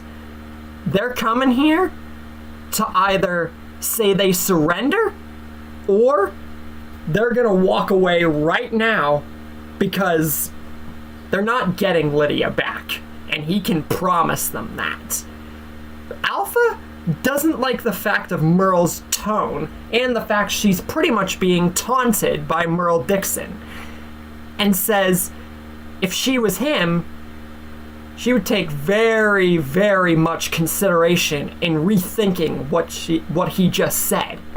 Because they came here to get Lydia back, and they ain't leaving, or there will be conflict. And this would be a twist of egos like Merle and Negan, except much different. So Merle decides to humor her, and goes down, and actually is prepared to have a full-fledged conversation with Alpha. And this would also be the first story that I've ever included Merle and Alpha face to face. How cool is that? We then get the little, twist with Francis and the baby and her dropping the baby. And then the hostages are Luke and Heath, who I've included before, because it was really the best way to go about it. Merle then groans, rolls his eyes, and then within the flick of a switch, he turns serious and points his gun directly at Alpha at the gates and says they'd better cut their people loose right now or there's going to be problems. He's not one for Alpha and her people to trifle with, and they're not getting Lydia back. Alpha is just kind of getting a little bit annoyed at this point and threatens to kill them both and storm in and get Lydia by force. Now Merle's lost patience. He, in a flick of a few seconds, mind you, uses his sword hand and slices the hilltop gate straight down the middle, pretty much destroying the opening of the gate. And then he kicks Alpha so hard it flings her back onto the ground. And then Merle looks straight into the eyes of Alpha down at her and says he told her to leave or they're going to make them leave. And that's literally what it's coming down to right now. But then the Whisperers start to surround Merle at all ends and get Alpha back up on her feet, which she just gets up by herself because it's Alpha, with shotgun now in hand. Now showing, things are getting a little bit escalated. Alpha says to Merle, straight to his face now, that playtime is over. No more back and forth. This is how it's gonna be, or bad things happen. Lydia, or people are gonna die. Merle just looks down for a second, starting to get angry, like really angry, and then smirks, which throws Alpha completely off her game, because not often does she get thrown off her game, because, you know, she's crazy enough, and demands to know what could possibly be so funny that Merle is smirking right now when their people are being threatened and everything that's just happened. Merle just simply says she reminds him of a certain group that they dealt with 6 years ago, and how poorly it went for them, thinking they owned everything. And Alpha reminds Merle sort of himself and of every person they've ever come across who thought the world was theirs. Alpha, losing all sorts of patience, ready to storm Hilltop, asks in one final little part of her patience left what that is. Merle, furiously eyed, stares straight in her eyes and says, "You're messing with the wrong people, which is your last mistake." And then yells fire at the top of his lungs. Every remnant at Hilltop, including his vast army, fires their guns, rescuing Luke and Heath and killing every Whisperer and Walker in the vicinity. Alpha tries to get her mask back on and flee the scene to try and get either with the few Whisperers that are around her that might be alive, or find Walkers to hide herself in, but promptly gets kneed in the face by Merle, and then within a few very short seconds, multiple slashes. I'm talking left, right, up, down, slashes. Every bit, where, everywhere. Basically like Trunks and Mecha Frieza, Merle kills Alpha. Now, how did Merle manage to do a Trunks maneuver and do that to Alpha? It's a human. Well, it all has to do with Merle having over 7 years of experience and training with the sword hand and utilizing it like, you know, Gohan did with the Z sword. It just takes mastery of a certain weapon, which over 7 years would have given Merle way more than enough time to acclimate to using the sword hand. And now he lays at the gates, tired, bloody, because he sliced a human being into bloody pieces, but triumphant. The Whisperers here have been dealt with. Frances removes her mask, alive still, but she was shot, and now she doesn't know what's going to happen to her, what's going to happen to her baby, and why they haven't killed her yet. And she's obviously very confused at all this. But Merle says they're not going to kill her. He chose specifically to leave her alive because she didn't want to give up her baby, and he felt it wrong that they brought a baby out here to begin with, and he's glad that Alpha has now literally been cut down to size. But Lydia says that the battle is not won. There's still a lot more Whisperers. Her mom's second-in-command, Beta, along with their entire horde of over thousands, including the rest of their Whisperer army, are still at their camp. And once they find out that Alpha's not coming back, along with several of their men, Beta will be coming with a vengeance. And this is just like the end of the Savior arc, except it's gonna play a lot differently because of obvious reasons. Spinoff. And Frances backs up Lydia on this, saying that they need to think of something or they're going to lose their communities. And now, at this point, everybody knows that it's time to take things, like, seriously. More serious than the Saviors. And Andrea and Michonne ask Merle what the plan is. And Merle, he should have known that there was a catch. A battle is never that easy.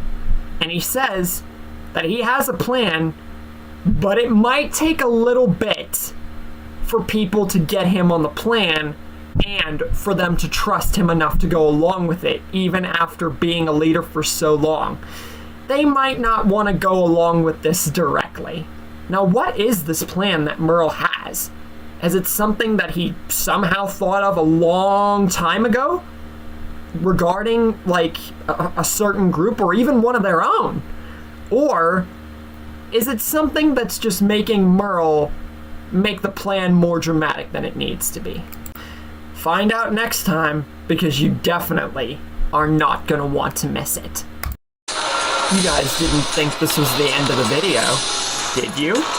Well, the Omniverse of Nick has a new feature. A sneak peek at what's next to arrive.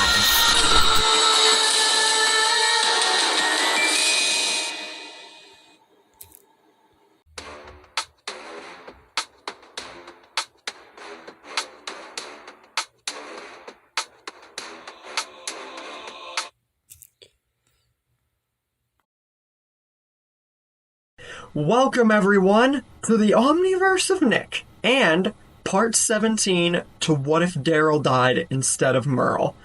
But before we get into today's episode, be sure to smash that like button and subscribe to the Omniverse of Nick so you can help me make this channel bigger, better, more storytelling, tellative, whatever you want to say, and just honestly help out a ton. And with that, let's get into today's episode where Merle will divulge his plan of what he wants to do regarding Beta and the whole Whisperer and Horde army. So, Merle tells everybody he's got a plan of how to deal with them, but it's gonna take a little bit of trust and explanation for them to believe him or want to go along with it. He says this actually brings him back to Woodbury when he thought of a particular instance and pushed it aside. With this plan, it's a lot more in-depth since it's way different, and he doesn't know how everybody's going to take it. And Jesus says this is an emergency. They have to try anything that might help out in the upcoming Horde Swarm and Whisperer Swarm with Beta and whoever else, or whatever else. And Merle's like, okay. And he begins to explain. He says that, true, they should and could stick it out, like I have done in a multitude of other stories, and just kill them that way, and be ready for them. But that could also leave them open without knowing what's going on. So, Merle is thinking of a distraction. Silence. No one knows what to say. Until Lydia speaks up, and she says, it won't work. Because Beta isn't not going to come in here all, like guns blazing or just stupid or not know what he's doing. He'll be coming for a vengeance, and a distraction is not going to get them off Hilltop's case. But Merle says he's not finished. So, he says that for said distraction, he's not thinking of just blowing up an area and then attracting walkers and whatever else to there and then they fire, or like going away from Hilltop and engaging them that way. Merle's got something else that he's thinking about. He's thinking, why don't we go to them first, but only one? One person is the distraction, and that one person needs to convince the Whisperers that they're the Alpha, that they killed Alpha, and they're willing to join and everything. And still there's silence. And Rick says he'll do it. And everybody is just like, what? Really? After all that? But Rick says truly, it's gotta be him. Plus the fact that he admits that Merle has almost stepped up too much. Not that he's got a problem with that, but he says it's about time that he stepped up as the original leader and actually, did something as big as this, without even Merle explaining the full story. And Merle smirks at this and says that this actually is very poetic now because it brings him back to that thought that he had in Woodbury, what he was just explaining, and that there's way more to this plan than Rick might think. The distraction mainly is to convince Beta and the Whisperers that that guy, whoever goes, which now will be Rick, is the Alpha by doing something drastic to prove the point fully, because they won't just take it with Alpha's gun and just take it like that. It needs to be deep. And Rick is very confused at this because, how does this portray to him or anyone else? Well, to another person, it would have been different. But with him, it's very poetic because it brings him back to that moment, which he keeps referencing, by the way, and something that he had been thinking about at Woodbury when it came to him first becoming leader and being around Rick. And then he slowly just avoids speaking and gazes down at Rick's hand. And then all the lights begin to click up on there. Now everybody knows what Merle is talking about, and they cannot believe what they've just heard and seen. And this actually makes Rick angry, and he asks Merle, You were planning to cut off my arm? As some sort of what? A revenge against what I did to you? After all this? But Merle tells Rick to hold on a second, and even Michonne and a few others want answers now, and tell Merle he better start talking, and fast. And Merle's like, well, the cat's out of the bag now. And Merle begins to explain that, because I already explained this to you guys, but when he was becoming the leader first, and he saw Rick and Michonne together, at one point his mind was going across just going over there, slapping Michonne out of the way, and possibly killing her like he thought he would or whatever, and cut off Rick's hand like Rick made Merle do. But then he remembered his brother Daryl, how much he's changed, and how much Merle himself has changed too, and becoming a leader, and how better of a person him, Rick, and everyone were and are, which is why he didn't do it. But for this situation, he's not telling Rick to do this because he wants it to happen. He's telling Rick to do this because Rick volunteered, and it's ultimately what might have to happen, just to prove to Beta, just for the plan to work. And Merle says, are you still up for it, Officer Friendly?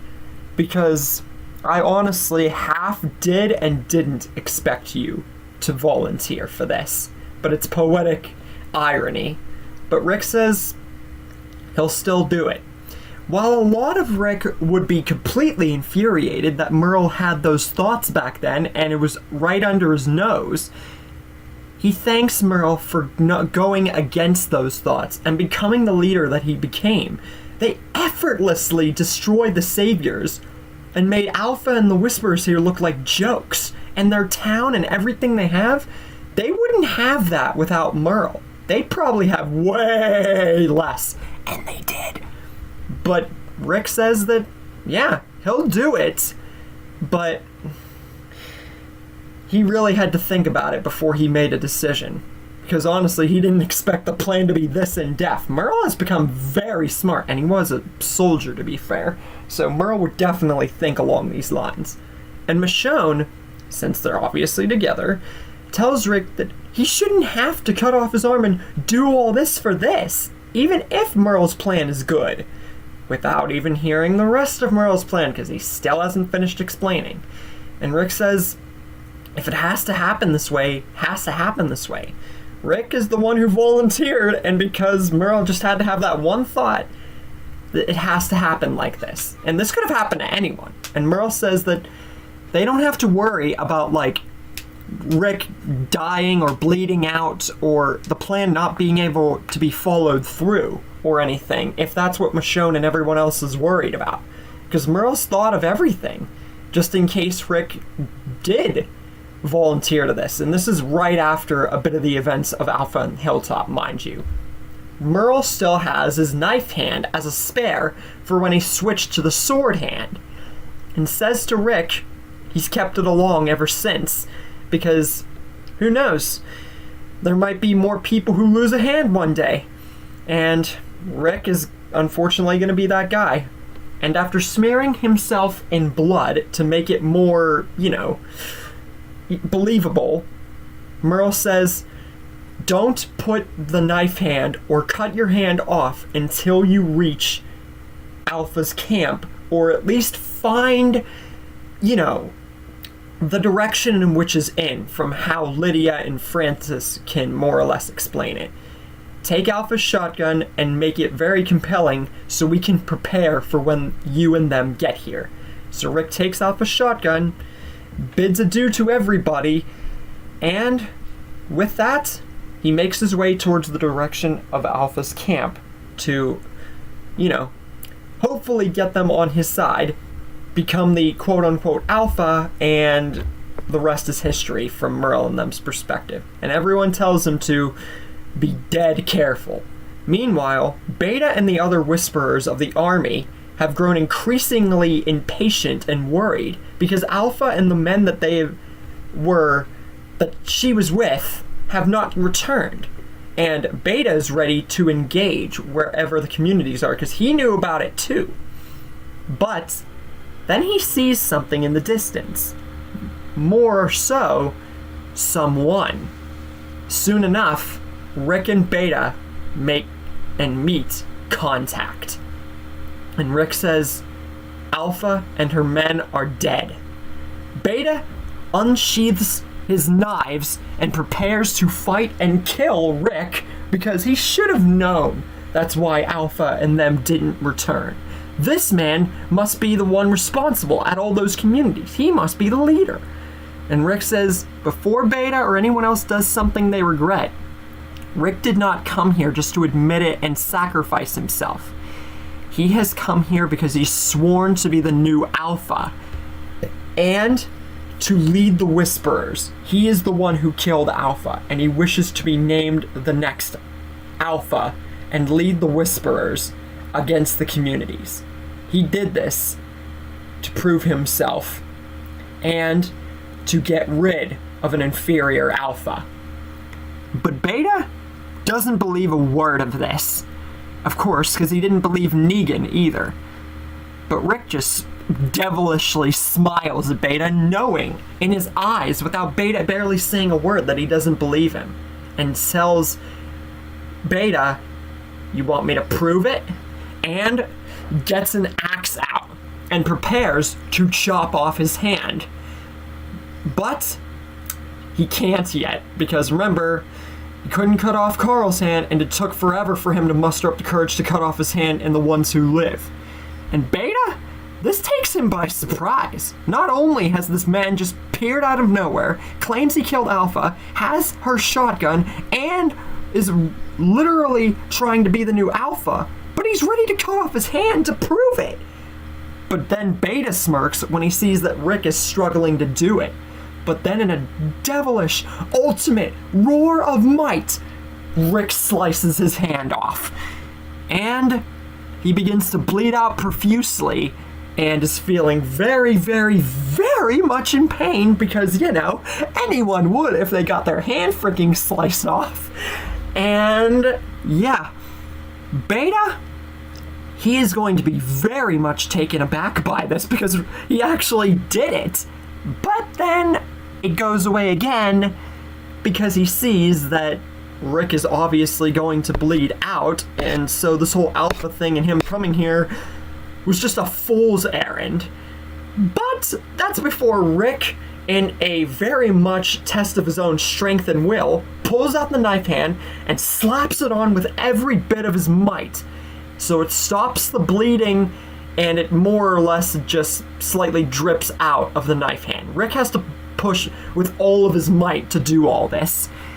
And with that, he yells out to Beta and all the Whisperers, "Believe me now! I am your Alpha. So either accept me or deny me.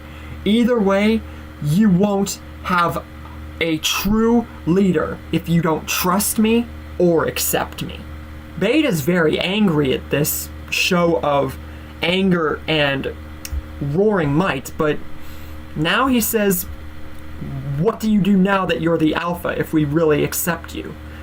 Rick says, now they will obey him. They will tell him everything about the army and the horde that they possess and the rules that Alpha did while she was Alpha. Then, after that, maybe he'll tell him and the rest of the Whisperer group about a little bit more about himself. Then, they engage the communities that were a starting and pretty much ending point for Alpha's death and his lead into coming here. If they do that and play by both sides of the agreement, then everything should be good. Beta, he really still doesn't believe Rick, but honestly, with no Alpha, no other evidence, and everything that Rick just did and demonstrated, they don't really have another choice. So it's what they can do for now. Meanwhile, at Hilltop, everybody is getting prepared. Bombs are set everywhere, including inside the walls, and Merle orders everyone to get every gun, grenade, rocket launcher, and melee weapon, sword, everything that they can, including Michonne and any other blacksmith, forging as many as they can for what's going to arrive, and basically just to prepare. I don't really need to say anything else. That's what they need to do. And Merle is like, they won't last a second once they see what we have.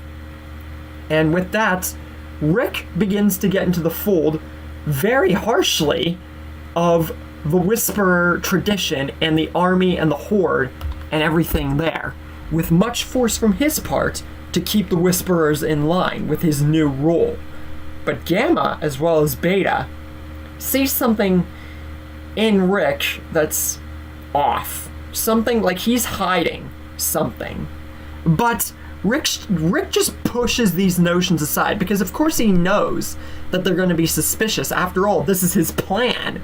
So he's obviously going to know that they're not going to trust him. But he still holds head tight and demands to know more about the Horde and everything involving, including how to get it to the communities and so on. Basically all the specifics. Beta's like, we still don't trust you, especially some of the higher-ups of what's left of the Whisperer army. How do we not know that this isn't some kind of elaborate trick and you're just playing a fool's errand doing all this just to prove some kind of foolish game? Rick just yells at this point in Beta's face, saying, have I not proved myself enough?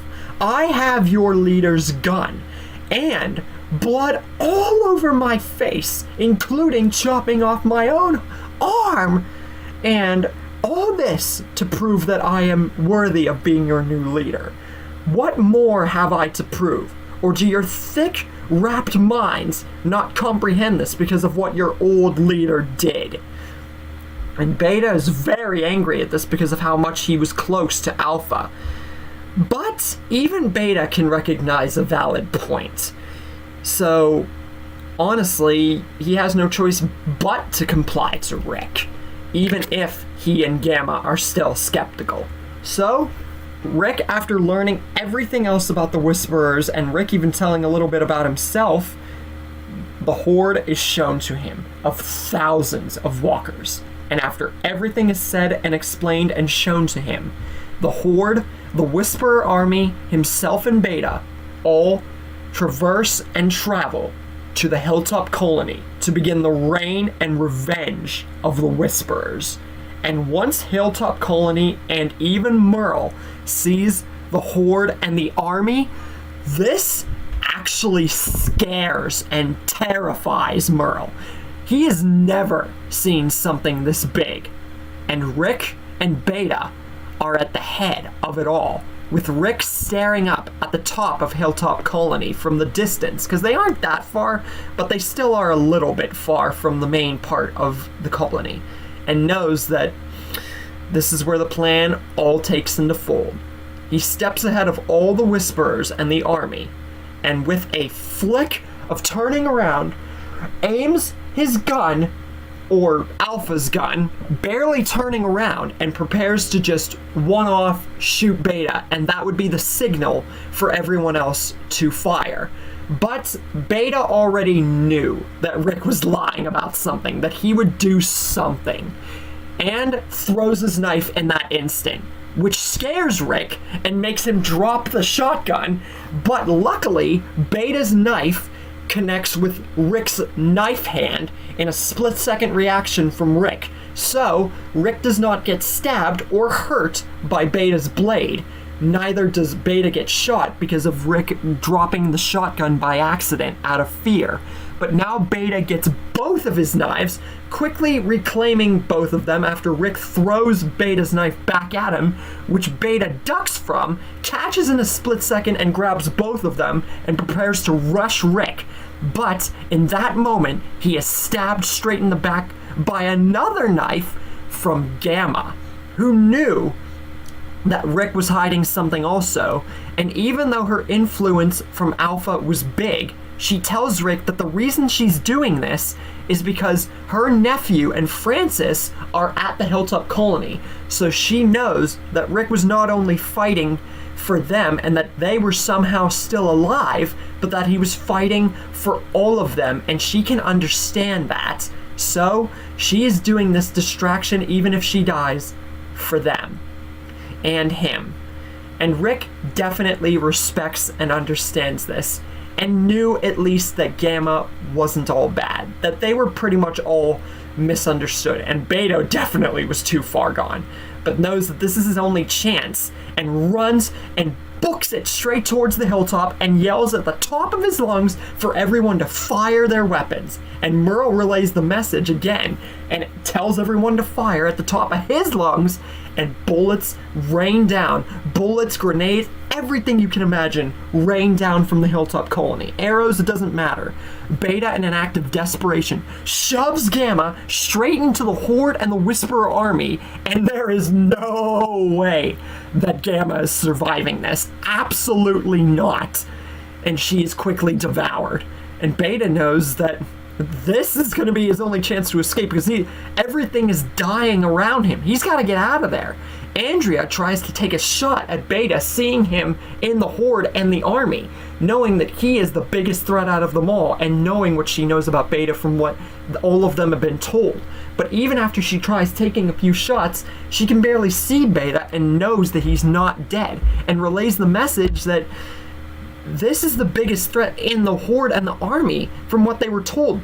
And she doesn't know if she got him successfully or not. But Merle just smirks at this and says, no use crying over spilled milk. They got to get rid of the rest of the army and the Horde before worrying about one person, even if he is big and the biggest threat. So they continue to rain down bullets, arrows, grenades, and launchers until every remnant of the Horde and army is nothing but guts and dead bodies everywhere.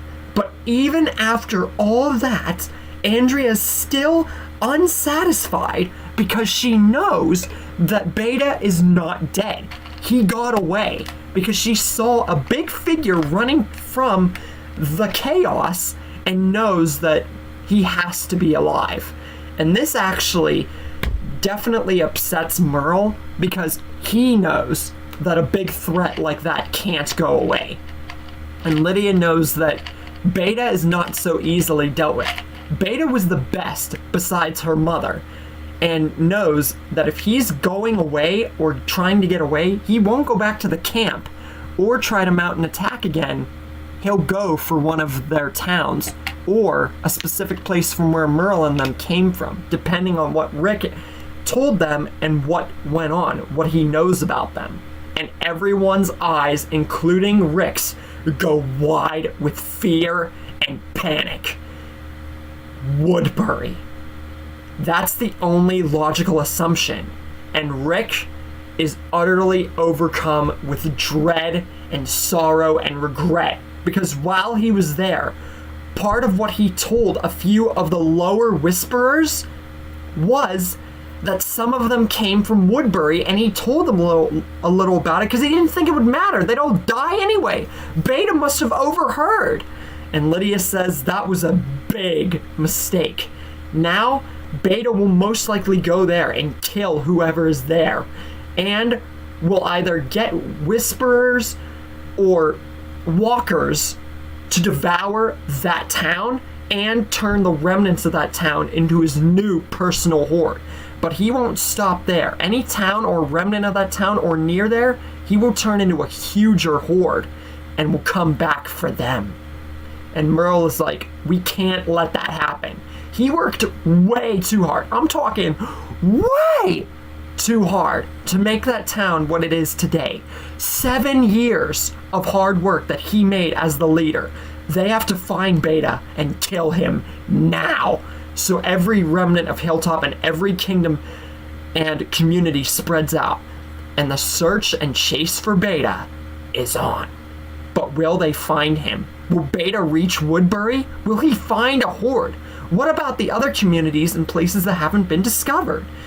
And if he does find the town, will his plan succeed, or will he be stopped in the nick of time? Find out next time in this terrifyingly great twist. You guys didn't think this was the end of the video, did you? Well, the Omniverse of Nick has a new feature.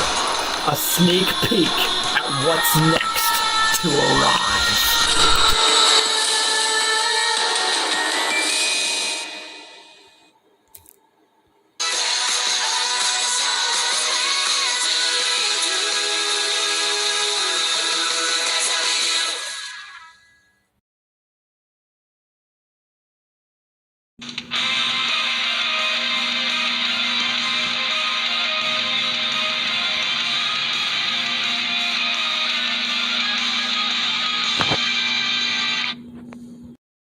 Welcome everybody to the Omniverse of Nick and part 18 to What If Daryl Died Instead of Merle.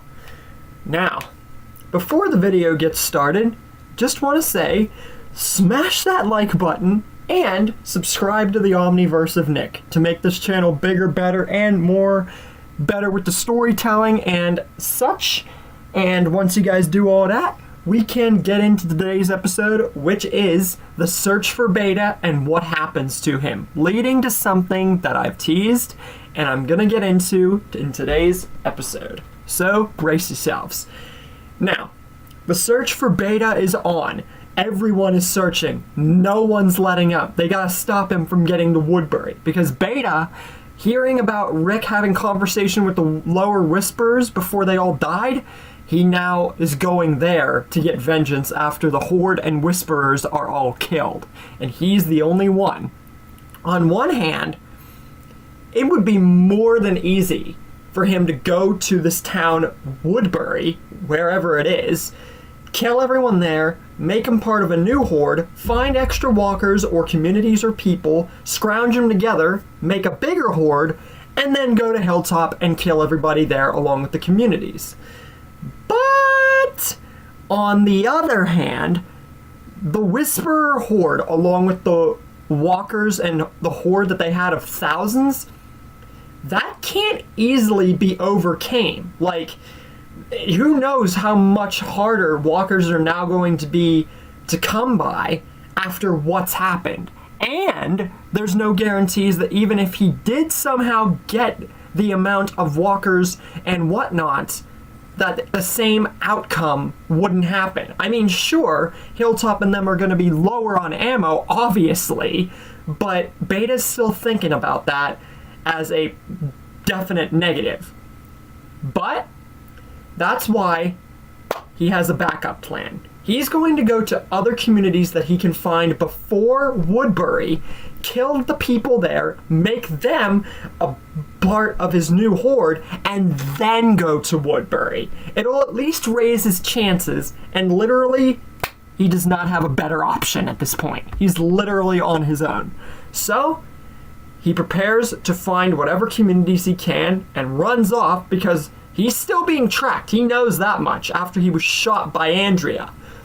Soon enough, he finds himself at a clear ocean end of the location of which he's at. He is at the outskirts of Oceanside, where he sees Cindy and Rachel, who are just pretty much looking for ocean stuff, you know, basically what the Oceansiders did at that part of the ocean. I don't really need to explain anything there.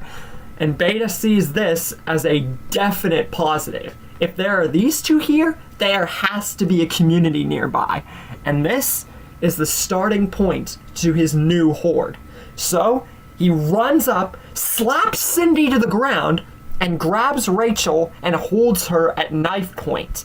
And when Cindy gets back up, she sees this, a big, huge, gigantic man with a seemingly walker mask got her sister by knife point, and she is scared out of her mind, begging the man to let her sister go because she doesn't want her sister to die and she doesn't know what to think of this. But Beta is in no kind of mood for negotiations, nor would he care, and quietly says before doing his deed that they are going to walk with him. And after that, it's all downhill for the Oceansiders from there. He slits Rachel's throat and she drops to the ground. Cindy now is raging and grabs her weapon preparing to fight, but Beta throws one of his knives straight at Cindy's throat, and before long, both of them are the first two to his new walker horde. And Beta knows that where these two came from, there is definitely a community nearby. He could definitely make that out. And it's not the communities that he was familiar with. It was an outside, which means there's more. So, he, with Cindy and Rachel as his new pet walkers, find Oceanside, and it's literally a washout. Sure, you could make the argument that Cindy and Rachel's walkers would just be dealt with, but let's face the facts that they're two of the most important, if not most important, of Oceanside. Natanya is still alive, which would hinder her wanting to fight, and Beta would literally just straight up massacre everyone. No one would be able to fight him. And before long, along with walkers in the area, Beta gets his walker horde so far up to a number of 100 to 110.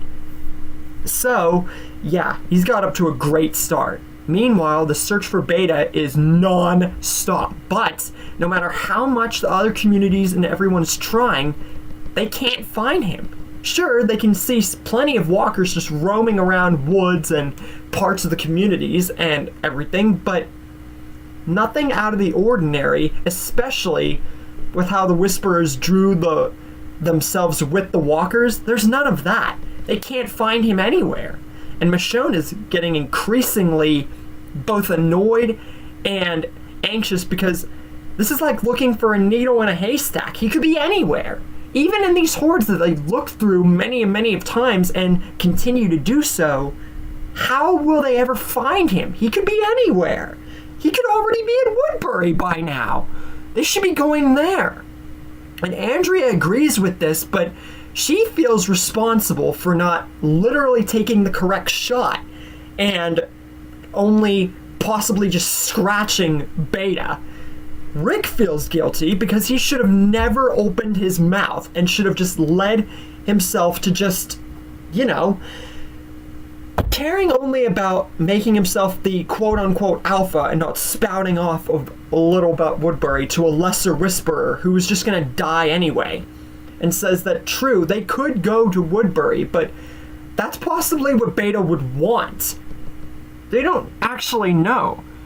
They gotta actually do this a different way now. They've been doing this all wrong. They need to start, like, dicing down the hordes that they see in all the ranges of the communities. Cut down Beta's field of movement, because he couldn't have gotten far. There's no way he could be there by now. So that's what they gotta do. And since they're low on ammo after that huge fight, they gotta resort to, like, arrows and, like, melee weapons more than guns. Sure, they have plenty of ammunition still, but they gotta do this the smart way, not the harder way. Meanwhile, Beta and his small growing walker horde are making their way slowly but surely towards the direction of Woodbury. And he knows he's being tracked, but he's not going to let his plan fall now. So he quickly moves and leads his horde towards that direction until he comes across another community. The junkyard of Jadis and the Scavengers, who have just pretty much been minding their own business and living in the junkyard because, as I've touched upon in other stories, maybe not to more of an extent than I should, they wouldn't be going to the CRM, or at least Jadis wouldn't because she was the only survivor, because there'd be no need, because her people were alive. But not for long.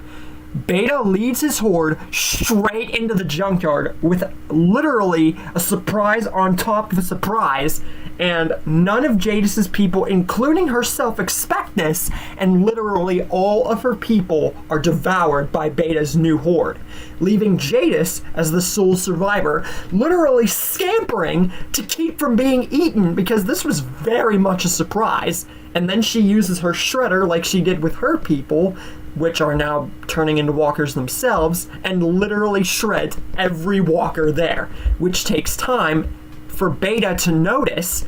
And on one hand, it is a definite positive that he did this to another community.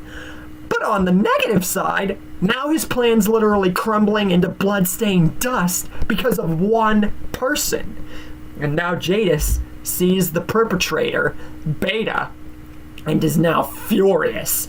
Aims her gun and begins to take shots while the walkers and her people walkers are getting shredded. But Beta manages to roll out of the way of the gunshot and unsheaths both of his knives and sees Jadis now as the sole survivor and the one who messed up his plan, speed runs towards that direction after all the walkers are shredded, his horde and the people here, high jumps to prepare to just lash the knives into her body, but Jadis, here's her advantage, because she's able to take a shot directly at Beta's leg because of how big he is and because she has the timing for it, which collapses Beta, pushes basically his direction of movement from Jadis to the side of her, and makes him fall to the ground. And now he is furious because now his plan has been utterly trounced, and now he is on the ground. Now Jadis, she is just motionless and speechless. On one hand, she congratulates Beta for pulling off such a very big scheme and doing this to her people. But now, it's her turn. And with that, she takes 4 shots directly into all 4 of Beta's limbs. Which one of them already being shot, this would hurt a lot, even for Beta. And now, he can't move. Now Beta is utterly furious, even though he is in pain, but fighting through it because he's mother frickin' Beta, and demands that if you're just going to toy with me, you might as well just kill me right now. But Jadis says, no, that would be too easy. On one hand, she should, could, and ordinarily would put an end to him right then and there, just because of what's just happened. But that was before he went and killed her people and pulled off that amazing scheme. So now, they're going to do things her way. Beta demands to know, what's the point in this? What's the point in keeping him alive? And Jadis says, there's a very big point. Now, she's going to use him as leverage to get into a community that she's known about and communicated with for quite some time. Because this has actually benefited her more than she actually thought it hurt her, even if she did lose her people. But Beta says that he's not going to be subjugated to this. He swore himself to one side only, and now that it's all gone, he's on his own route, and he will not be pertained to being thrown into another community with this ruffian who has just crippled him to death. But Jada says that he doesn't have a choice. She is going to do this. He's literally killed all of her people and put himself in this situation. On top of that, she wants him to remove his mask because she wants to document and learn about who has attacked her and who he is. But Beta says, once again, he's not especially revealing who he is, and he has nothing to owe Jadis at all. But Jadis now is losing patience and says that Beta, while he doesn't have a true definitive choice, he can make two collective choices. He can either take off his mask and then she and him can go to this new community, with Beta possibly benefiting from that far more than he deserves at this point, or she can shoot him dead right here, right now, and Beta will have nothing, just like he has right now. They're literally in the same boat here. Both of them have nothing, and this could be both of their chances, ironically, even for Beta, to have something. But Beta, once again, he only ever swore himself before Alpha came along to himself, and when Alpha came along, he swore himself to the Whispers, which we know because they were really close. And now that everything has been taken and he's the only one left, he just wants to be getting hordes and doing what he did whenever Alpha was around. But this could benefit him too. He could either use the CRM or whatever this community is to his advantage by making them his horde, depending on how big they are, or he could escape and go back to what he was doing when they're not paying attention. So Beta reluctantly agrees, very much against his will, throws off his mask to the side, and reveals his face. Now, we were never given Beta's name in the show, nor the comics. In the comics, I saw that he was a famous basketball player, and in the show, we know that he was a famous country singer with the band name Half Moon. So his name is really up in the air. I'm literally just going to keep calling him Beta, but hey, if you guys have a collective name for Beta, his real self, please let me know, and we can actually vote upon it. Other than that, we're literally just going to stick to calling him Beta, because that's his name. And I'm sure that Jadis would maybe know about Beta. I honestly don't know. She might, but either way, this would be very interesting. She would have at least probably heard something, because even Negan knew.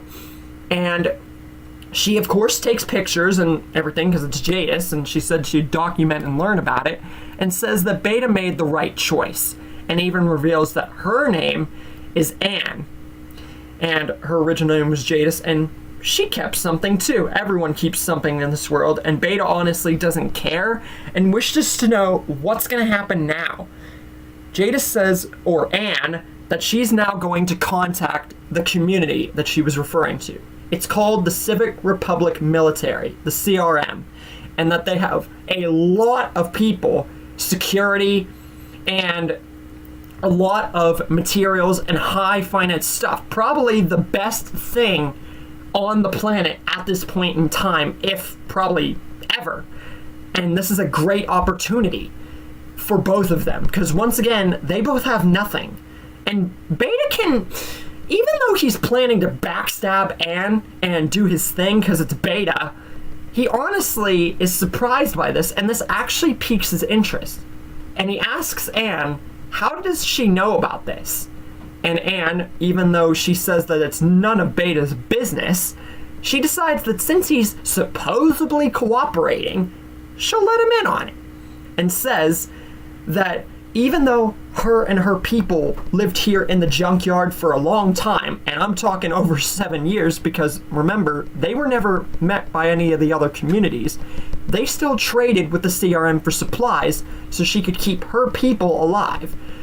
But now that they're dead, she needs leverage so that way she can actually get into that community and have something. Because even here by herself, she won't last. And that's why Beta is the perfect leverage. And he could gain something from this too. Heck, he could become a higher up soldier or a high player at the community for all they know. And Beta, once again, not really caring about this, but still kind of piquing his interest, decides he really doesn't have a choice because literally Anne threatened him with death and he has something to gain from this by backstabbing her.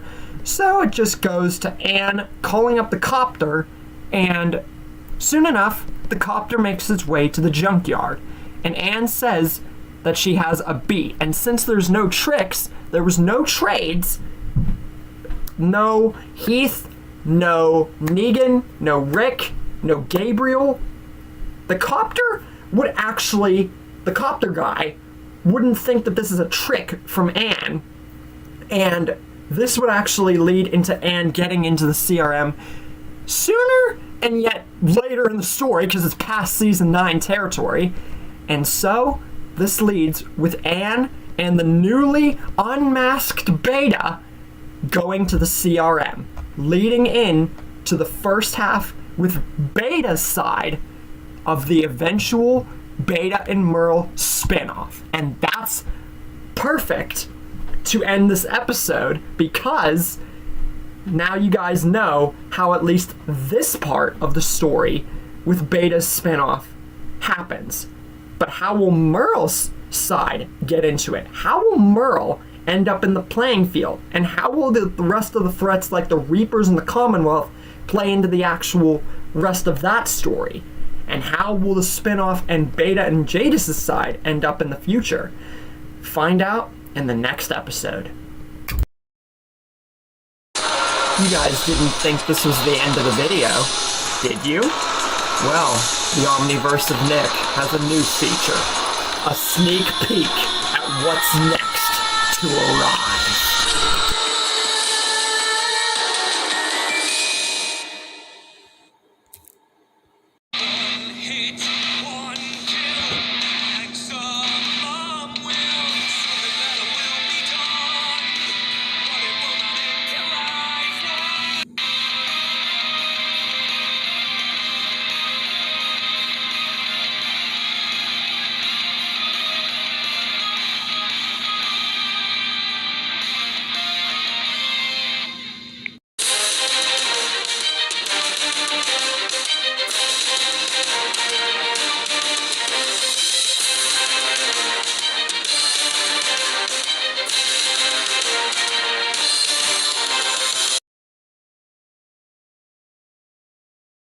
Welcome everyone to the Omniverse of Nick and part 19 of What If Daryl Died Instead of Merle.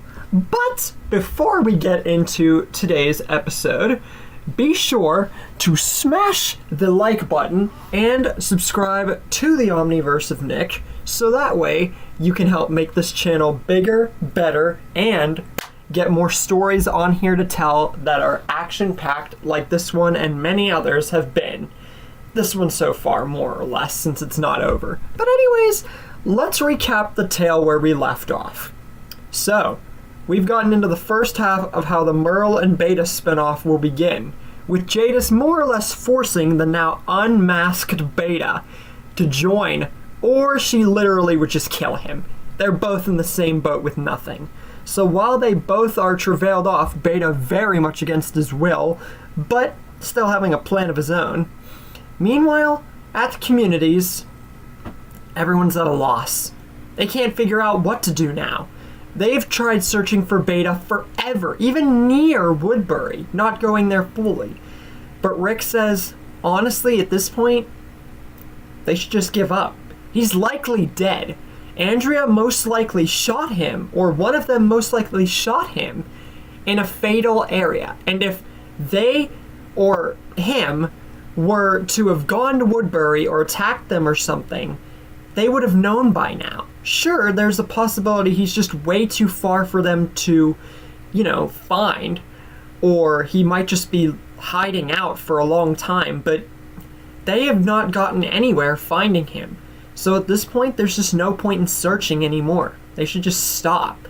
And as for Woodbury, Rick thinks that since they've been there for over 7 years and done something good with it, and the communities have had trouble and forced them back from it several times, maybe they should just give up Woodbury, especially if it's going to be in more trouble and they're going to have to leave it over and over again. They should make these communities their new overall goal, because it'll do wonders there too. Andrea and Michonne, while feeling very skeptical about leaving the situation with Beta down, really? Rick's right, and Michonne's with Rick, so obviously they're going to agree, even though they disagree, but that's besides the point. And even though Woodbury's name for over 7 years was in the fonding memory of Daryl and his passing, and to make Merle better as a person, a leader, and overall just, do it for his memory, Merle, it was just, Rick's right. Rick is right. They've been there, they've done the best and beyond that they could with it, made so much, and done so goddamn much. But Rick is right. It's best to finally leave it go and move forward, especially pushing Merle's influence outside of a community once and for all. But Merle says when they do go back, before they leave, he's going to make a speech, and there's also something else that he must do. And Rick, he obviously isn't going to care. Merle's pretty much the leader. So, yeah, they go back to Woodbury, and Merle would give the town a speech. Everyone who went with him and everyone who stayed, about how much the town has meant to him for over 7 years, how much it really pushed him to hold on to the memory of Daryl and move that forward, how much it inspired him to be a leader and a better person than he was. But now it's finally time to move forward and push that influence, to stretch Daryl's memory forevermore, including with all of themselves. And the whole town would utterly cheer for Merle's name, as well as honor the name of Daryl DIXON. So honestly, they'd be okay with leaving. They have done so much here that, yes, it's going to be sad to leave, obviously, but they're ready to say goodbye, finally. And Merle, before everyone leaves, Merle says they don't have to wait up for him. There's just something he must do alone. And so, we see a familiar location, the feed store and the depot area in which Merle canonically was killed, and Daryl, in this story, was killed. Merle goes back there to pay a visit one last time, ever since Daryl was killed there. He goes to the grave of his brother and remembers. He remembers his brother saying that he just wants his brother back. He remembers him taking up the mantle to sacrifice his own life, instead of Merle, who wanted to do it so badly, but he just couldn't bring himself to fight his brother back. But honestly, something very, very good did come out of it. It made Merle truly redeemable. And for the first time truly in his life, Merle sobs utterly for Daryl, wishing that he had changed sooner and wishing that he could have stopped his brother and they both could have changed together. And Merle, he truly is glad that even though his brother did pass, it made him a better person overall. And with that, he goes to the one unfinished touch of this area, which hasn't been touched since they were last there. Daryl's crossbow sits by a tree farther away from the grave. It was just left there because Merle didn't know what to do with it. He was just so broken. But after this, he says one final goodbye to his brother and buries Daryl's crossbow straight next to his brother's grave. Takes up his own upgraded medieval-looking crossbow with the scope, and with that, Merle and everyone from Woodbury travail their way to the hilltop and all the other communities and begin to stretch the influence there and make those communities their new home. But what now? Oceanside has officially been taken care of because of Beta, and, well, the junkyard has too, but that was more or less, shunted aside anyway. Francis is now part of the group for once, and we have a huge ton of survivors, along with the Kingdom and Hilltop being around. Well, Hilltop still was around even after it was destroyed when Maggie returned. Once again, besides the point. But what's going to happen now with the story, even with these changes? Well, we're going to get into that. First off, Eugene and Milton, we get again in another story for like the third time pretty much. Except Milton is actually alive here, like my Sophia story. And the whole thing with both of them working together with the tower, the communications, and Eugene's conversation with the fake Stephanie would all go like it did in my Sophia story, except it's not going to be so very freaking soon like that story, because we're already past pretty much season 10 territory. So it's more or less great speed up on the work, since it's not just Eugene, but it's still, canonically like how it should be. So who goes to the Commonwealth?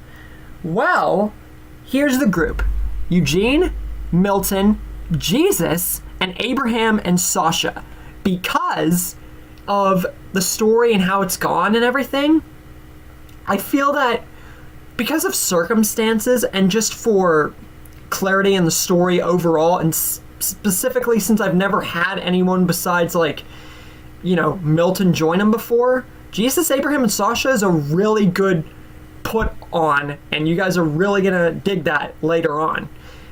As for Virgil, Merle and Andrea are going to be the two that go with him to Bloodsworth Island to supposedly get a bunch of stock, even though they won't need it for the Whispers now, but they could use it since they expended a huge ton of stuff against the Horde and the army. But once they get there, it doesn't even take Virgil trapping and drugging them, because Merle and Andrea definitely would not allow it. I'm not saying Michonne was weak in this situation. I'm just saying that because of especially how Merle and Andrea have been, Merle would know instantly that something's up.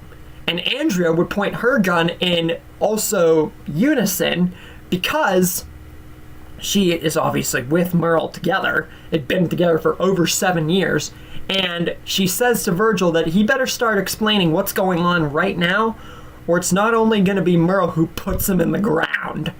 And Virgil, at this point, he admits what he was going to do to them. He shows them the cell with the people and everything, and how, messed up he is, and pretty much he's forced to, basically, and says there's no weapons here, but they could still look around, and he'll help them like he said. And once they get to the boat and look around that section, what they see in there, Merle and Andrea, terrifies them. Beta's mask is sitting on a mask holder on a ledge at the part of the boat, the side of the boat. Beta's mask is sitting there like it's just chilling. And this, playtime is so over now.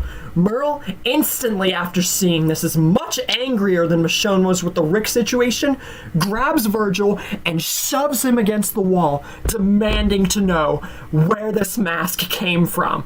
Now believing fully and completely that Virgil is a Whisperer spy and Beta has to be around here, or something. But Virgil, honest to God, he doesn't know anything about this, just like with Rick. He's pretty much freaking innocent. And since he didn't drug them or anything like that, and didn't prove more of a monster he was, even though he said what he did, Andrea believes him, and even though it's against hers and Merle's better judgment, Virgil really hasn't done anything wrong. But that still doesn't excuse the fact that Beta's mask is here. That cannot be a coincidence. Which means that Beta is not dead. No siree. Well, I mean, we already know that. But still, now they know that Beta is not dead. And he's either still here or he's out there and he could still be planning revenge. And they gotta do something about this or they're gonna be doomed. He could be having a huge horde right now without them knowing.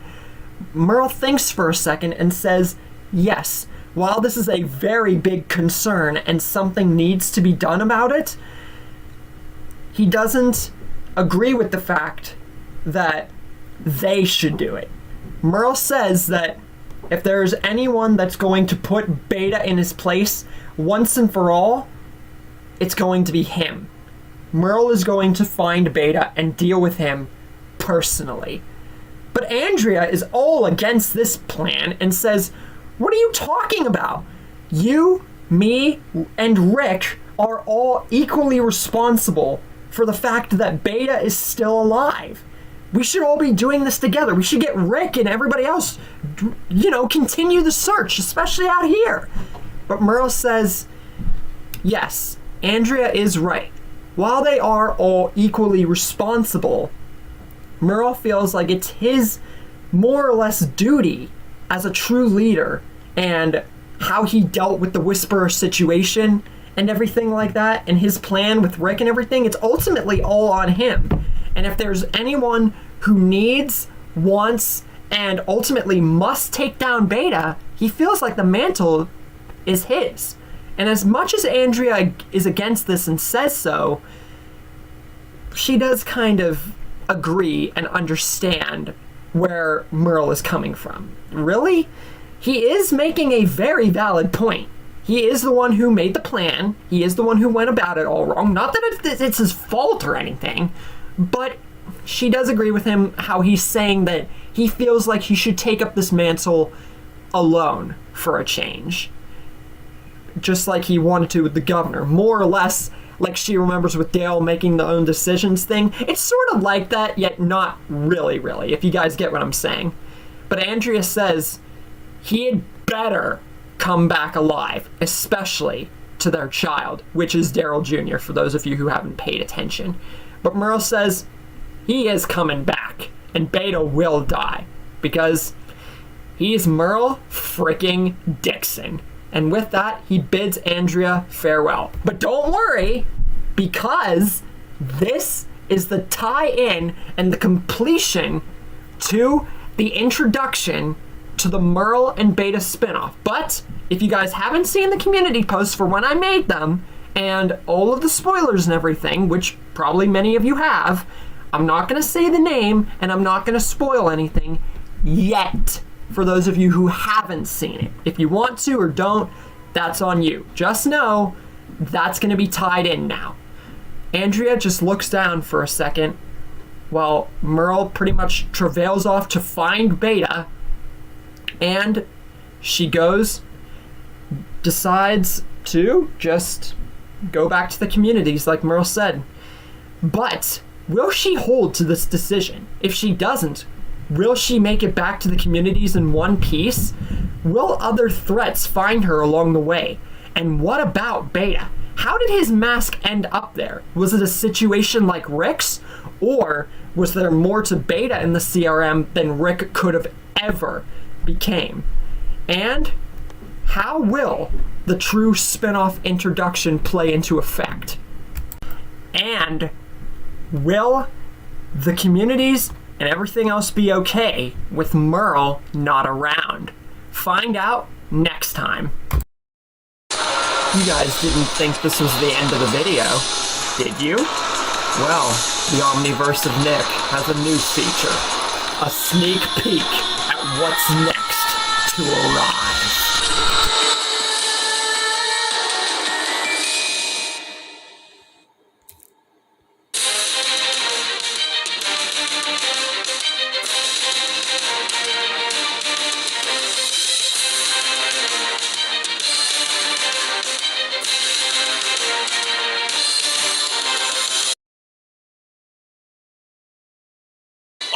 ready for adventure, for danger, for death.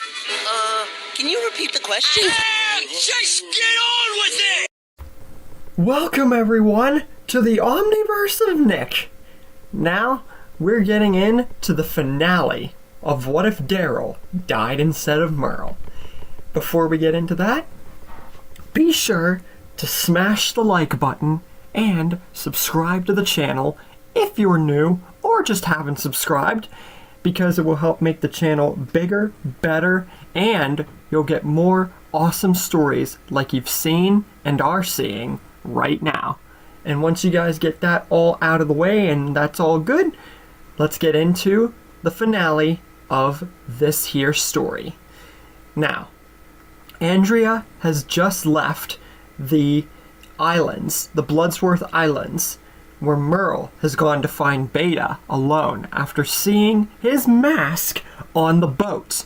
Andrea returns to the communities to spread the word of Merle going out on his own, and she is now going to travail back to the communities herself. But it's not going to be that easy for her. Of course it wouldn't be. What would The Walking Dead be if she just somehow made it back without problem? Literally. On her way, she runs across the house with the Ferals. But with this Andrea, it literally is no contest. It's just like pretty much any of the threats they came across so far.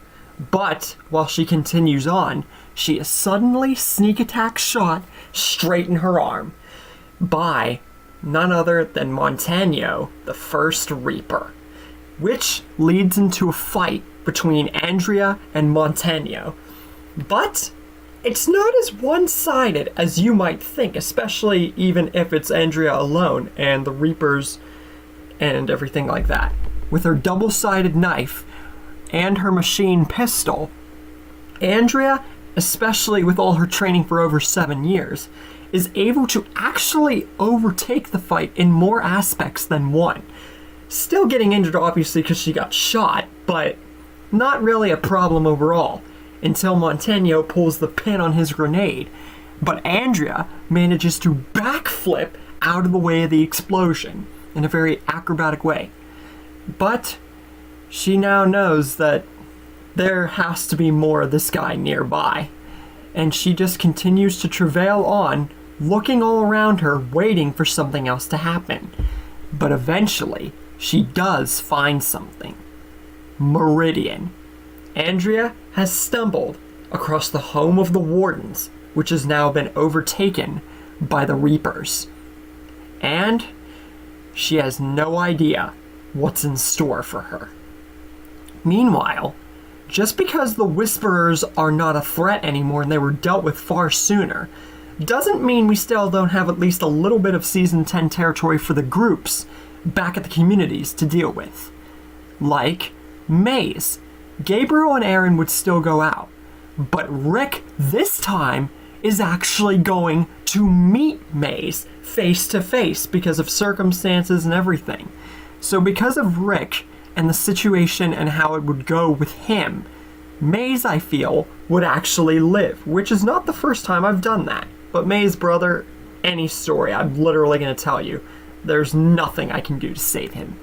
Now we're getting into Season 11 territory. Little kind of switcheroo, but hey, I have to include every aspect.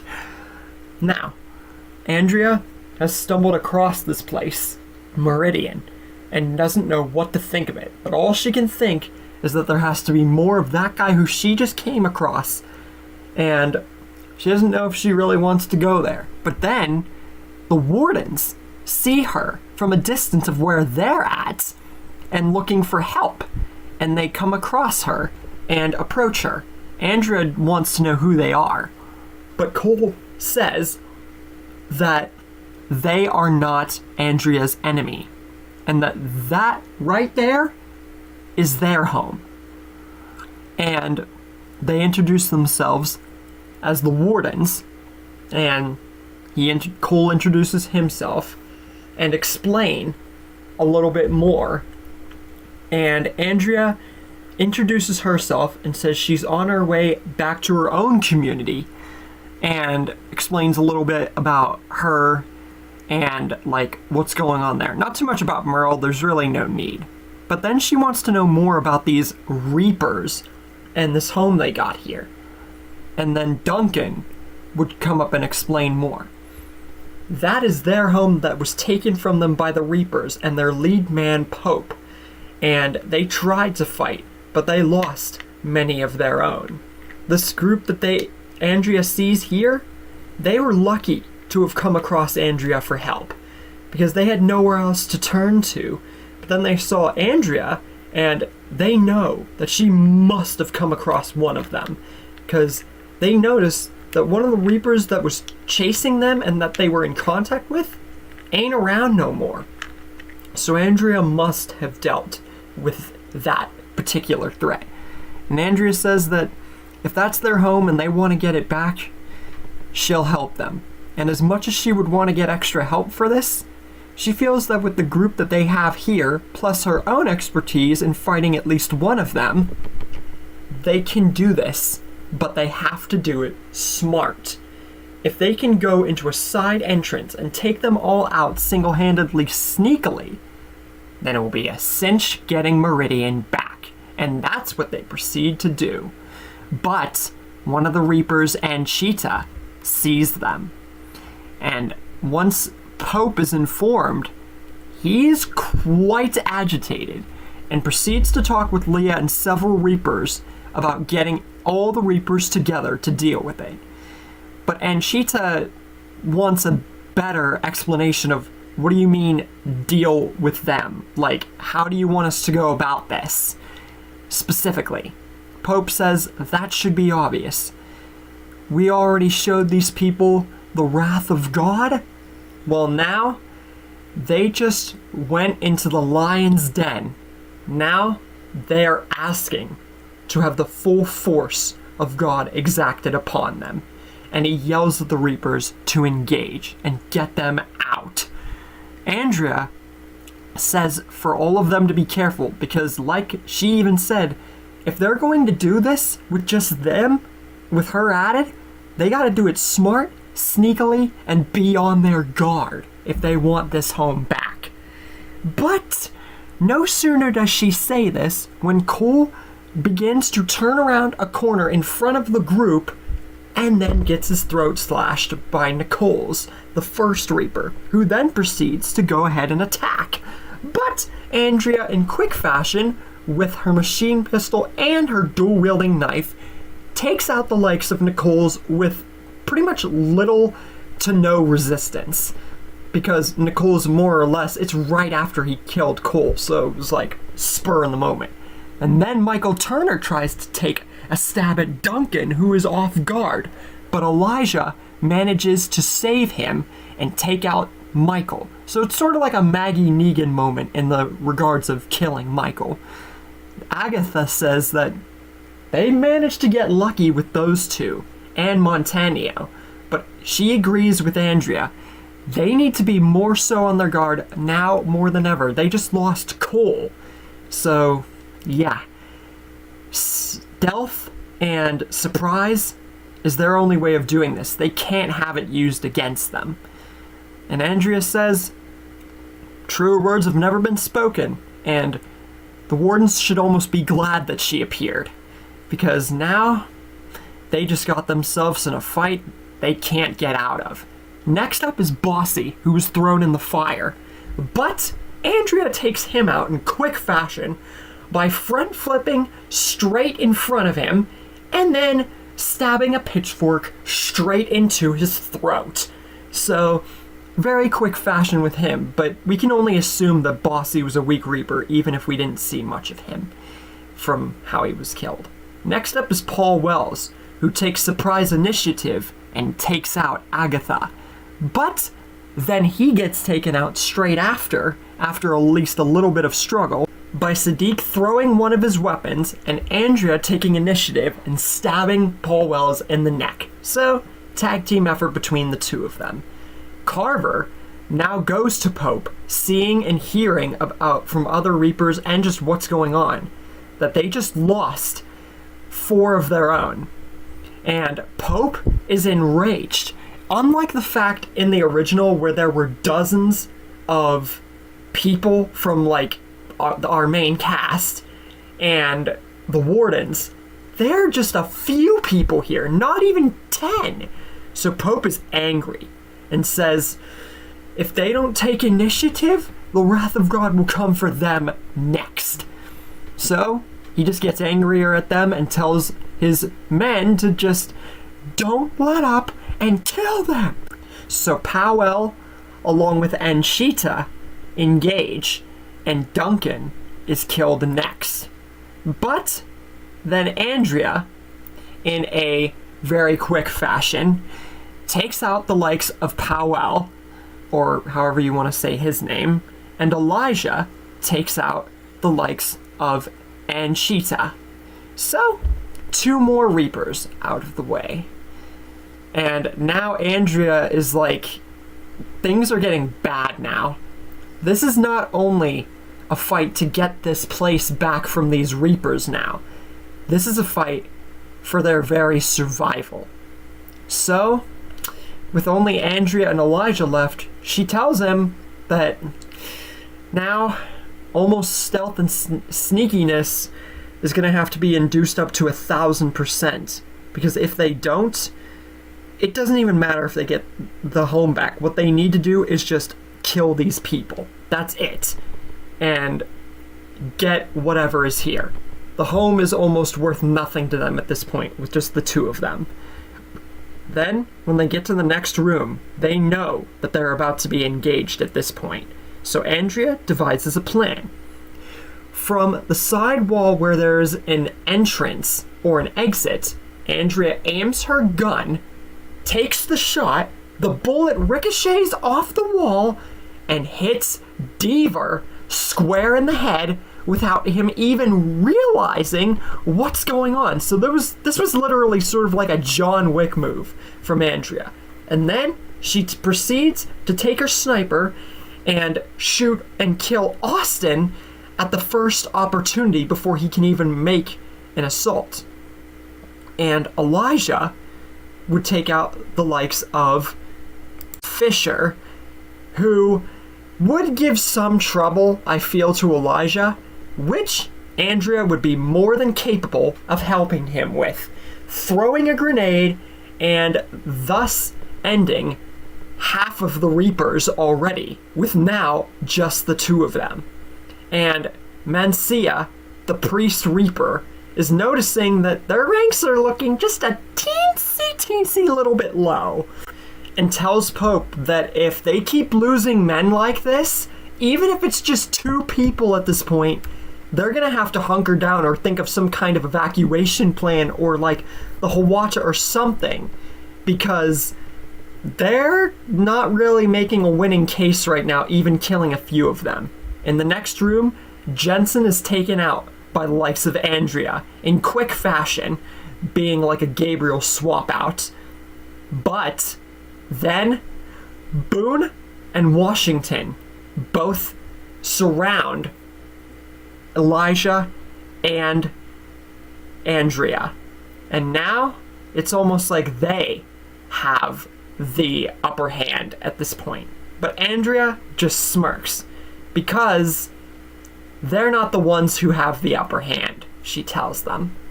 And Elijah, even though they're surrounded with weapons at them, throws both of his piercing axe, sort of whatever you want to call those weapons, because I honestly never knew what the name was, at both Boone and Washington, which I'm sure they would get out of the way of.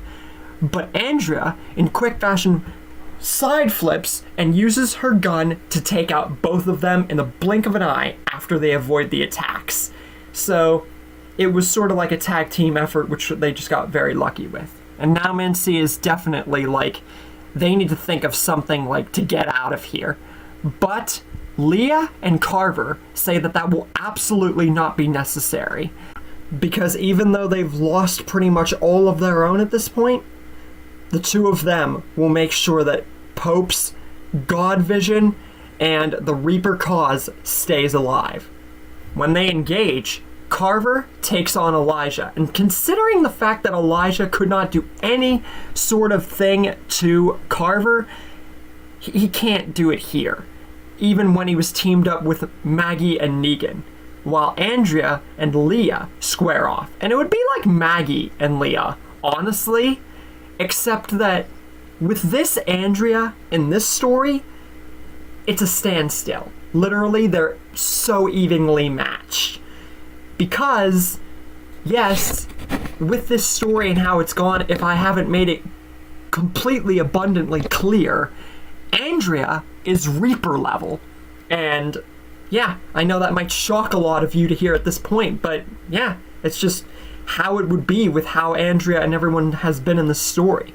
But then she sees Elijah struggling with the likes of Carver, barely doing anything, and Carver barely breaking a sweat, and deducing that this guy Carver must be this Reaper group's best fighter, and she's got to think of something fast, even if she's got her own problem right now, because she's barely fighting this Leah girl now to a standstill. So she thinks of a very quick, awesome maneuver. She takes a smoke grenade and throws it straight into Carver's eyes while he's off guard. And this would be like a solar flare straight to the face. So just imagine that in like this kind of world. Now Elijah takes initiative to fight off Carver the best he can while he's blinded, which would be a minute. Leah proceeds to try and engage Andrea again, who gains her morale and feels a new sense of strength in her, rushes forward, trips Leah, and then completely and utterly goes berserk with her machine pistol, firing it off 300 billion times, however you want to freaking say it, until Leah's face looks like a freaking bloody deep dished pizza. So yeah, Leah gets a bloody death in this story. Carver now looks over and sees that he's pretty much the only one left after regaining his sight, because once again, smoke grenade in the eye is not exactly gonna make you feel freaking good with your eyesight. But Elijah has gained some ground with Carver and says that not to worry about Andrea or his friend Leah, because he's got him to deal with. Carver still remains unconvinced even after all this that he's losing. But that is until Elijah just has had enough. Throws both of his pincers, but Carver manages to dodge. But then Andrea throws not one, not two, but 3 shotgun bullets into the mix and promptly ends Carver right then and there. So it's like an Elijah and Negan thing, how they teamed up on Negan in that, or Carver in that moment, except this time it's with Andrea. And Andrea asks, "Is that it? Are we done?" But Elijah says, "Unfortunately, not yet." But he does thank Andrea for getting him at least this far and avenging his sister. And Andrea says no problem to it. She wants to be able to help out communities and people, but she wants to know more about who's left. And Elijah, to the best of his knowledge, says that there has to be at least 2 left. A priest and the leader himself. And Andrea says if that's all that's left, and they still got at least enough strength to mount a good attack, then it will be no problem at all teaching these last 2 who's boss. And then, when they get into the next room, Andrea pretty much on all cylinders just holsters her gun straight whenever they get into the room and is just ready to end it right then and there. But Pope and Mencia being there, being discovered, and Pope seeing all of his children pretty much dead, just enragingly tries to attack Andrea with his god sense and telling her how she should be ashamed and all this mumbo jumbo, but Andrea's completely and utterly not interested and shoots Pope to the bloody ground. Mencia, trying to talk his way out of it or run away, is not going to deter the likes of Elijah, who just straight up massacres him. So with that, the Reapers are officially freaking dealt with. What about the Hawacha, though? It wasn't even used in this story. Well, because of how Andrea decided that the wardens and herself should go in, it really is just nothing at this point. It's just a relic that's now part of this community that will no longer be used. So Andrea and Elijah take what's in it, all of what they can, supplies, food, everything, and proceed to make their ways back to where Andrea says the communities are, where she came from. Meanwhile, Eugene, Milton, Jesus, Abraham, and Sasha come across Princess, and they go to the train yard for the Commonwealth section. Soon enough, they get surrounded by the Commonwealth soldiers, but Jesus ultimately takes them down in a fell swoop to the ground. With him there, everything changes. And Jesus says to them that they're not here to fight. They're here on the behalf of Eugene, who came and wanted to meet out with who he believed was not only a nice person, but hopefully a nice community. And they just want to talk peacefully. But the Commonwealth soldiers aren't deterred, because we all know how jerky they were when we first met them, especially even going onwards past that. But Abraham and Sasha proceed to arm up their guns, feeling some stemmed up confidence from seeing Jesus gain upper ground, as he did when he met Rick and Daryl for the first time in canon. But even with this, the Commonwealth soldiers are still not deterred. But then Milton speaks up, him being there and having a bigger influence than he did when they met in my Sophia story. He says to the Commonwealth, what is the point of being a community and talking with outsiders and branching themselves out if they're just going to be hostile and negative and completely out of there towards others? It makes them no better than walkers. And Eugene would be very against Milton talking to them like this because how he wanted to meet Stephanie and everything. But he does admit talking them down with words instead of guns is honestly a much better approach. And Jesus would be on the side of this more and said that he did not mean to attack them, but they honestly gave him no choice. They are here on the better side of terms, and they do not wish to engage. They wish to speak to the person in charge, talk to the person Eugene met on the radio, and sort this out properly. So the Commonwealth soldiers finally listen and radio to Lance. But they do say that while they can't permit them to meet their leaders directly, they still have to go through the processing and everything on the regulations of the Commonwealth. But they're not going to be how they were just now, and they will promise them that they will remain them unharmed, they can stay together, and they can go about this good, as long as they agree to just all stop, basically. Everyone is happy. And Abraham and Jesus are glad to see that things are starting to work out. And once Mercer's brought into the mix, Abraham would definitely recognize him as one of the main higher-ups, because he was a general himself. And I've had Abraham and Mercer be involved together in a great many stories. So, of course, they would be here. And then we get to the processing section, which, besides Abraham, Sasha, and Jesus and Milton being there, would go exactly the same.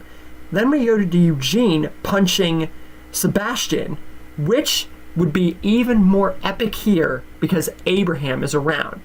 And I would very much have loved to see how proud Abraham would be of Eugene in that moment. When Lance is brought into the mix and hears about this and sees it, he demands to know more about the communities and where they are and stuff like that. Basically like how he was before. But Abraham and Sasha are now feeling more skeptical, and Jesus is getting in the mix too because of Sebastian and just Lance's attitude towards the whole thing. But Lance insists and says that really explains a little bit about Sebastian and everything and insists on the whole communities thing. But Abraham specifically wants confirmation that if they were to divulge said information now, especially with the whole Sebastian incident, that their communities would remain safe. But Lance says, look at how they've treated them. If they were going to do anything to their communities or anything like that, they would have done it already, especially to them. This he thinks was just a big misunderstanding. So the 5 of them decide why the frick not, and the Commonwealth soon arrives at the communities. But also before then, Elijah and Andrea made their ways back first. Andrea being injured, so as Elijah, but alive. Then Rick and Michonne find out about what happened.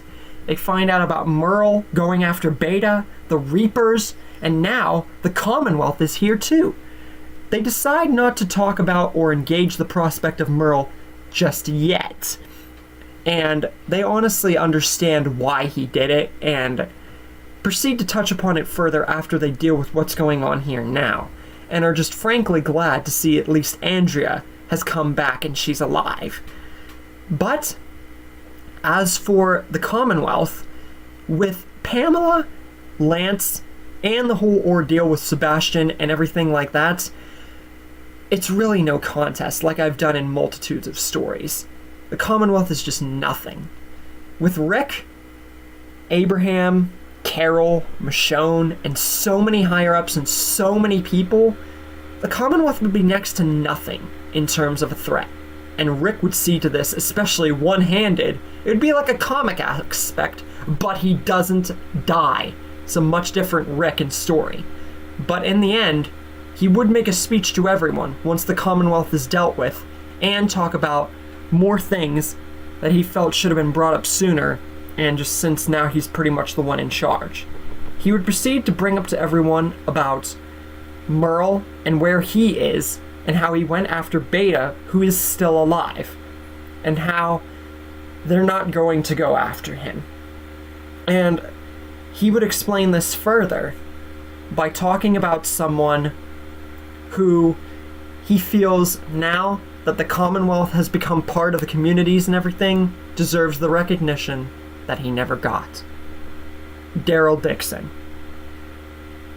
Rick remembers Daryl after all this time, the kind of person that he was, and he looks down while making this speech. Rick says that, honestly, Daryl DIXON is one of the few people who's inspired him to push this far as a leader, and what pushed him to work with his brother Merle as much as he did. He remembers who Daryl was, how he changed from when he first met him, and how he meant so much, especially at the time, to the group and everyone. He remembers how he helped out Glenn, so many others, how he tried looking for Sophia, and how he helped out in every given situation, even if he was reckless at times, and how he even opted to help Mercy kill Dale. But then, and Rick cries now while he's saying this, then he remembers when everything changed, the day that Daryl DIXON was taken from them. Merle's own flesh and blood brother,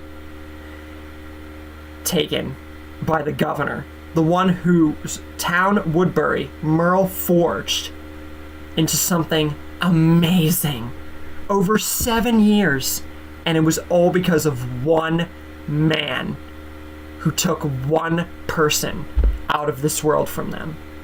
But Rick says it honestly worked out. Daryl DIXON's sacrifice made something great come out of the world. Merle DIXON's redemption. And Rick says to everyone he would have never believed in a million years that the man that he handcuffed onto the roof in Atlanta and made him chop off his own hand, and then him, ironically, years later, do the same thing, would become one of the greatest people that he would have ever come across. And Rick never gave him the recollection or true admiration that he feels for him and that he should have said. And says, they're not going to go after Merle for Beta. They're not going to give Beta or whatever else out there more to kill They don't know what's out there. They don't know what to expect. Instead, they're going to forge and continue to forge on what Merle has built, what Daryl helped them alongside until Woodbury build. And they're going to honor not only Daryl Dixon for Merle's case, but they're going to honor the fact that Merle Dixon will return to them with Beta's whole body and life off of their minds, and that they will forge the world that Merle helped them complete, and they will support him and everyone who has made what's happened happen.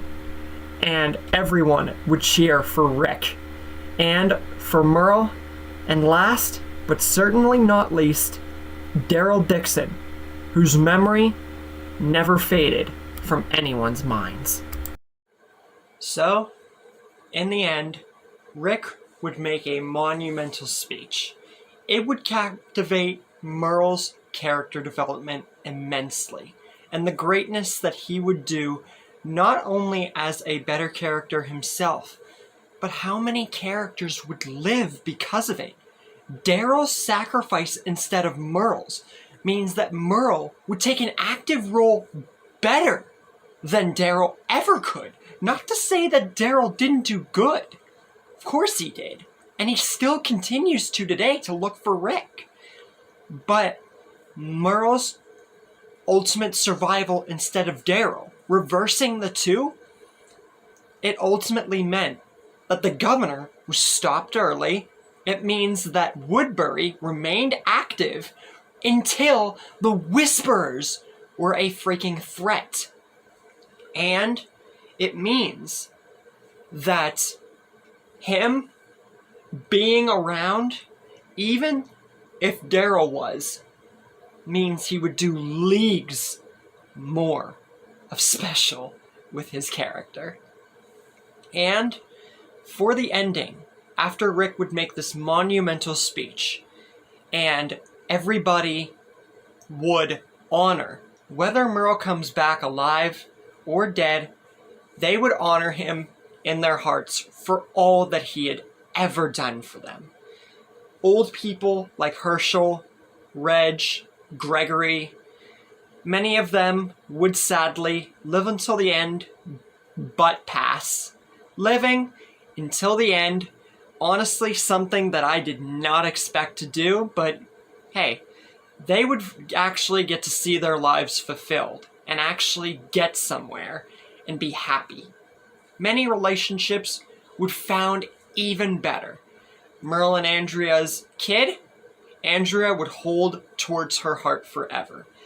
And as he or she, I forget who really I made the kid, pretty sure I made it a he as Daryl Jr., but she would hold her child with her heart forever. Whether Merle comes back or not, she would know that as long as their kid remains around, that she would always have a part of Merle Dixon with her. A man who originally called her bad names and a rug muncher actually turned up something in her life. And Michonne, she would honor him based off of the jerk that she thought he was. Two people who tried to kill each other turned into the bestest of friends in the end.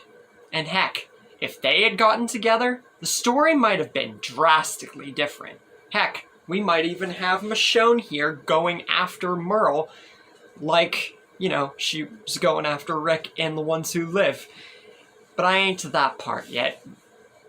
As for other relationships, Carl and Mika, Henry and Lydia, and many more, they would continue to found on to many people living on. And it would ultimately be happier. Sure, I could have made a huge bunch of them go after and pursue Merle, but that would take away from the growth that Merle has demonstrated. Being able to cross the line where ultimately, Daryl in many cases couldn't, and show what he has truly been alive for. True, there could have been more in-depth moments, and maybe more violence or like dramatic moments, but I feel that the way the story capsulated, especially around parts that didn't even include Merle, I felt that the overall impact, be it short, much shorter than my Dale story, or long, it just showed you people that Merle Dixon was definitely capable of change. And as we know of Negan and several others, every person, be they fictional, real life, or whatever, they have the opportunity and time for change. We all should take a lesson out of that. And the communities would continue to thrive. Every community that didn't make it in the original would thrive beyond completion with how much Merle had the influence on them. And Rick being around, he would become the true leader along with Abraham, Mercer, Andrea, and Michonne, leading all the communities into a better growth than ever before. They would thrive to ultimate completion and actually be way, way better than any community ever did before. And they would begin to reshape the world in their favor. While they're doing that, we have Merle Dixon tracking down Beta, who's had a very, very rough time getting used to a certain little group that we're getting introduced to in real life right now. And that's where the Merle and Beta spinoff, Dixon's Whispers, Merle versus Beta, comes into play. Because this story isn't over. Because for those of you who didn't get the community posts and Discord messages, I am finally including the spin-offs into my Walking Dead videos. Finally, I have found a project and have enough spin-off material at my disposal to work with the spin-offs finally. And this one is going to cover Merle pursuing Beta, not knowing that he was brought to the CRM against his will, unmasked and all. We're going to find out a lot about Beta, mainly me putting stuff in, and you guys, with the help of GMV and other people, are going to see a version of The Walking Dead that you have never seen before. The pursuit of Beta and the ultimate test for Merle and Beta's characters. And so, we end the story of What If Daryl Died Instead of Merle. But the final chapter and the ultimate conclusion to the story will come very soon, within a few days. So until then, be sure to catch up on the series because it's been a decent heck of a ride, even if it wasn't as long. And until then, I hope you guys stay tuned because you're about to go on a heck of a ride. And I will see you then. You guys didn't think this was the end of the video, did you? Well, the Omniverse of Nick has a new feature. A sneak peek at what's next to arrive.